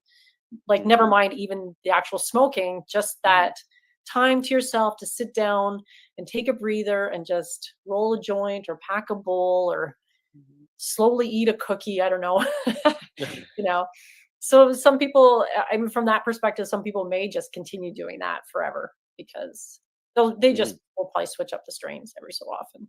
They'll have their favorites, but there's always something. Yeah, and you can create your habits. MJ has the one more thing, and where sometimes I'm like, just one I more. don't even think she needs one more, but it's just now it's a running joke now. So you It's want like to do just one more. something? It's time for bed. Okay, but just one more. It's like, well, you're just doing that because the clock says it was time for bed, and so now that's what you do. You do one more. It's funny because Timmy also pointed out to me that I have transition moments.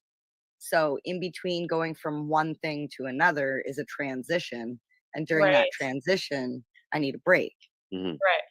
So I'm like, I'm just gonna go roll a joint, and then I can And when there's a long list of things to do, taking an hour and a half transition break every 2 hours. Yeah, we have to like lump Right. multiple activities together so they get done.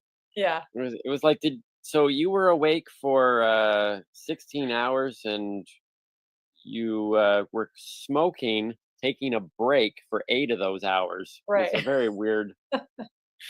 It's all part of the self-care routine.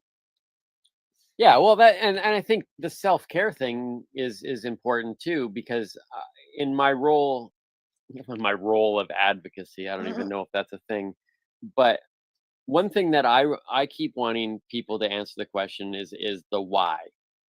Why do you smoke? Why do you smoke this? Why do you smoke, or why do you consume it in this way? He's on me all the time, and I am the guiltiest one. And I'm like, look, I just want to smoke a joint because I like smoking weed. Like I just want to have a smoke right now. But that's a why. Yeah. Oh, a genuine why is because I just like smoking weed, I and just want a minute to rest. that's fine. Yeah. But now that comment just. Wait, what did you say that made me want to say that? Well, self-care. Oh, It was yes, self-care. Yeah.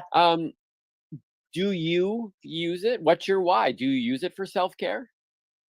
I guess you could say that, yeah, because I do use it a lot. I probably consume primarily in the evenings myself. I'm not really a daytime smoker because I find that it distracts me, and edibles are probably a bit too much for my daytime. If I have a long list of things to do and I consume some cannabis, I'm like staring at the ceiling and then gonna go have a nap. I'm not gonna get anything done. But it's part of my relaxation routine. I don't really drink anymore. Like I do drink, but I used to drink a glass of wine in the evenings kind of thing to sort of unwind and stuff. And now I almost never buy wine for my house. I might have a drink out with a friend or something, but at home, part of the whole relaxation process is using cannabis. And I think it's partly because it makes me feel really happy. I could be in a pretty shit mood and then I'm laughing again about whatever. And I really appreciate that about it because it can, just living life can be sometimes really daunting and filled with, there's always problems. There's always problems. No matter what you're doing, there's problems that you run into, and that's just life. And so I find it's just a way to sort of shed all the bullshit of the day and just relax. So it's definitely part of my self-care routine. Nice. Hope that answered your question. But Yeah, no, it does, and I think what I like about your answer is there's an answer. I used to say when I was in the church, I'd much rather hang out with a non-believer who could tell me, even if I didn't agree, but could tell me a thought out reason of why they were a non-believer, than to hang out with a Christian who couldn't answer why they were a Christian. Well, I was just raised in the church. Yeah. And for me, and I think this is, three things that we try to focus on our show and our brand, and what we're trying to do here is to break the stigma, raise the bar, and have the conversation. And in a world today that's having a hard time having the conversation about anything, let alone topics like cannabis, because the whole point of having that conversation, you've got to come to a foundation of going, look, even if I don't agree with you, I'm willing to sit down and hear your side of the story, and then walk away not believing that we're enemies just because we have a different opinion on that.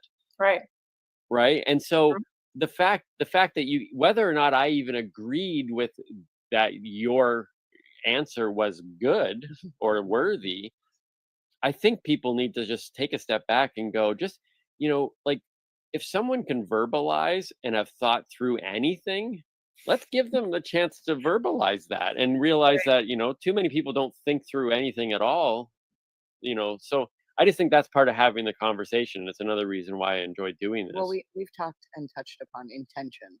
a lot. I think in first season especially, because you should be using, I think, anything in life with intention. I mean, you pick up that weight set, you're intending to get stronger. So why are you picking up that cannabis? And as I'm sitting here, I'm like, oh my God, I have said for like years, I don't believe there's recreational cannabis use. I believe there's only medical use. Whether or not you think you're using it for recreational, you're still using it for medical. You're using it to relax. Is that not medical? And I'm like, shit, I use it recreationally and medicinally. Right. Because like there is a time I just want to smoke it. That's the recreational part. So I'm like, I'm learning as we're sitting here. I'm like, okay. And I think it's Smack. super interesting to hear people's stories as to why they're using it, because there's such a broad range of purposes and intentions. And so for people who are new to it as well, it's always interesting for, someone to hear, well, this is how I use it. I'd like to use it in the evenings to relax and unwind from a day and shed the bullshit and just feel good. And for other people, they're using it throughout the day because it helps them with their anxiety or depression or whatever else, aches and pains. And there's everything in between. And then there's people who don't feel comfortable using it at all. And all of that's okay. And that's the one thing that I love about cannabis, is that there are so many different ways that it can be used and appreciated, or not used and appreciated as well. Well, I think what you just said there with and it's okay to consume or not consume is interesting, because that in itself is a not universally accepted it's a discussion statement for sure. because we know people who are adamant to the point of they will die on the sword that everybody not only should but needs cannabis. Right. And it's like, hey, I haven't gone far enough down the science, rabbit hole to find out whether or not that is fact. I've come to a place to realize that more people need cannabis than I thought needed cannabis. But these black and white statements, our world is very, very gray. There's very few things that are black and white in terms of right, wrong, boom, boom, right? And the fact that you would even that you can say it's like it's okay to not smoke cannabis and to smoke cannabis, to smoke it recreationally, to smoke it medicinally, or just consume it, is part of this conversation. Because I would lean towards yours to sit there and say, and I think we need to just accept that it's okay. If you just smoke it recreationally, you don't need to have people pounding you going, no, you need a medical reason. It's like, no, maybe I just, just like I like to sit down and watch a baseball game and just chill and relax. And sports for me is a relaxing yet also tension. It is like cannabis. I enjoy that Cannabis competitive. is one of the only things that I found that can like amp you up and make you up, but it can also bring you chill and make you relax. So if I use baseball for that, why can't you use cannabis for that? And people say, oh, well, they're just the church would say, phrases like they're just using it to escape life. But and it's like, well, we we read fiction novels, we watch movies, we go to sporting events. All of that is to escape life. Right.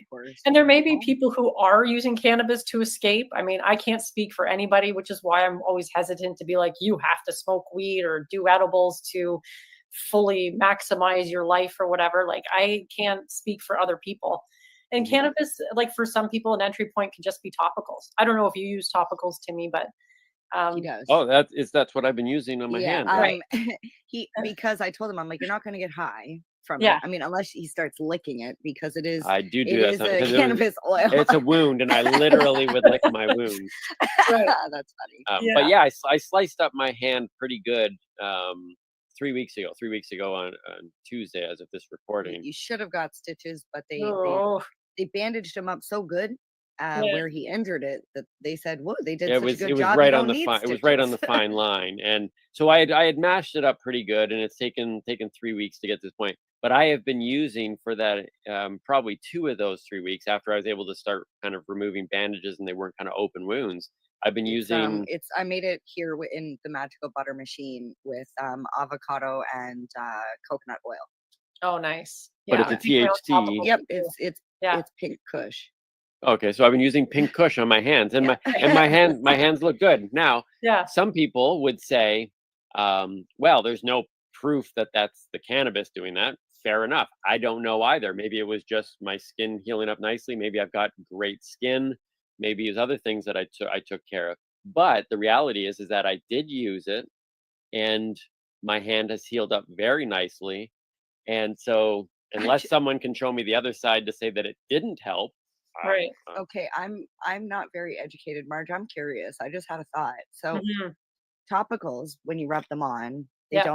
they don't go into your bloodstream, so they don't make you high. No. But what if you had a cut and it goes in your bloodstream? I was just looking at Timmy and I was like, oh no. I don't. Oh, I'm a drug addict.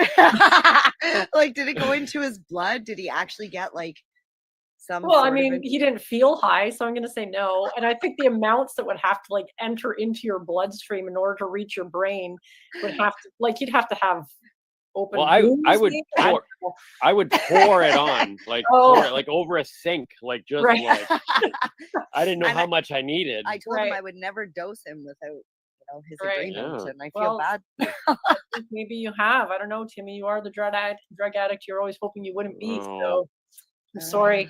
I'm not even a newbie anymore now. I literally have been like consuming it Right. for like You got it 2 in your weeks blood. solid. It's funny that you guys mentioned this because I'm just curious if, like, you using a topical, does that make you a cannabis consumer? Even though it's not like a traditional.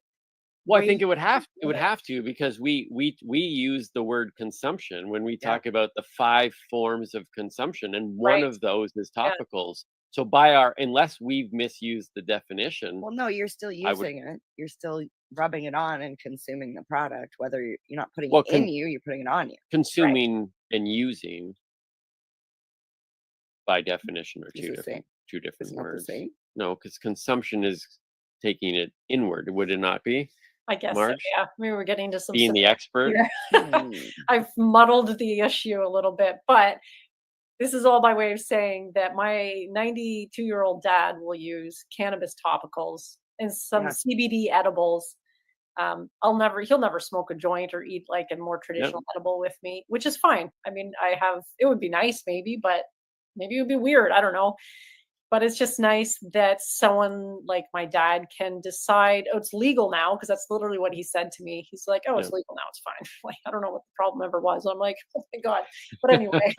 Yeah. But I mean, it's such a safe entry point for a lot of people to experiment with cannabis and see how it Yeah. can help them in their life. And that cannabis use doesn't have to mean, smoking joints and bongs and, eating 500 milligram edibles or whatever. So that's another Well, thing that I love about cannabis is that it can help a lot of people. It doesn't mean you have to be consuming it in the traditional way. so maybe consumption is the wrong word. Maybe Yeah. using is just simply like You're a the user. but that's right. That That has comes some with this. bad That's connotations such a too. loaded. That's such a loaded Yeah. word, right? You say you're Yeah. a user. It's like it's so weird our the language, but Yeah. technically, yeah. I mean, I don't smoke cannabis. I am open, and part of the journey that we're going to document at some point here will be, edibles, those type of things as well. But yeah, for the last 2 weeks, daily, I have rubbed cannabis oil on my hands. And is this the first time you've really used like a topical like that? On a consistent basis. I think so. Yeah. I've used, like, when he's like, oh babe, like I kind of like tweaked my shoulder or whatever. I'm like, okay, I'll rub your shoulder, and I just grab the I cannabis do that every oil, night. and I'm like, Babe, I tweaked my shoulder Right. again. yeah, I do a really good I have this oil called Blue Heat, Yeah. and a couple drops of that essential oil mixed with the cannabis oil just adds a little bit of heat when you're rubbing, Right. and it just like, we don't know. I don't know if it's the cannabis oil. I don't know if it's the Blue Heat. I don't know if it's the massaging, but I mean, you say it helps, so I would Yeah, I say mean, like from my experience, because I've used a lot of Tiger Balm, which I'm sure you're familiar with, Oh, which gives you yes. an icy heat.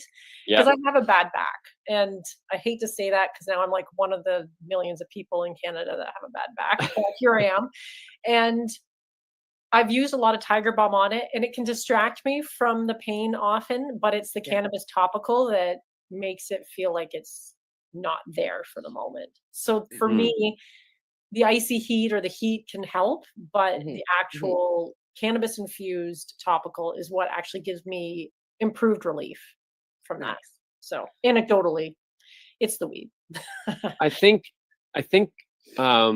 what we've been talking about here is a sign anyways of the progression of, like, ultimately the goal is that you come to this place where people use or don't use cannabis, and it's not even a thing. It's like they walk into a store, they get some cannabis oil, or they get Tylenol or whatever. Like it's just Right. it's like, okay, you pick whatever one, because when we're talking about me using it, because I never thought about, I knew I was using it, but yeah, it's like for 2 weeks I've used it consistently.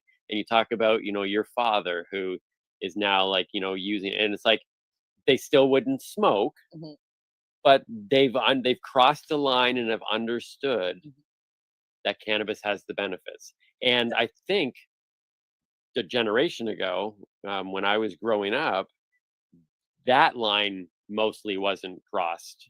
It was like if it has like even hemp might even be considered Well, like it's got the same of leaf. the devil, right?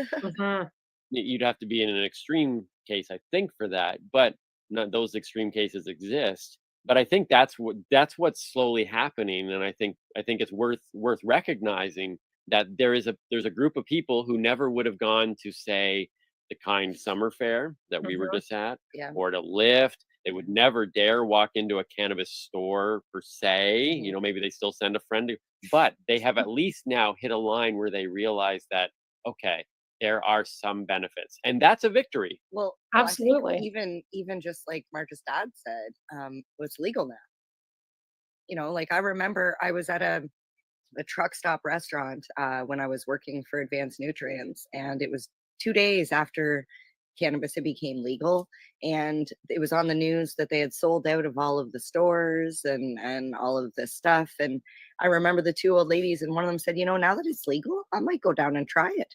And the other one said, yeah, now that I don't have to worry about getting arrested, right, I might go with you. And I was like, and that big like smile. puts so many people away from trying it out. Honestly, like they're like, I feel like people of my dad's generation in particular, and the boomers and stuff, are just like, it's illegal, so I guess I just don't do it, right? And because there's consequences, and even if the likelihood of you getting arrested for smoking a joint, depending on where you were or what your circumstances were slim, it was enough to keep people from trying it out.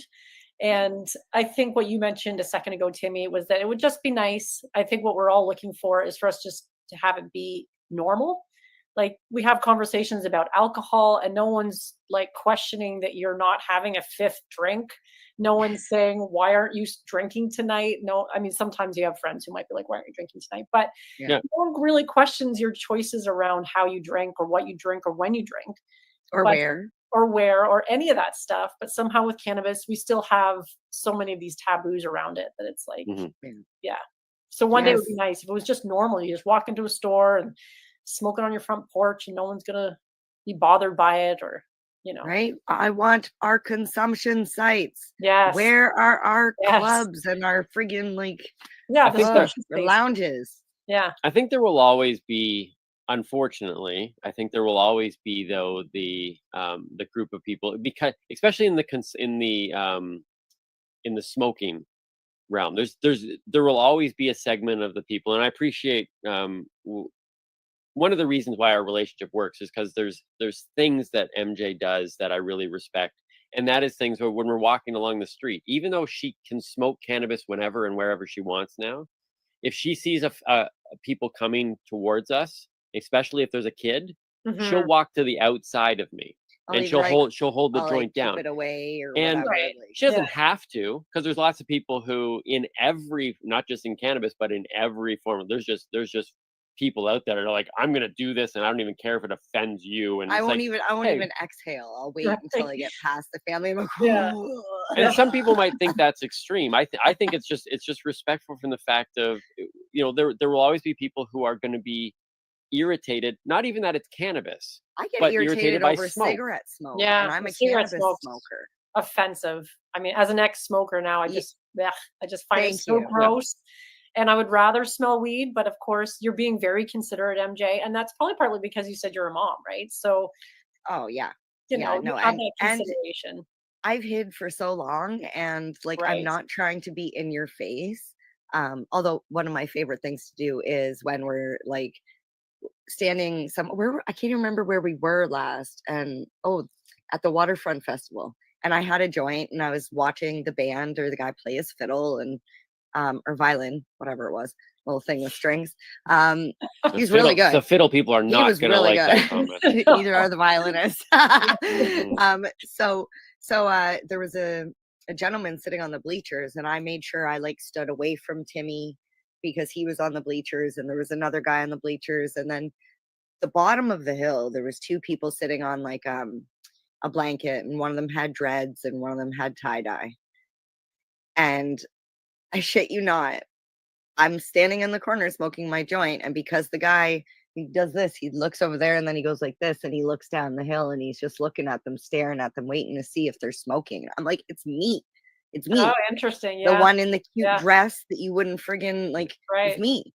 So Right. as much as I do enjoy that, I'm not in your face and like Right. blowing bong rips in the I'm Yeah. not.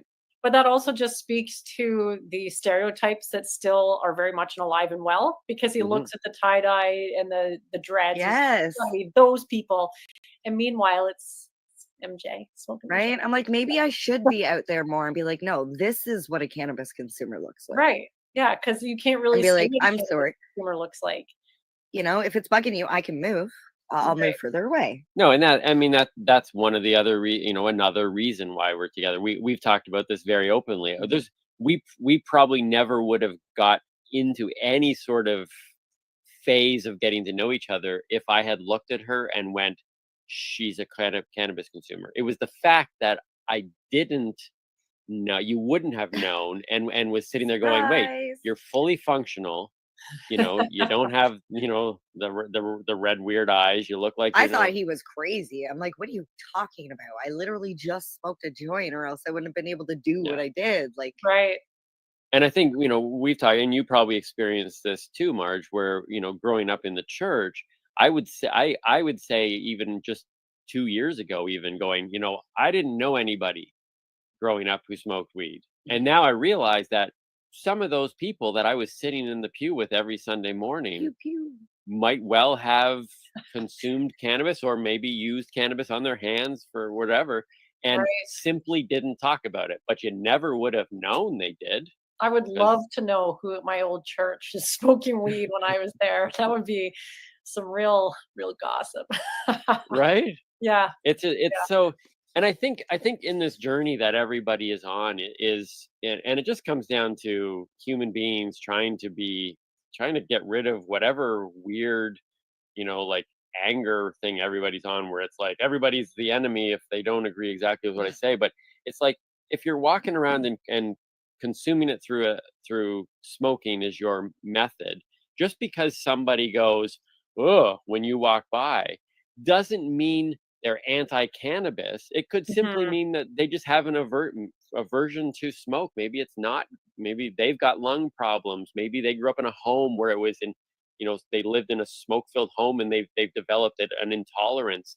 And it's this thing of going, "Oh, why do I can smoke? I can smoke whatever." It's like, no, let's just have some respect and realize Mhm. that not everybody is anti-cannabis, even just because they went like this. Right. It's not And a hatred. I know people that really don't like the smell of weed when it's burning. And Yep. I love it. I do enjoy it. I don't smoke a lot of joints, but when I'm out and about and I can smell weed, I'm like, somebody's chilling, and it's great. But I know people who can't stand it, Yep. and for whatever reason, I think they're crazy. But that doesn't Well, mean I they're al- into weed, like you said, though. And it doesn't mean that they're wrong. Well, Right. I also Right. feel there's a difference too with what you just said with the, just the ooh, somebody's having a good time. Yeah. And then the person who's standing right by the exit door at the hospital or wherever, just having, whether it's what we'll just say a smoke, having a smoke. Yeah. You know what I mean? It's kind of like, it's 2023. We don't smoke in airplanes. We don't smoke in hospitals. We don't smoke in offices anymore. So it's kind of that thing where it's just be respectful. Yeah, absolutely. I So, agree. yeah. So obviously we've talked a lot about smoking here, but we want to, Like, I as we're wanna kind of touch on the finishing this edibles. off, we need to get into edibles because that's where you focus. Yeah. And like, why did you start the podcast Yeah. strictly on edibles? Like with the Bite Me podcast title. Right. Now that Well- I'm thinking about it, did we even talk edibles? We didn't talk edibles. A little bit at the beginning. I mean, because I talked about how I like them. Yeah. No, I mean when we were on your podcast. Oh, Because my here I am, I'm like, God. oh, she has a podcast on edibles. I'm like, but Right. we didn't talk edibles. Right. Did we? I'm trying to remember. I'd have to go back and listen to it again, which I will be doing, but I probably did So- touch on it, but So let's talk edibles now as we're kind of finishing this conversation off, and why that became your focus, why you even started this podcast, and what you're hoping to do with it. basically, I'm a huge. Do you mind? Can I pause for a second? Sure.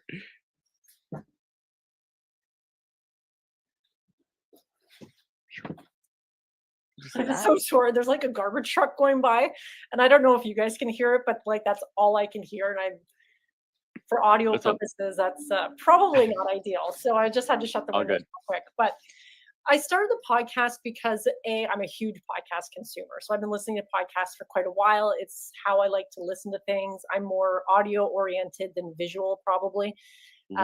And I was really into edibles when I started it 4 years ago.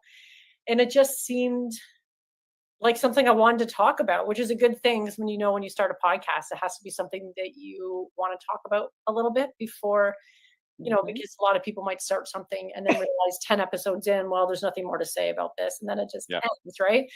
So I was making a lot and experimenting and learning a lot of things about making edibles. So I started it not really sure what I was doing, I guess.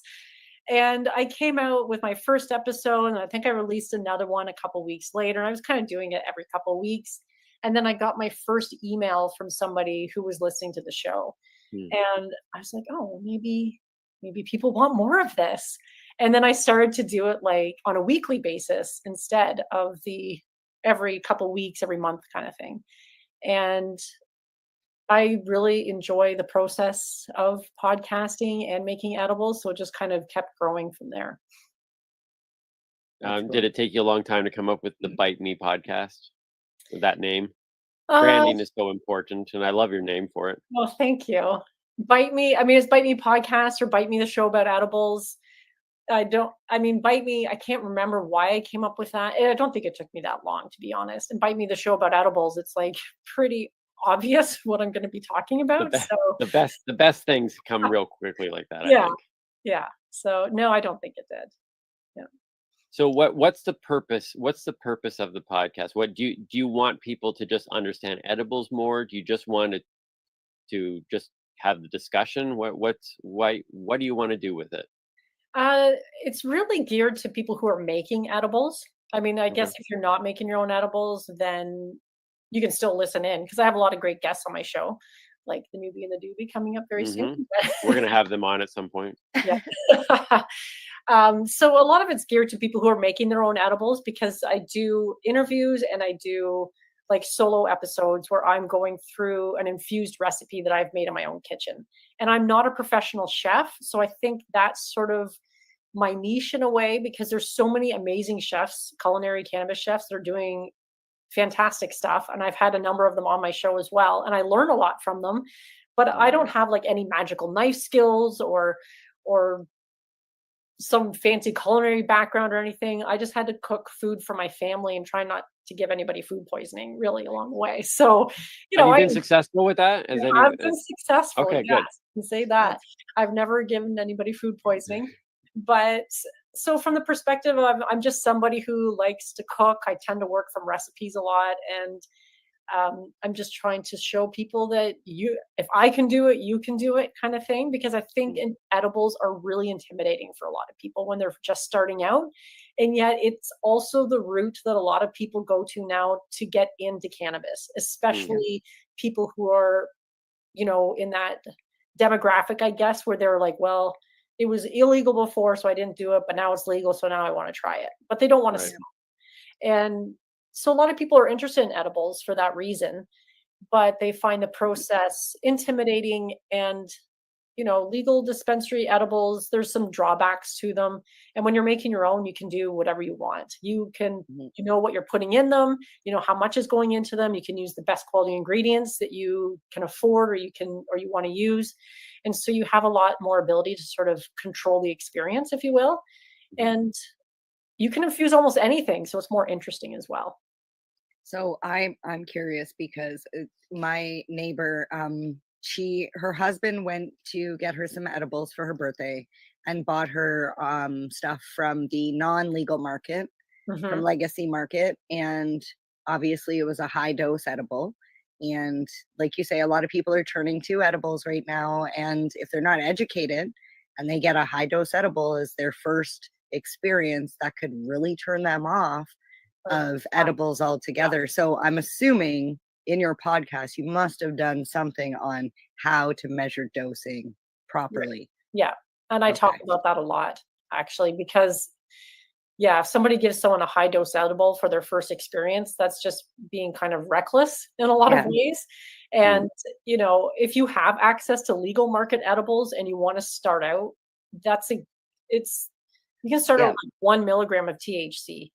And that may seem ridiculously low, but I know large men who get pretty high from 5 milligrams. And then I know teeny tiny women who could consume like 500 milligrams. So, it's not, you could have a real high tolerance to smoking too. And that doesn't translate to a tolerance to edibles either. Yes. That's me. That's right. My comfortable, don't feel anything is 5 milligrams. Right. My I feel something is 10 milligrams. And I will tell you, because I don't know how to dose my own edibles, I don't eat my own edibles. Right. And when I give my edibles away, I tell them half a cookie is probably too much. Right. Right.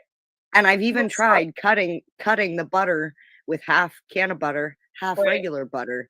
So I'm like, if you have something on dosing, I'm like, I definitely need that link, and we'll include it in the description, because that's if you're going to be making edibles and you forget to do the dosing, you forget it. Especially if you're giving them to people, because you can really turn somebody off weed by giving them an edible and they have a bad time, because I've seen that happen. And I heard so many stories, because I used to work in a dispensary. And when I did, people always came in with these stories of how they got way too high. And so they were pretty reluctant to try it. But if it's somebody who just wants to experiment, like say you, Timmy, are like, I want to try edibles, go to a legal dispensary and get the lowest dose that you can. And they'll have 1 or 2 milligram edibles. And if you don't feel anything, that's fine. You can sort of take that next little step and then just. And I say the next day, wait till the next day, and then try. I think we've talked before about this. The concern with edibles is when somebody infuses a cake, and there's no way to know whether or not the slice you took is more or less than the slice someone else cuts. See, that's why I like cupcakes, because personally, if I were to do that, I'm most likely using the oil, and I'm dripping the oil in each cupcake as I made the batter. I'm like, that's 1 milligram in this cupcake, 1 milligram in this cupcake.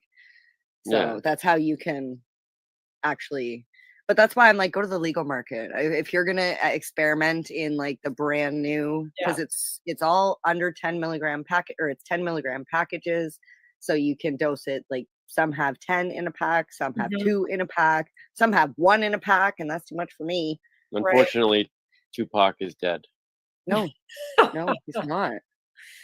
No, he's hanging out with Biggie. Right. But it is a good idea. And I've bought like edibles from the Legacy Market as well, because more cost effective a lot of the times because I'm sort of in the, if it's a drink, I can do 10 milligrams. I'll actually feel something a lot of the times from the 10 milligram drinks, but I'm around 20 milligrams kind of thing. So if I'm buying it from a legal market dispensary, I need to buy 2 packages of edibles to feel anything. And then you're looking at $20. And for that $20, I can make myself like a batch of cookies or something like that. Right. So yeah. And the options are more limited too at the cannabis stores because this is what they have. Yeah. You know, like somebody I think yesterday was asking me, well, have you tried this chocolate? And I was like, well, no, because I'm not really like, I don't really like chocolate. Like if I'm going to eat cannabis oil, most of the time I'll just drop it right in my mouth because I don't want to waste it on any of the pan or whatever like that. But a lot of time I'll fry my eggs in it. Right. Yeah. I'll just in the there's morning. so many options, or people put it in their coffee or their tea, or you don't have to. And that's the great thing about making your own too, is that you're not just limited to gummies and cookies and chocolate, because that seems to be, because of the way our dispensaries are set up, that's what we have available to us. I see what they have in some places in the States and I'm like, oh, that would be so great. But we're not there yet. So in the meanwhile, just make your own, but don't be and there's afraid. more than just butter too. Like you literally, you can make, my favorite is to infuse the liquid, either liquid grapeseed oil or coconut oil or avocado oil, because I find not only can I ingest it internally, but I can rub it on me and it works just as well. Yeah, So olive oil too. I really like infused olive oil, and I like infused honey a lot. I would say coconut oil, olive oil, and honey are my favorite infusions. If you can have favorites. Have you tried hemp oil yet? Like infusing it? Yes. I haven't. And I think it's mainly because it's got a pretty strong taste. I don't know if you've ever, I've consumed it before for health reasons. And I don't do that anymore because it's pretty strong to just drink hemp oil off the spoon. So I put hemp seeds in my smoothies or on my salads and stuff like that. But it's also, I don't think it's super, I shouldn't say shelf stable, but it goes rancid fairly quickly compared to some of the other oils. So I just don't really bother. I always thought it would be great to have like an all cannabis oil, because like hemp and cannabis is, you know. Yeah. I should try it. I mean, you could by the, you know, there's no reason why you couldn't, but it's got such a strong flavor that I just don't think it lends itself well to a lot of like applications. If you're making like a salad dressing with it, if you wanted to taste hemp oil, then by all means. But I wonder if there's something that cuts that taste, because I know like with certain recipes, sometimes with certain strains of making like butter or oils, when you translate that into like the cookies or whatever, and then you eat them and you're like, oh, this is really strong, like cannabis. Right. Certain foods like mint, I know covers up the taste of cannabis. Peanut butter is another good one. Yeah, anything with a strong flavor is going to mask that a little bit.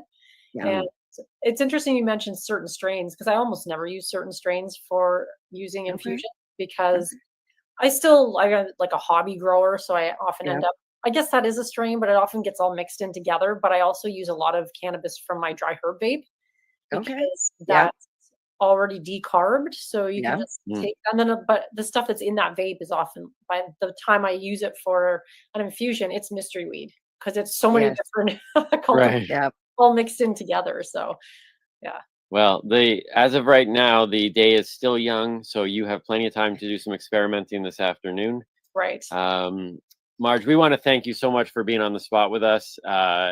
Definitely take one moment here to tell people where they can find you. Yeah, absolutely. So my show is Bite Me, the show about edibles. I have new episodes come out every Thursday. So there's, at the time of this recording, there's one coming out today. They come out 52 weeks out of the year. You can also find me on the socials at Bite Me Podcast. I'm most active on Instagram. And there's also bitemepodcast.com, which is my website. And I have all kinds of things over there. The show notes for all my episodes. I have a calculator you can use to figure out the potency of your edibles, all kinds of stuff. Nice. So, yeah. Ooh, we're definitely going to have to put a link in for that. We'll put a link in the description for that. Marge, just to summarize, and correct me if I'm wrong, you basically said that everybody needs to use edibles, and edibles is the only form of consumption that is legitimate. Is that correct? that is truly what I believe deep down, which is why I started my show. Yes. I was All going right. to say that, Okay. and you need to go listen to So the we Bite will- Me podcast No. because that's where you get I've all of that. I've info. already created the sound bite that we're Oh, going to no. use. That's not, oh no. It You're was going to well. see It that was. all over the internet now. It was well thought out on my part. Yeah. Marge, thank you so much again for joining us. I'm sure we'll connect again down the road. And for those that are listening, at some point, whether before or after, we are also a guest on Marge's show. So the Bite Me podcast, you want to check that out and hear our side of the story with On her her asking side. us. That's asking right. I put questions. you on the spot. That's Yeah. right. All right. Have a Yeah. great day today, Marge. Thank you again, and we will Yeah. talk to you soon. Awesome. Thank you. Bye.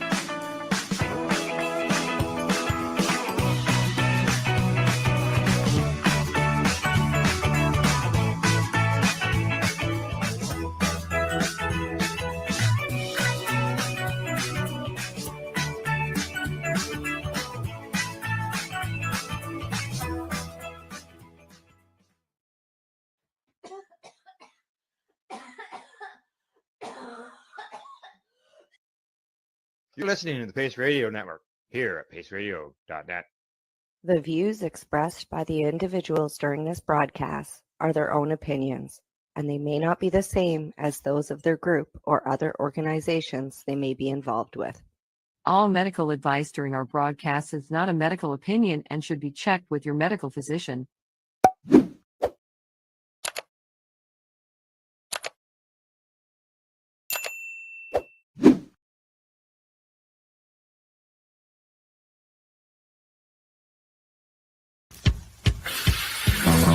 Oh yeah, baby, that's lovely.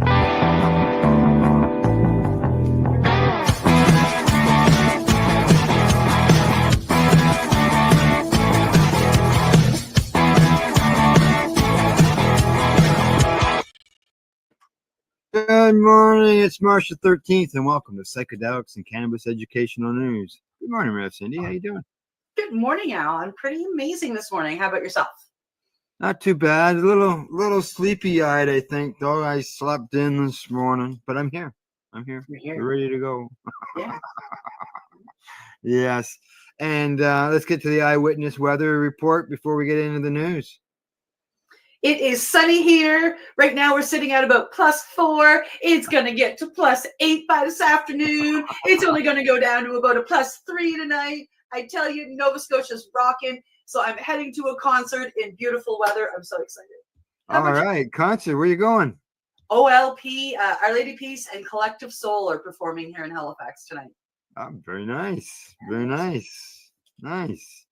I see it's, you got sunshine. Yeah, you got the sunshine, got the stripe behind me going on there. And I was out, I don't know, about half an hour ago, and it's nice out there as well. And I believe we're going to end up around the same temperature range, about +7, +8 in the end. Yeah. I head up to Ontario on Monday. And Monday looks like a nice day up there. I'm in Medicine on Tuesday, and Wednesday is my day for running around doing some visiting. It's supposed to be 13 to 15 degrees and sunshiny on Wednesday in China. yeah, you're going to enjoy that. That's for sure. The universe is helping me out on vacation. I love it. Yeah, that's right. Exactly. All righty. Well, what do you say? We get into the news. Let's do it. All right. Just so everybody knows, we're mainly going to take a trip around North America in this first half of the show. In the second half, we're heading over to Europe. We're going to cover some news there as well. So here we go. First one up. Coming to us from StratCan, updates to cannabis rules and regulations are now made public. Yeah, Health Canada has published their scheduled updates to the cannabis regulations, hemp regulations, and the Cannabis Act, streamlining some aspects of the regulations to benefit the legal cannabis market. The regulation changes focus on 5 key areas: licensing, production, packaging and labeling, security, and record keeping. It doesn't sound like it's going to help the customers going wanting better edibles or something.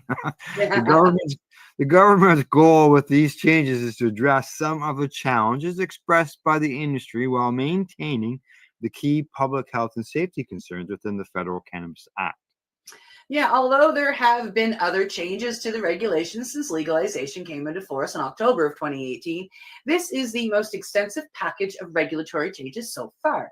While the regulatory changes are expected to increase regulatory costs, that word is in there so much for Health Canada, the agency says the regulatory burden and costs for small businesses will be reduced. An estimated total reduction to administrative burden on businesses is expected to be $7.8 million annually in 2012 dollars.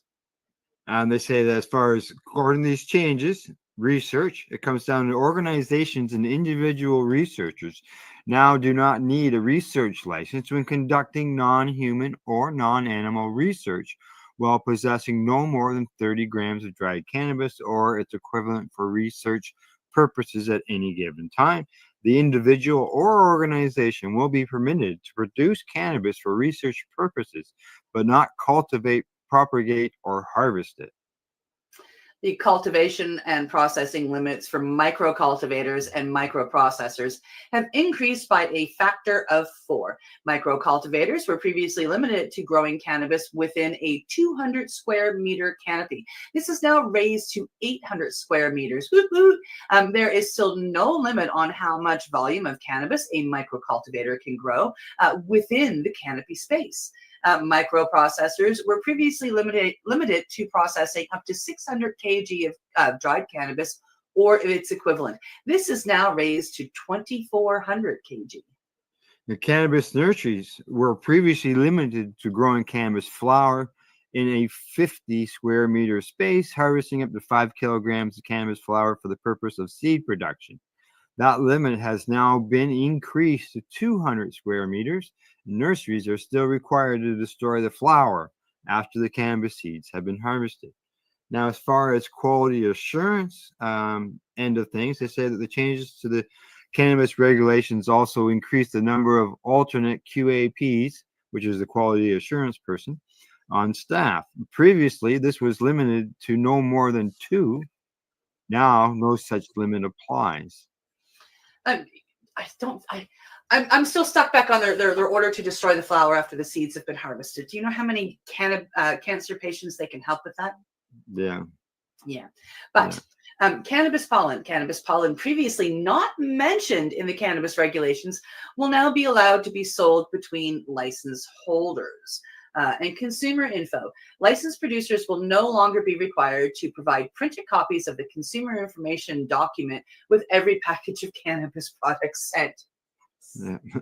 Now, as far as some changes over the COVID end of things, they say several temporary changes made by Health Canada during the COVID-19 pandemic and subsequent shutdowns have now been made permanent. This includes removing the requirement to list the ports of entry and exit on import and export permits for cannabis and industrial hemp importers and exporters. As far as license suspensions, they said the new changes make it possible for Health Canada to suspend any licenses connected to a license holder with any unpaid fees or that have failed to submit a required statement of cannabis revenue for a license as required under the cannabis fees order.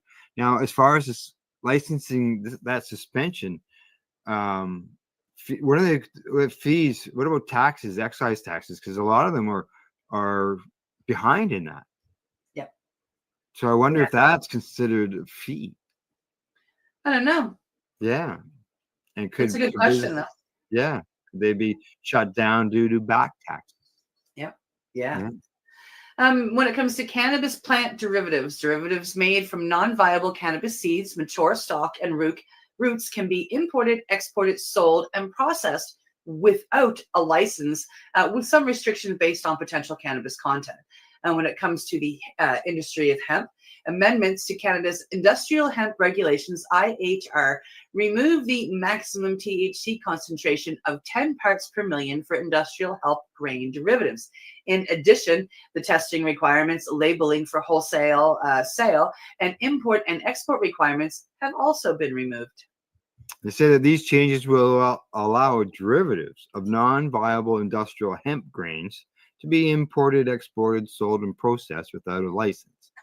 Now, as far as cannabis exemptions, when it comes to the Food and Drugs Act, they say the reference to a food or cosmetic containing cannabis that consists only of industrial hemp grain derivatives is now exempt under the IHR.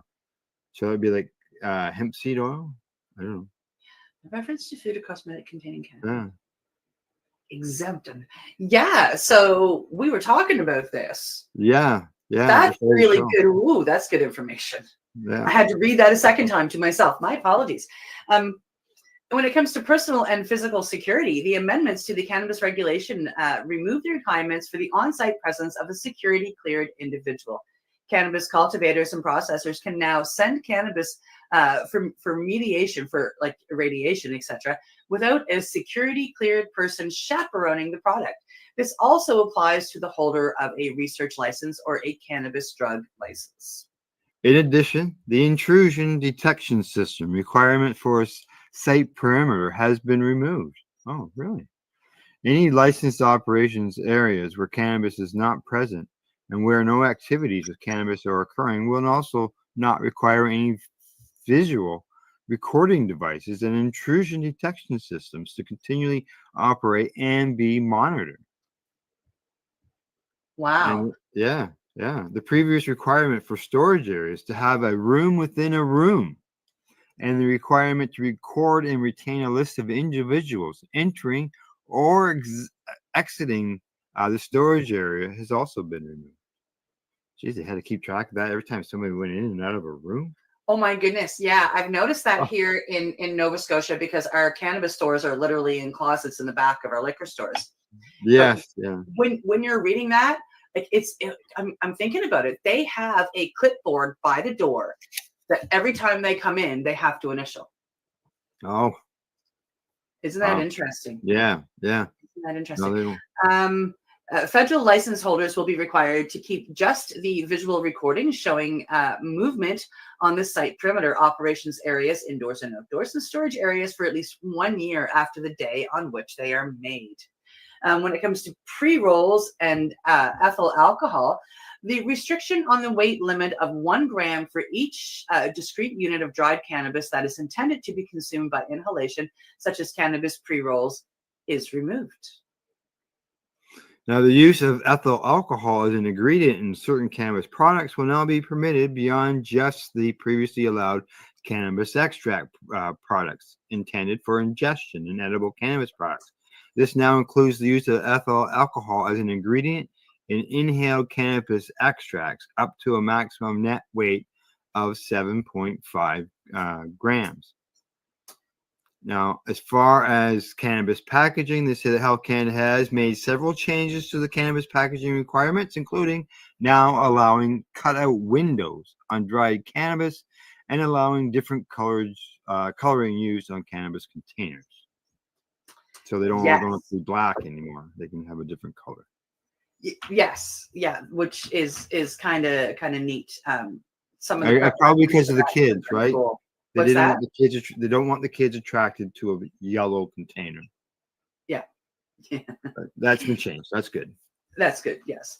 The co-packaging of multiple immediate containers of edible cannabis products into an outermost container for dried or fresh cannabis, cannabis topical, and cannabis extract products is now allowed. The 30-gram or equivalent limit still applies to the outermost container. The 10 milligram THC limit for an outermost container of edible cannabis products is also removed, allowing for multiple discrete 10 milligram THC cannabis edibles to be packaged together. Yeah, I know. Exactly. I'm going, all right, sounds good. But what this line that says the 30-gram or equivalent limit still applies to the outermost container.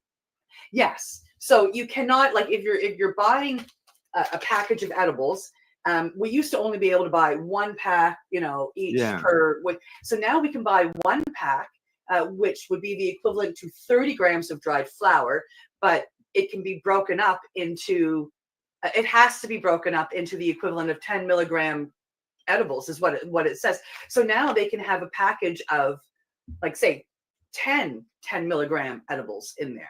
It still sucks that they can't make the 10 milligram and 100 milligram, but at least now we can buy. They can get more.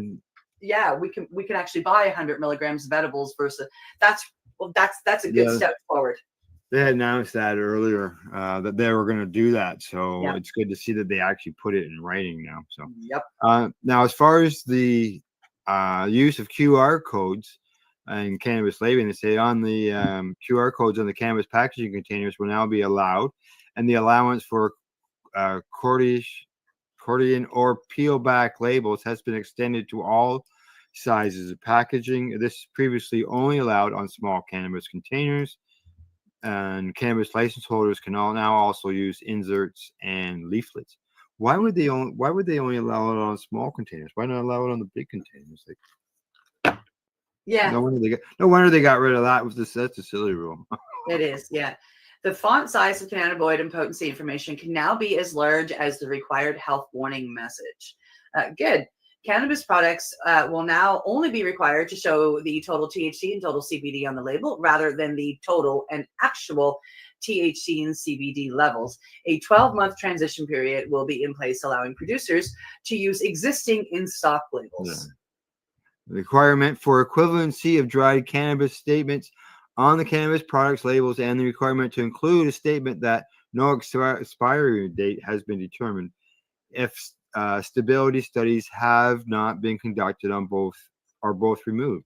Packaging date information is also no longer required on the outermost packaging that contains multiple immediate containers, while the immediate containers will still be required to have that information. And that's important to keep that in there. Yeah, it's nice. I would rather have it on the outside. Like if I'm literally going to go to the store, a legal store, and buy some, before I buy it, it's now a habit of mine to look at. And when was that packed? Before I can understand where you're coming from, but I can also see where they're coming from, where the stuff would have different dates. Yeah. Right. Yeah. So I can see where there could be a problem now, but unless they had some type of window packaged between this date and this date type thing, I don't know. Yeah. So a window of plus or minus 7 days of the printed packaging date on the label will now be allowed. Something started as a COVID-19 era exception. Symbols on packaging like recycling logo will now be allowed, but there are some limitations. Now, as far as keeping records and reporting, they say cannabis license holders will no longer be required to record the quantity of any substance that is applied to cannabis, the method of application, or the rationale for the application. And license holders will also no longer need to submit a notice of new cannabis products for dried cannabis products or fresh cannabis products prior to making them available for retail sale. The requirement for license holders to retain a document that lists the ingredients for cannabis extracts, cannabis topicals, or edible cannabis when they have sold, distributed, or exported those cannabis products is also being removed. All record-keeping requirements for cannabis cultivation waste, such as leaves, shoots, branches collected during propagation, cultivation, or harvesting, and the requirement to have qualified individuals witness and attest to this material's on-site and off-site destruction are removed. The addresses of the location at which the cannabis is destroyed and the description of the destruction method is also no longer required. An annual report to the minister outlining the amount of money they have spent on promotion is also removed, as is the need for license holders to keep information on promotion-related expenditures and a description of the types of promotion to which the expenditures relate. The need for cannabis license holders to submit to Health Canada information showing whether any ownership interest or right held by a key investor was assigned or otherwise provided to any other person or other related details is also removed. License holders that are wholly owned by a publicly traded company are now exempt from key investor reporting, as this is still required by other aspects of financial reporting. Cannabis seeds sown by a licensed holder are now required to be measured and recorded by the number of seeds, not the net weight of those seeds. Oh my God. They had to weigh the seeds. They had to weigh them before. Now they've got to count them. Now you gotta count them. Now, as far as cannabis tracking system, they say the monthly reported unit of measurement of unpackaged cannabis plant seeds is changed from kilograms to the number of seeds to align the information with that reported to the CRA. Monthly reporting requirements related to the weight of cannabis cultivation waste will no longer need to be included in the quantity of unpackaged cannabis if it either ceased to form part of or was added to the inventory during the previous month. The coming into force date of the Cannabis Tracking System Order Cultivation Waste will occur on the first day of the month following the coming into force of the regulations amending certain regulations concerning cannabis. The delayed coming into force date for the order will eliminate the potential of having both the weight and number of unpackaged seeds being reported in a single reporting period, as well as the potential of having cultivation waste both captured and uncaptured in the same reporting period. Otherwise, these changes come into force on the day of March 12th, 2025. Yesterday. That's yesterday.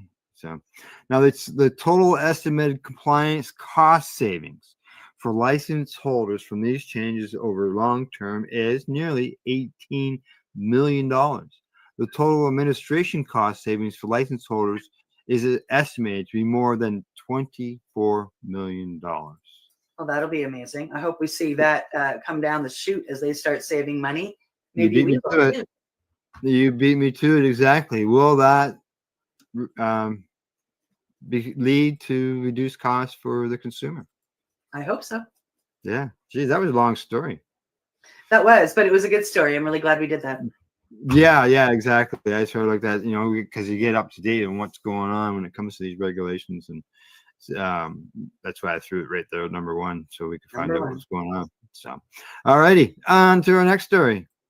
Coming to us from Yahoo News, state-run psilocybin program could be on the horizon under bill approved by Senate. Oh, New Mexico could become the second state to enact a state-run psilocybin program for medical purposes under a bill approved Wednesday by the state Senate.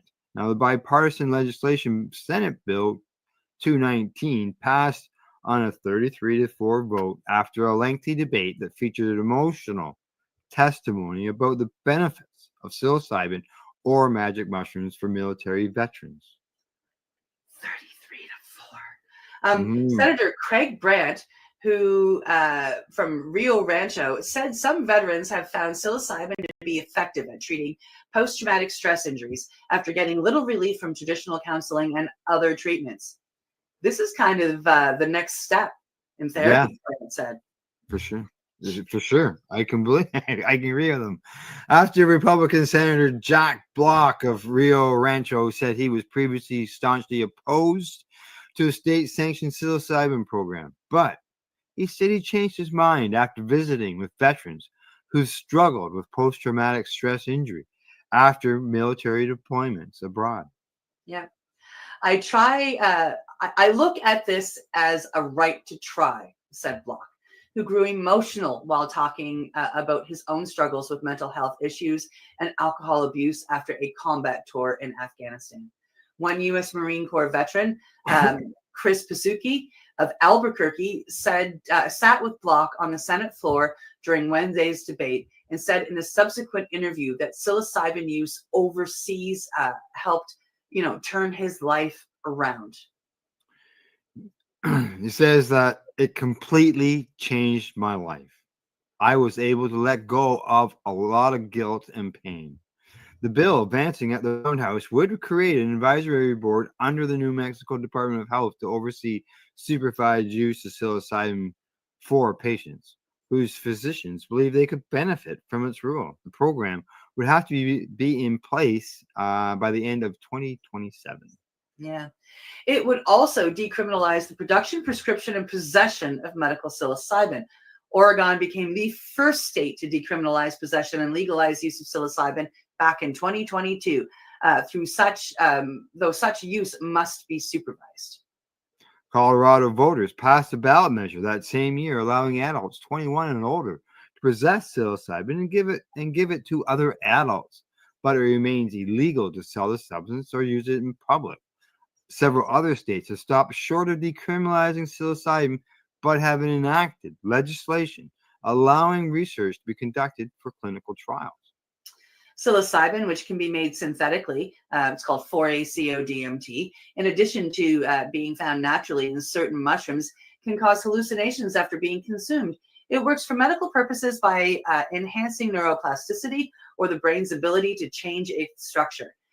It really is one of the true wonder medicines, just like penicillin, said Martin Hickey from Albuquerque, the only physician in the legislature and one of the bill's sponsors.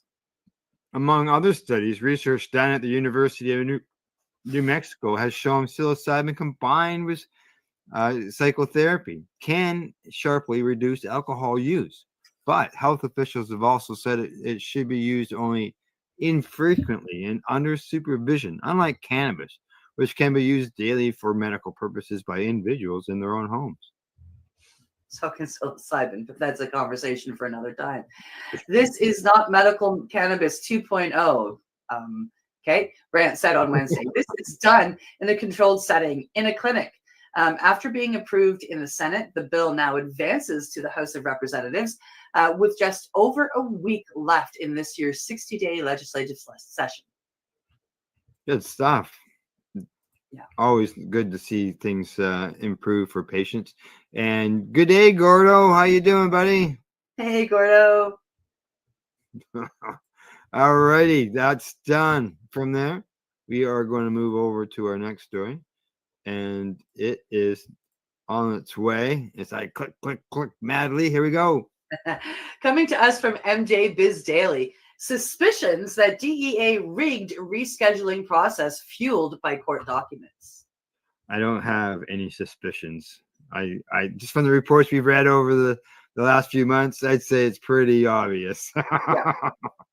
Here we go. Long-standing suspicions that the U.S. Drug Enforcement Administration is adamantly opposed to cannabis rescheduling and waited a public process to ensure it could reject moving the drug from Schedule 1 to Schedule 3 under federal law are confirmed by agency decisions made public during an ongoing lawsuit.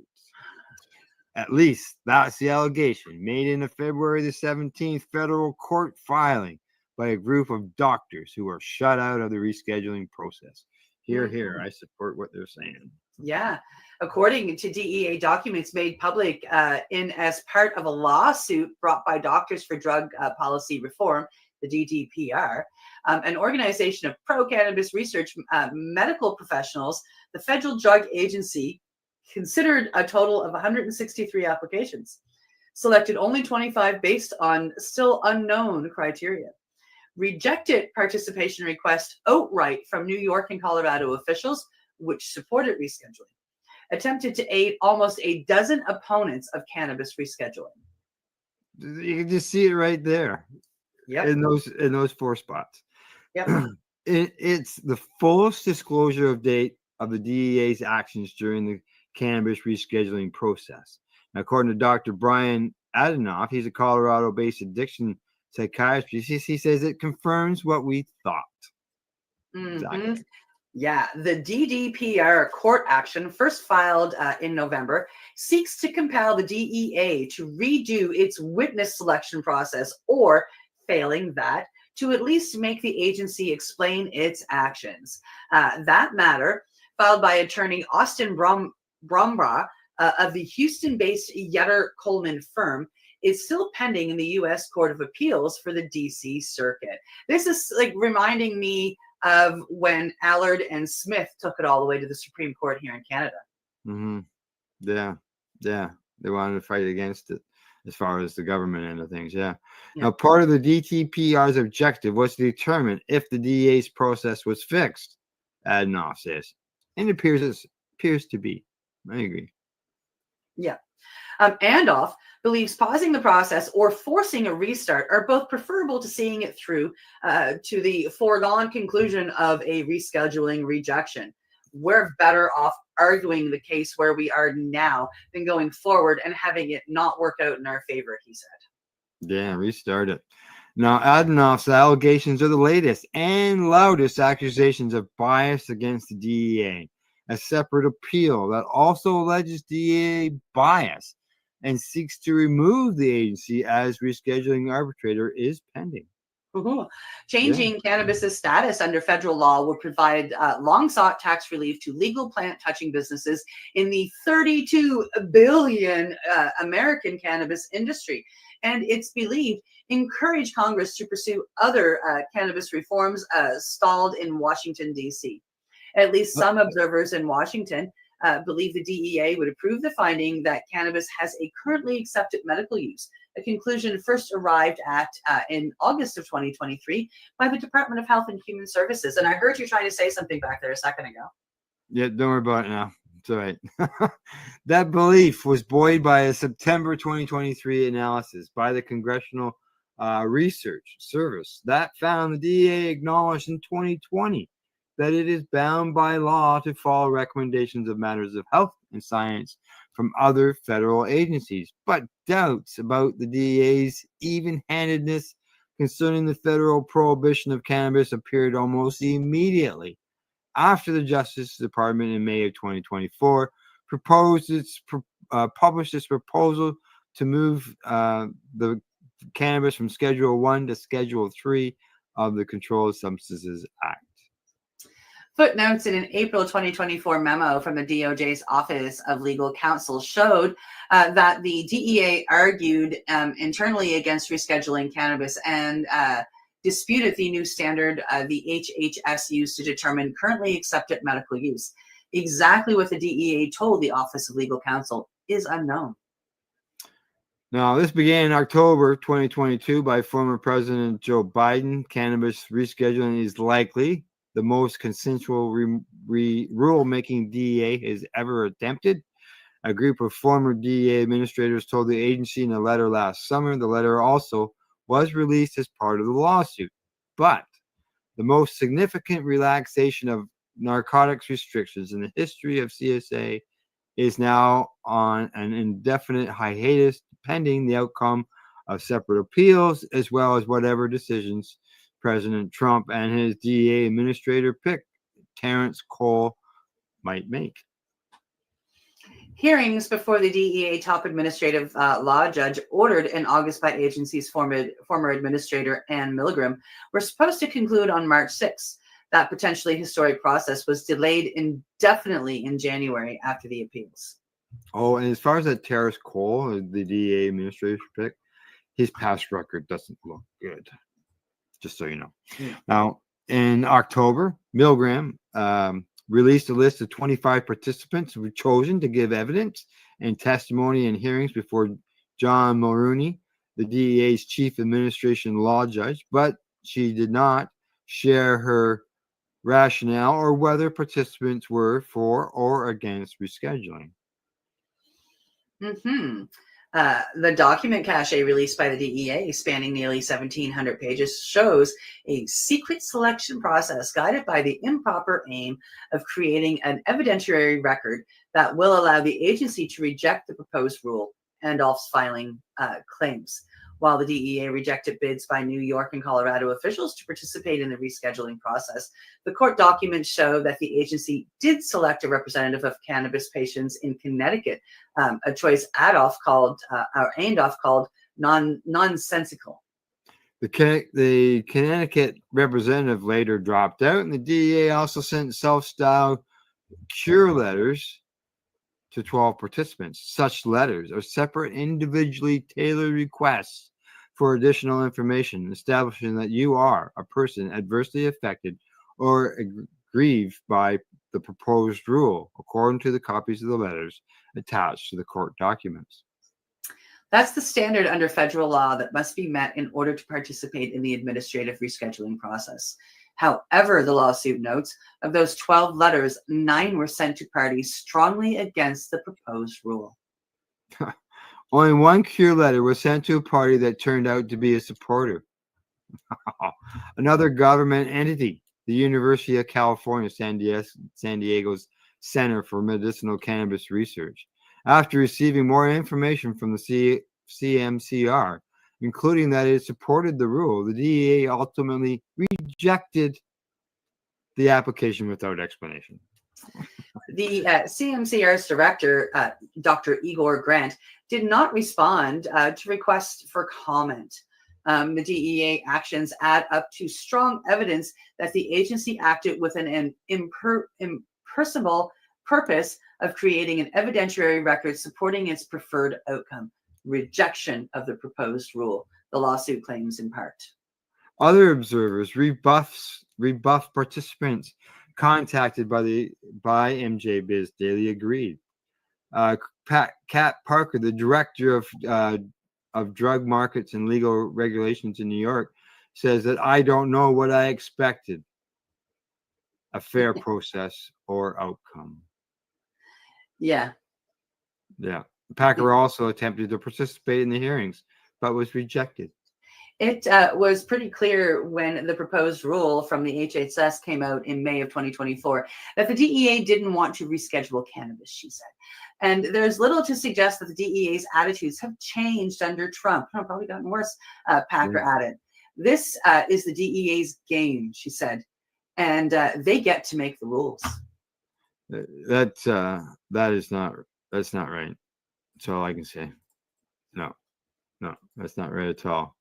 Just so you know, Gordo says it's all good, sun shining in Scotland. Hey, just so you know, Gordo, we got a story, I believe. Yes, we do have a story that's coming from Scotland. So hang on, buddy. We do. We're thinking of you. Yeah. It's just that first story is so long that we've gotten behind in here on the time. All right, last story before we go to break. Okay. And this one says, I'm bringing it up. It's coming to us from the dailymail.com. Health guru Deanne Matthews fed a Melbourne mom psychedelic magic mushrooms at a Clunes retreat. Minutes later, Rachel Dixon died. Now the healer has been given a shock sentence. Oh. Melbourne health guru has admitted trafficking magic mushrooms at a retreat where she supplied a psychedelic laced potion to a woman who later died. Ringwood Norm, mom Rachel Dixon, she was 53, had a reported heart attack after drinking a mushroom tonic at a healing ceremony at Clunes in Victoria's West last April. My screen is doing funky things, sadly. Oh, okay. Yeah, that's all these pop-ups. Yeah. Okay, I'll keep. Okay. On Wednesday, can you read any of it? No. Okay, now on Wednesday, Deanna Matthews, 54, pled guilty to supplying the illegal hallucinogen mushrooms but escaped without conviction and just a $3,000 fine. The court heard Matthews rented the regional Oasis venue, South Barn or Soul Barn, to host the weekend retreat where she gave several clients a dose of magic mushrooms, and after consuming them, Ms. Dixon suffered devastating health episode and later died. The exact cause of death was not revealed in court. That's what I was waiting for. What was the actual cause of death? Yeah. Victoria police probing Miss Dixon's death found evidence Matthews had trafficked psilocin, also called psilocybin, from the magic mushrooms. Now, the police seized evidence from the retreat, including bowls and spoons, which had traces of psilocin, according to what the fluorescent experts said. Police also discovered text messages between Matthews and Ms. Dixon, proving she sold magic mushrooms and interviewed several people who were at the retreat. Oh. Yeah, they said they paid $500 for the retreat, which included the cost of the medicine for the tea. Now, the court also heard the magic mushrooms were ground in mixing bowls, weighed, and served as tea. Guests were served up to 6 grams of mushrooms, which were consumed over a 2-day period. Witnesses said consuming magic mushrooms during the retreat is at your own undertaking. And all this consumption of the tea is entirely up to the individuals, and you are never pushed to try this, according to witnesses. They said that Dee is probably the best person to have sat with throughout the ceremony. Everyone that attends is aware of what the tea contains. Matthews also gave a statement to police, which she said people who attended the healing ceremonies are fully aware and consensual to the use of magic mushrooms. And it is the reason they attend, is what she says. There you go. Let's see what else they got here. But they said the investigators couldn't find any link between the mushrooms and Miss Dixon's death. So there's no link, right? The mushrooms didn't did this lady just happen to have a heart attack? Yeah. Just a natural heart attack? Let's see what else it says here. They said they performed CPR. They called emergency services, and it was Miss Matthew who was with Miss Dixon in the final moments. Mr. Ross also highlighted the police could find no evidence the magic mushrooms caused Ms. Dixon's death. If there was, we would not be in the magistrate's court. Now, there is a Canadian connection here. Oh. Matthews, a Canadian mother of 2 who moved to Australia in early 20s, received several references from friends, including medical professionals. So, yeah, there you go. She passed away, and who knows, maybe someday they'll figure out what happened to her. Yeah, that would be really nice. I wish I could. I wish it wasn't jumping so much, and I could actually have read the story. Yeah. No, I agree, Gordo. It wasn't the shrooms, but what was it? Right? Like very bad. Very sad that it happened, and the fact that it happened during a retreat, and yeah, it's Yeah, exactly. All right, Gordo. Just so you know, buddy, he says, I hope we're legalizing. You're just gonna have to wait, guy. You're just gonna have to wait. All righty, off we go. It is break time. We're running a little bit late, running behind, so we're gonna get moving. You're watching Psychedelics and Cannabis Educational News. We're live here at paceradio.net, 420pace.ca. You're listening to the Pace Radio Network here at paceradio.net. Legacy 420 have an awesome array of cannabis-infused beverages, from pop to Nature's Nectar's teas, all in amazing flavors. What a selection. We even have a delicious mango-infused juice, and let me tell you, it's delicious. Everything is infused in-house, so we buy our syrup from the same place where everybody else buys their syrup for their pop, and the infusion is done in the lab. It's all canned here, labeled here, produced 100% on Tyndonega. We have 2 lines of drinks. One's called our Nature's Nectar. That was our original line that we came out with. And then we also have a line under the Red E brand. We have them in 10 milligrams, 30 milligram, and 60 milligram cans. What a great selection for a get-together with friends or after a long day. Remember, if you want to wet your whistle with on-site lab-tested products, come see your trusted partner. Legacy 420 out on your road.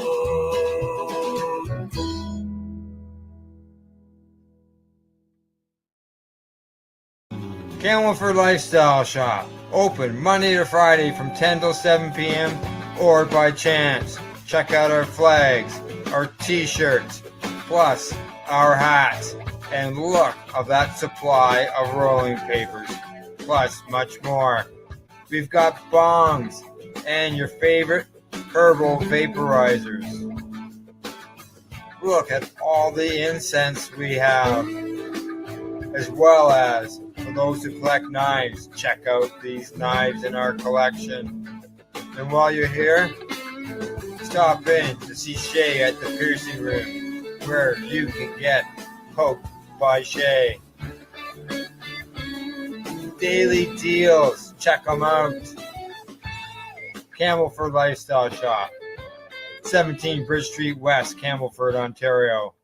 Limestone City Hydroponics is Kingston, Ontario's hydroponics shop. Take your growing to the next level and create the optimal environment with a tent kit, or maximize your yield with an ebb and flow flood table kit. Either way, Limestone City Hydroponics has more sizes and options to fit your needs. Are you looking for the power of the sun that adapts to your budget? Then look no further, as they have professional grow lighting. They have indoor grow systems that are easy and cost effective, with many options to fit your living space and lifestyle. Cultivate your growing potential. We have everything you need to succeed. And if you can't make it to the store, they offer local delivery to the greater Kingston area. Remember, when you're looking for experts to help you grow, then look no further than the locally owned Limestone City Hydroponics, 105 Sunderland Drive in Kingston, Ontario. Call them at 613-548-0420.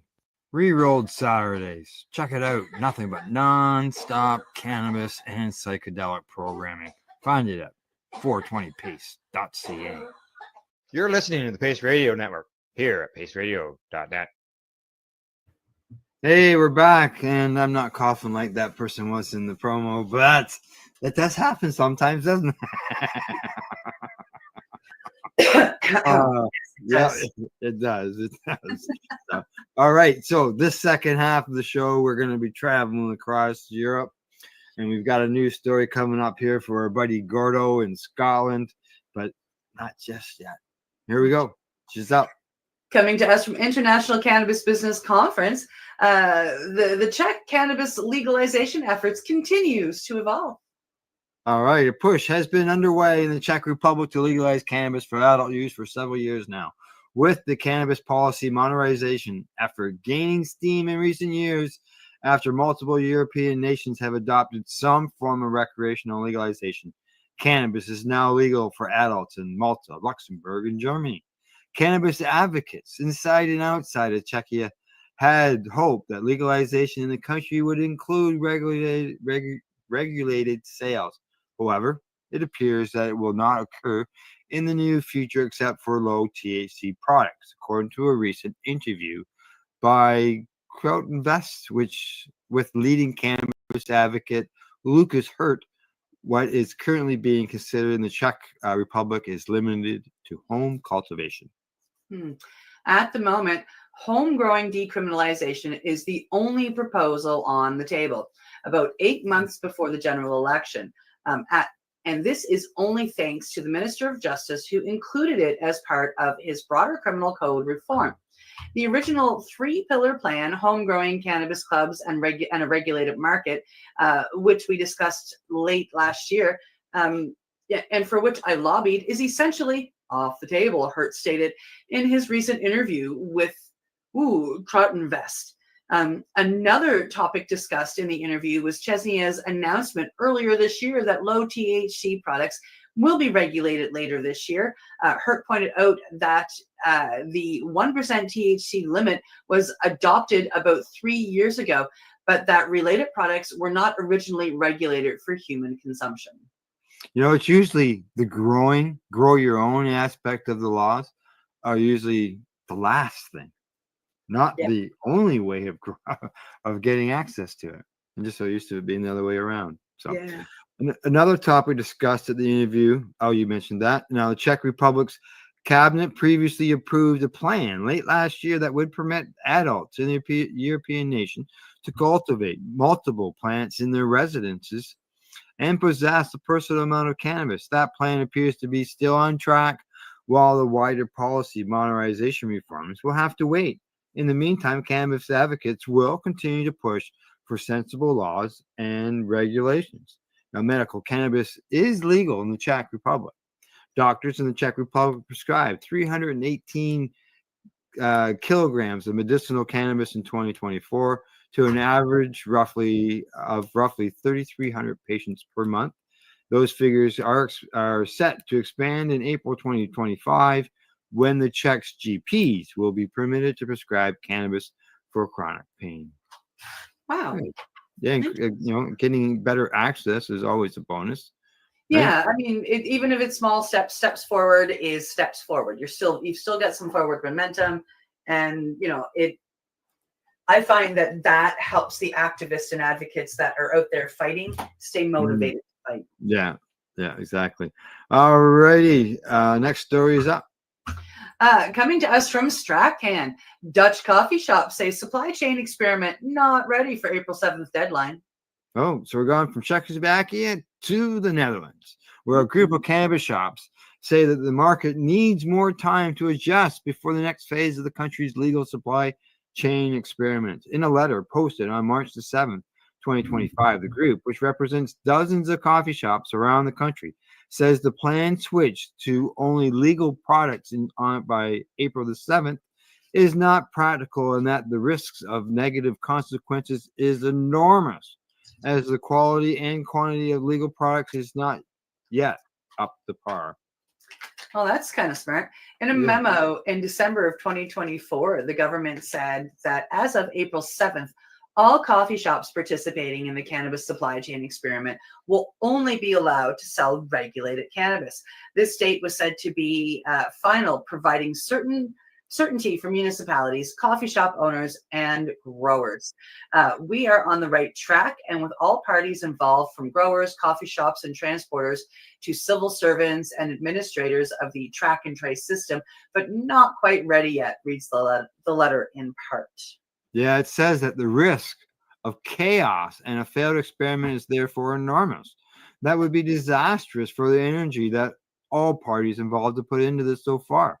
As coffee shops that fully cooperated with the experiment, we know that the quantity and quality and diversity of the legal products is still inconsistent or insufficient.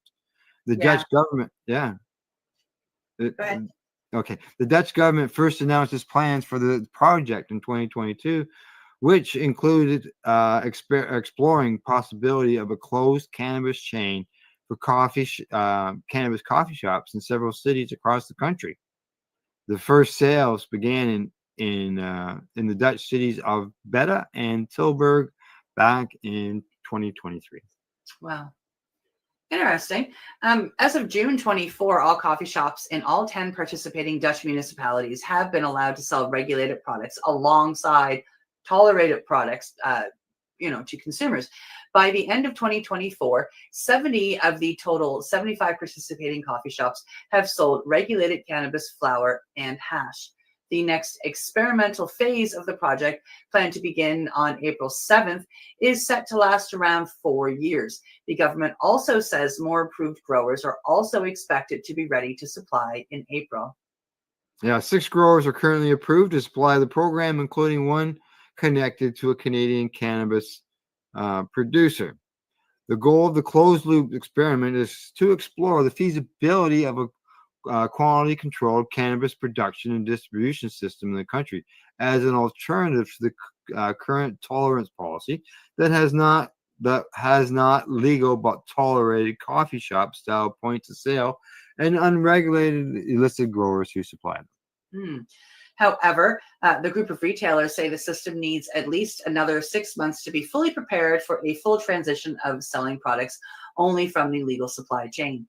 In our view, the letter continues, a complete switch to legal products can only take place if every individual coffee shop participating in the cannabis experiment has access to a sufficient number of different types of good quality. At the moment, this is not yet the case. We have tried to make this clear to the mayors involved and to the responsible ministries in all possible ways. I'm really confused here. They're holding back the legal stuff, but they're still selling they're holding back the legal stuff because it's not up to par, but they're still selling the illegal stuff. Yeah, like they're allowed to sell them alongside each other with the Yeah, exactly.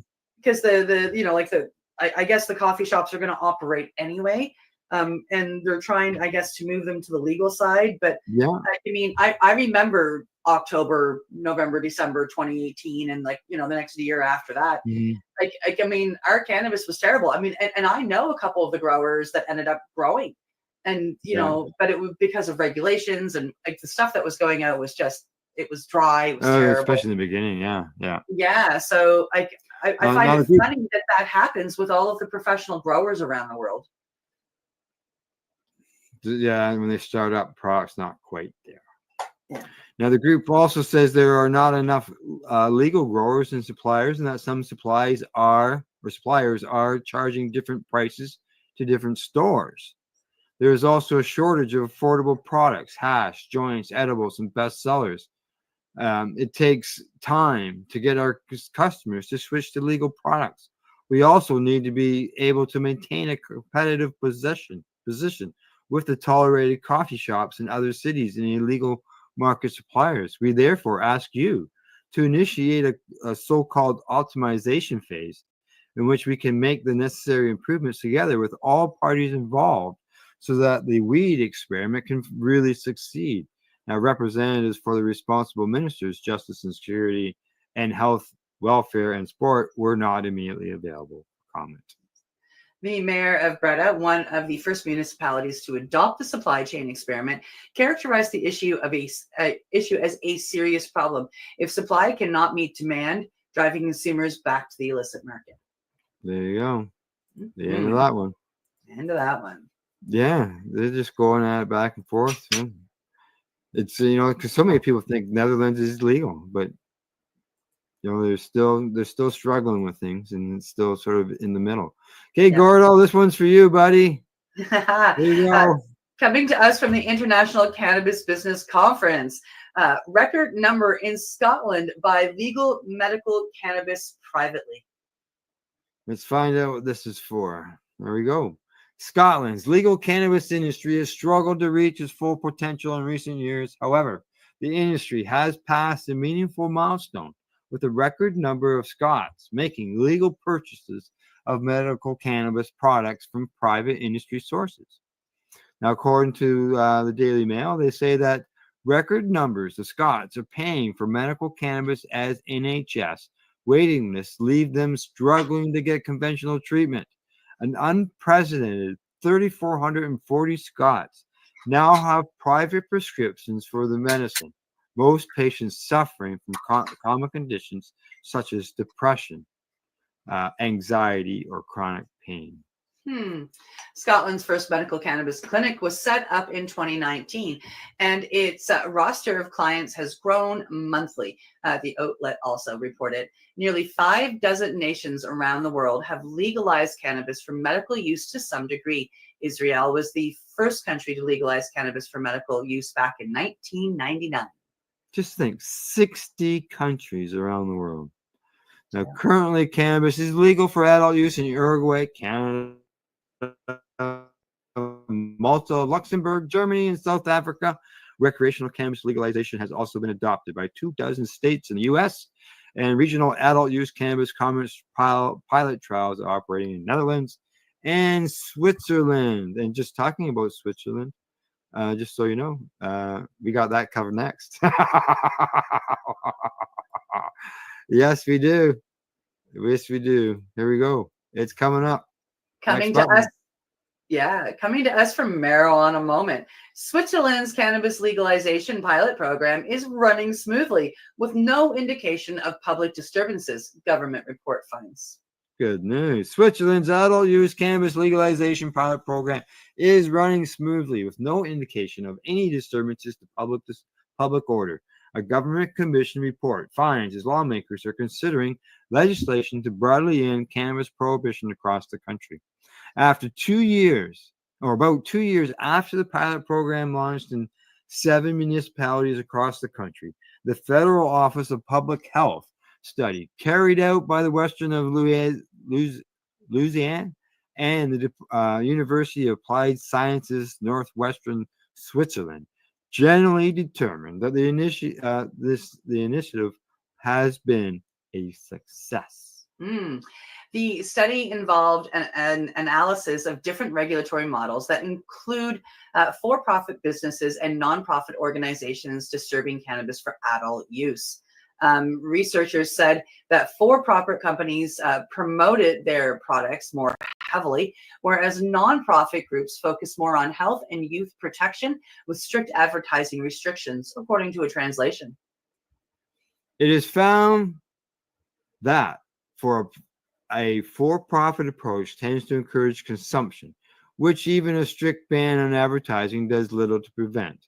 The analysis also concludes that the cities involved in the pilot projects have acquired a great deal of implementation knowledge, which should be taken into account in the context of the cannabis regulations according to the FOPH.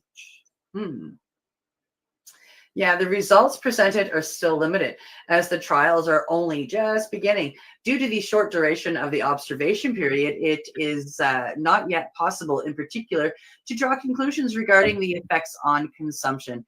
It said, adding that the second report is expected to be released by the end of the year.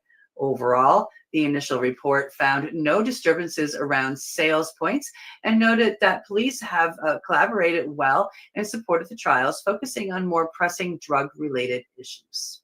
Cannabis consumers who were involved in the pilot program generally had previously established histories of using cannabis, it determined, and some destigmatization was observed, especially in pharmacies and social clubs.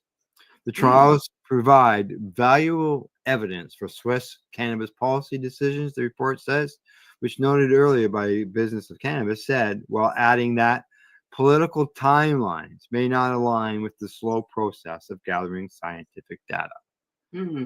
As far as policy discussions are concerned, a legislative committee in Switzerland recently gave preliminary approval to a plan that would broadly legalize and regulate adult access to cannabis in the country.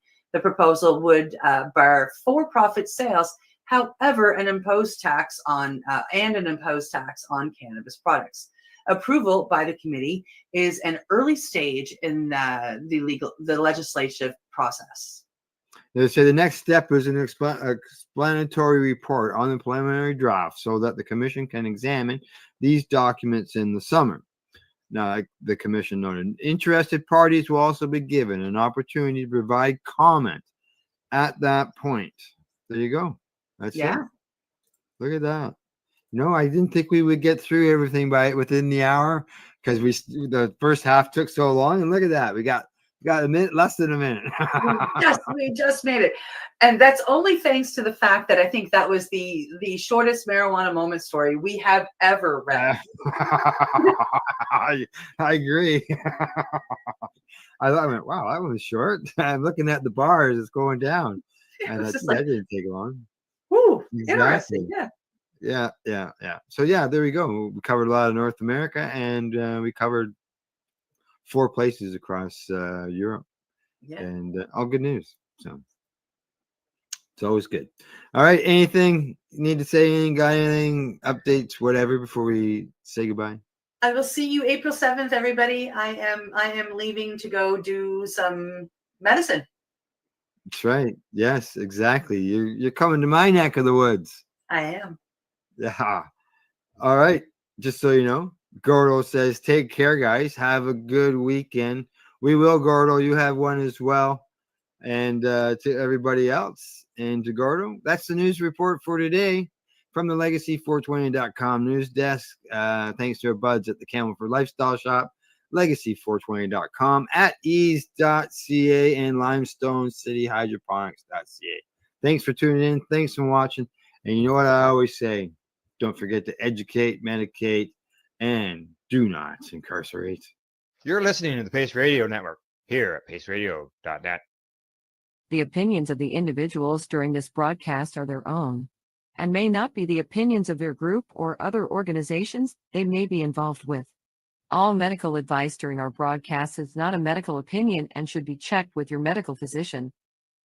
When you have a pain that's reached its peak, Legacy for 20, it's so unique. If organic cannabis is what you seek, here's your trusted partner 7 days a week. Suppository salves, vapes and drops, topicals, edibles, infused pop. Just when life seems like it ain't easy, at Legacy 420, enjoy a pop freezy. Lab tested products, make them the GOAT. Legacy 420 out on your road. Legacy 420 in Tyndonega, Mohawk territory. Indigenous organic cannabis at its finest. Enjoy the buzz of legalization with Campbellford Lifestyle Shop. From lights to plant nutrients, books, consumption accessories, and more, we've got all your basics to grow or consume cannabis. Visit our info center or take a look at our piercing services and body jewelry, now available in-store through Campbellford Lifestyle Shop, 17 Bridge Street West, Campbellford. Limestone City Hydroponics is Kingston, Ontario's hydroponics shop. Take your growing to the next level and create the optimal environment with a tent kit, or maximize your yield with an ebb and flow flood table kit. Either way, Limestone City Hydroponics has more sizes and options to fit your needs. Are you looking for the power of the sun that adapts to your budget? Then look no further, as they have professional grow lighting. They have indoor grow systems that are easy and cost effective, with many options to fit your living space and lifestyle. Cultivate your growing potential. We have everything you need to succeed. And if you can't make it to the store, they offer local delivery to the greater Kingston area. Remember, when you're looking for experts to help you grow, then look no further than the locally owned Limestone City Hydroponics, 105 Sunderland Drive in Kingston, Ontario. Call them at 613-548-0420. We are people advocating cannabis education here at paceradio.net. You're watching the 420 Pace Reroll Saturday.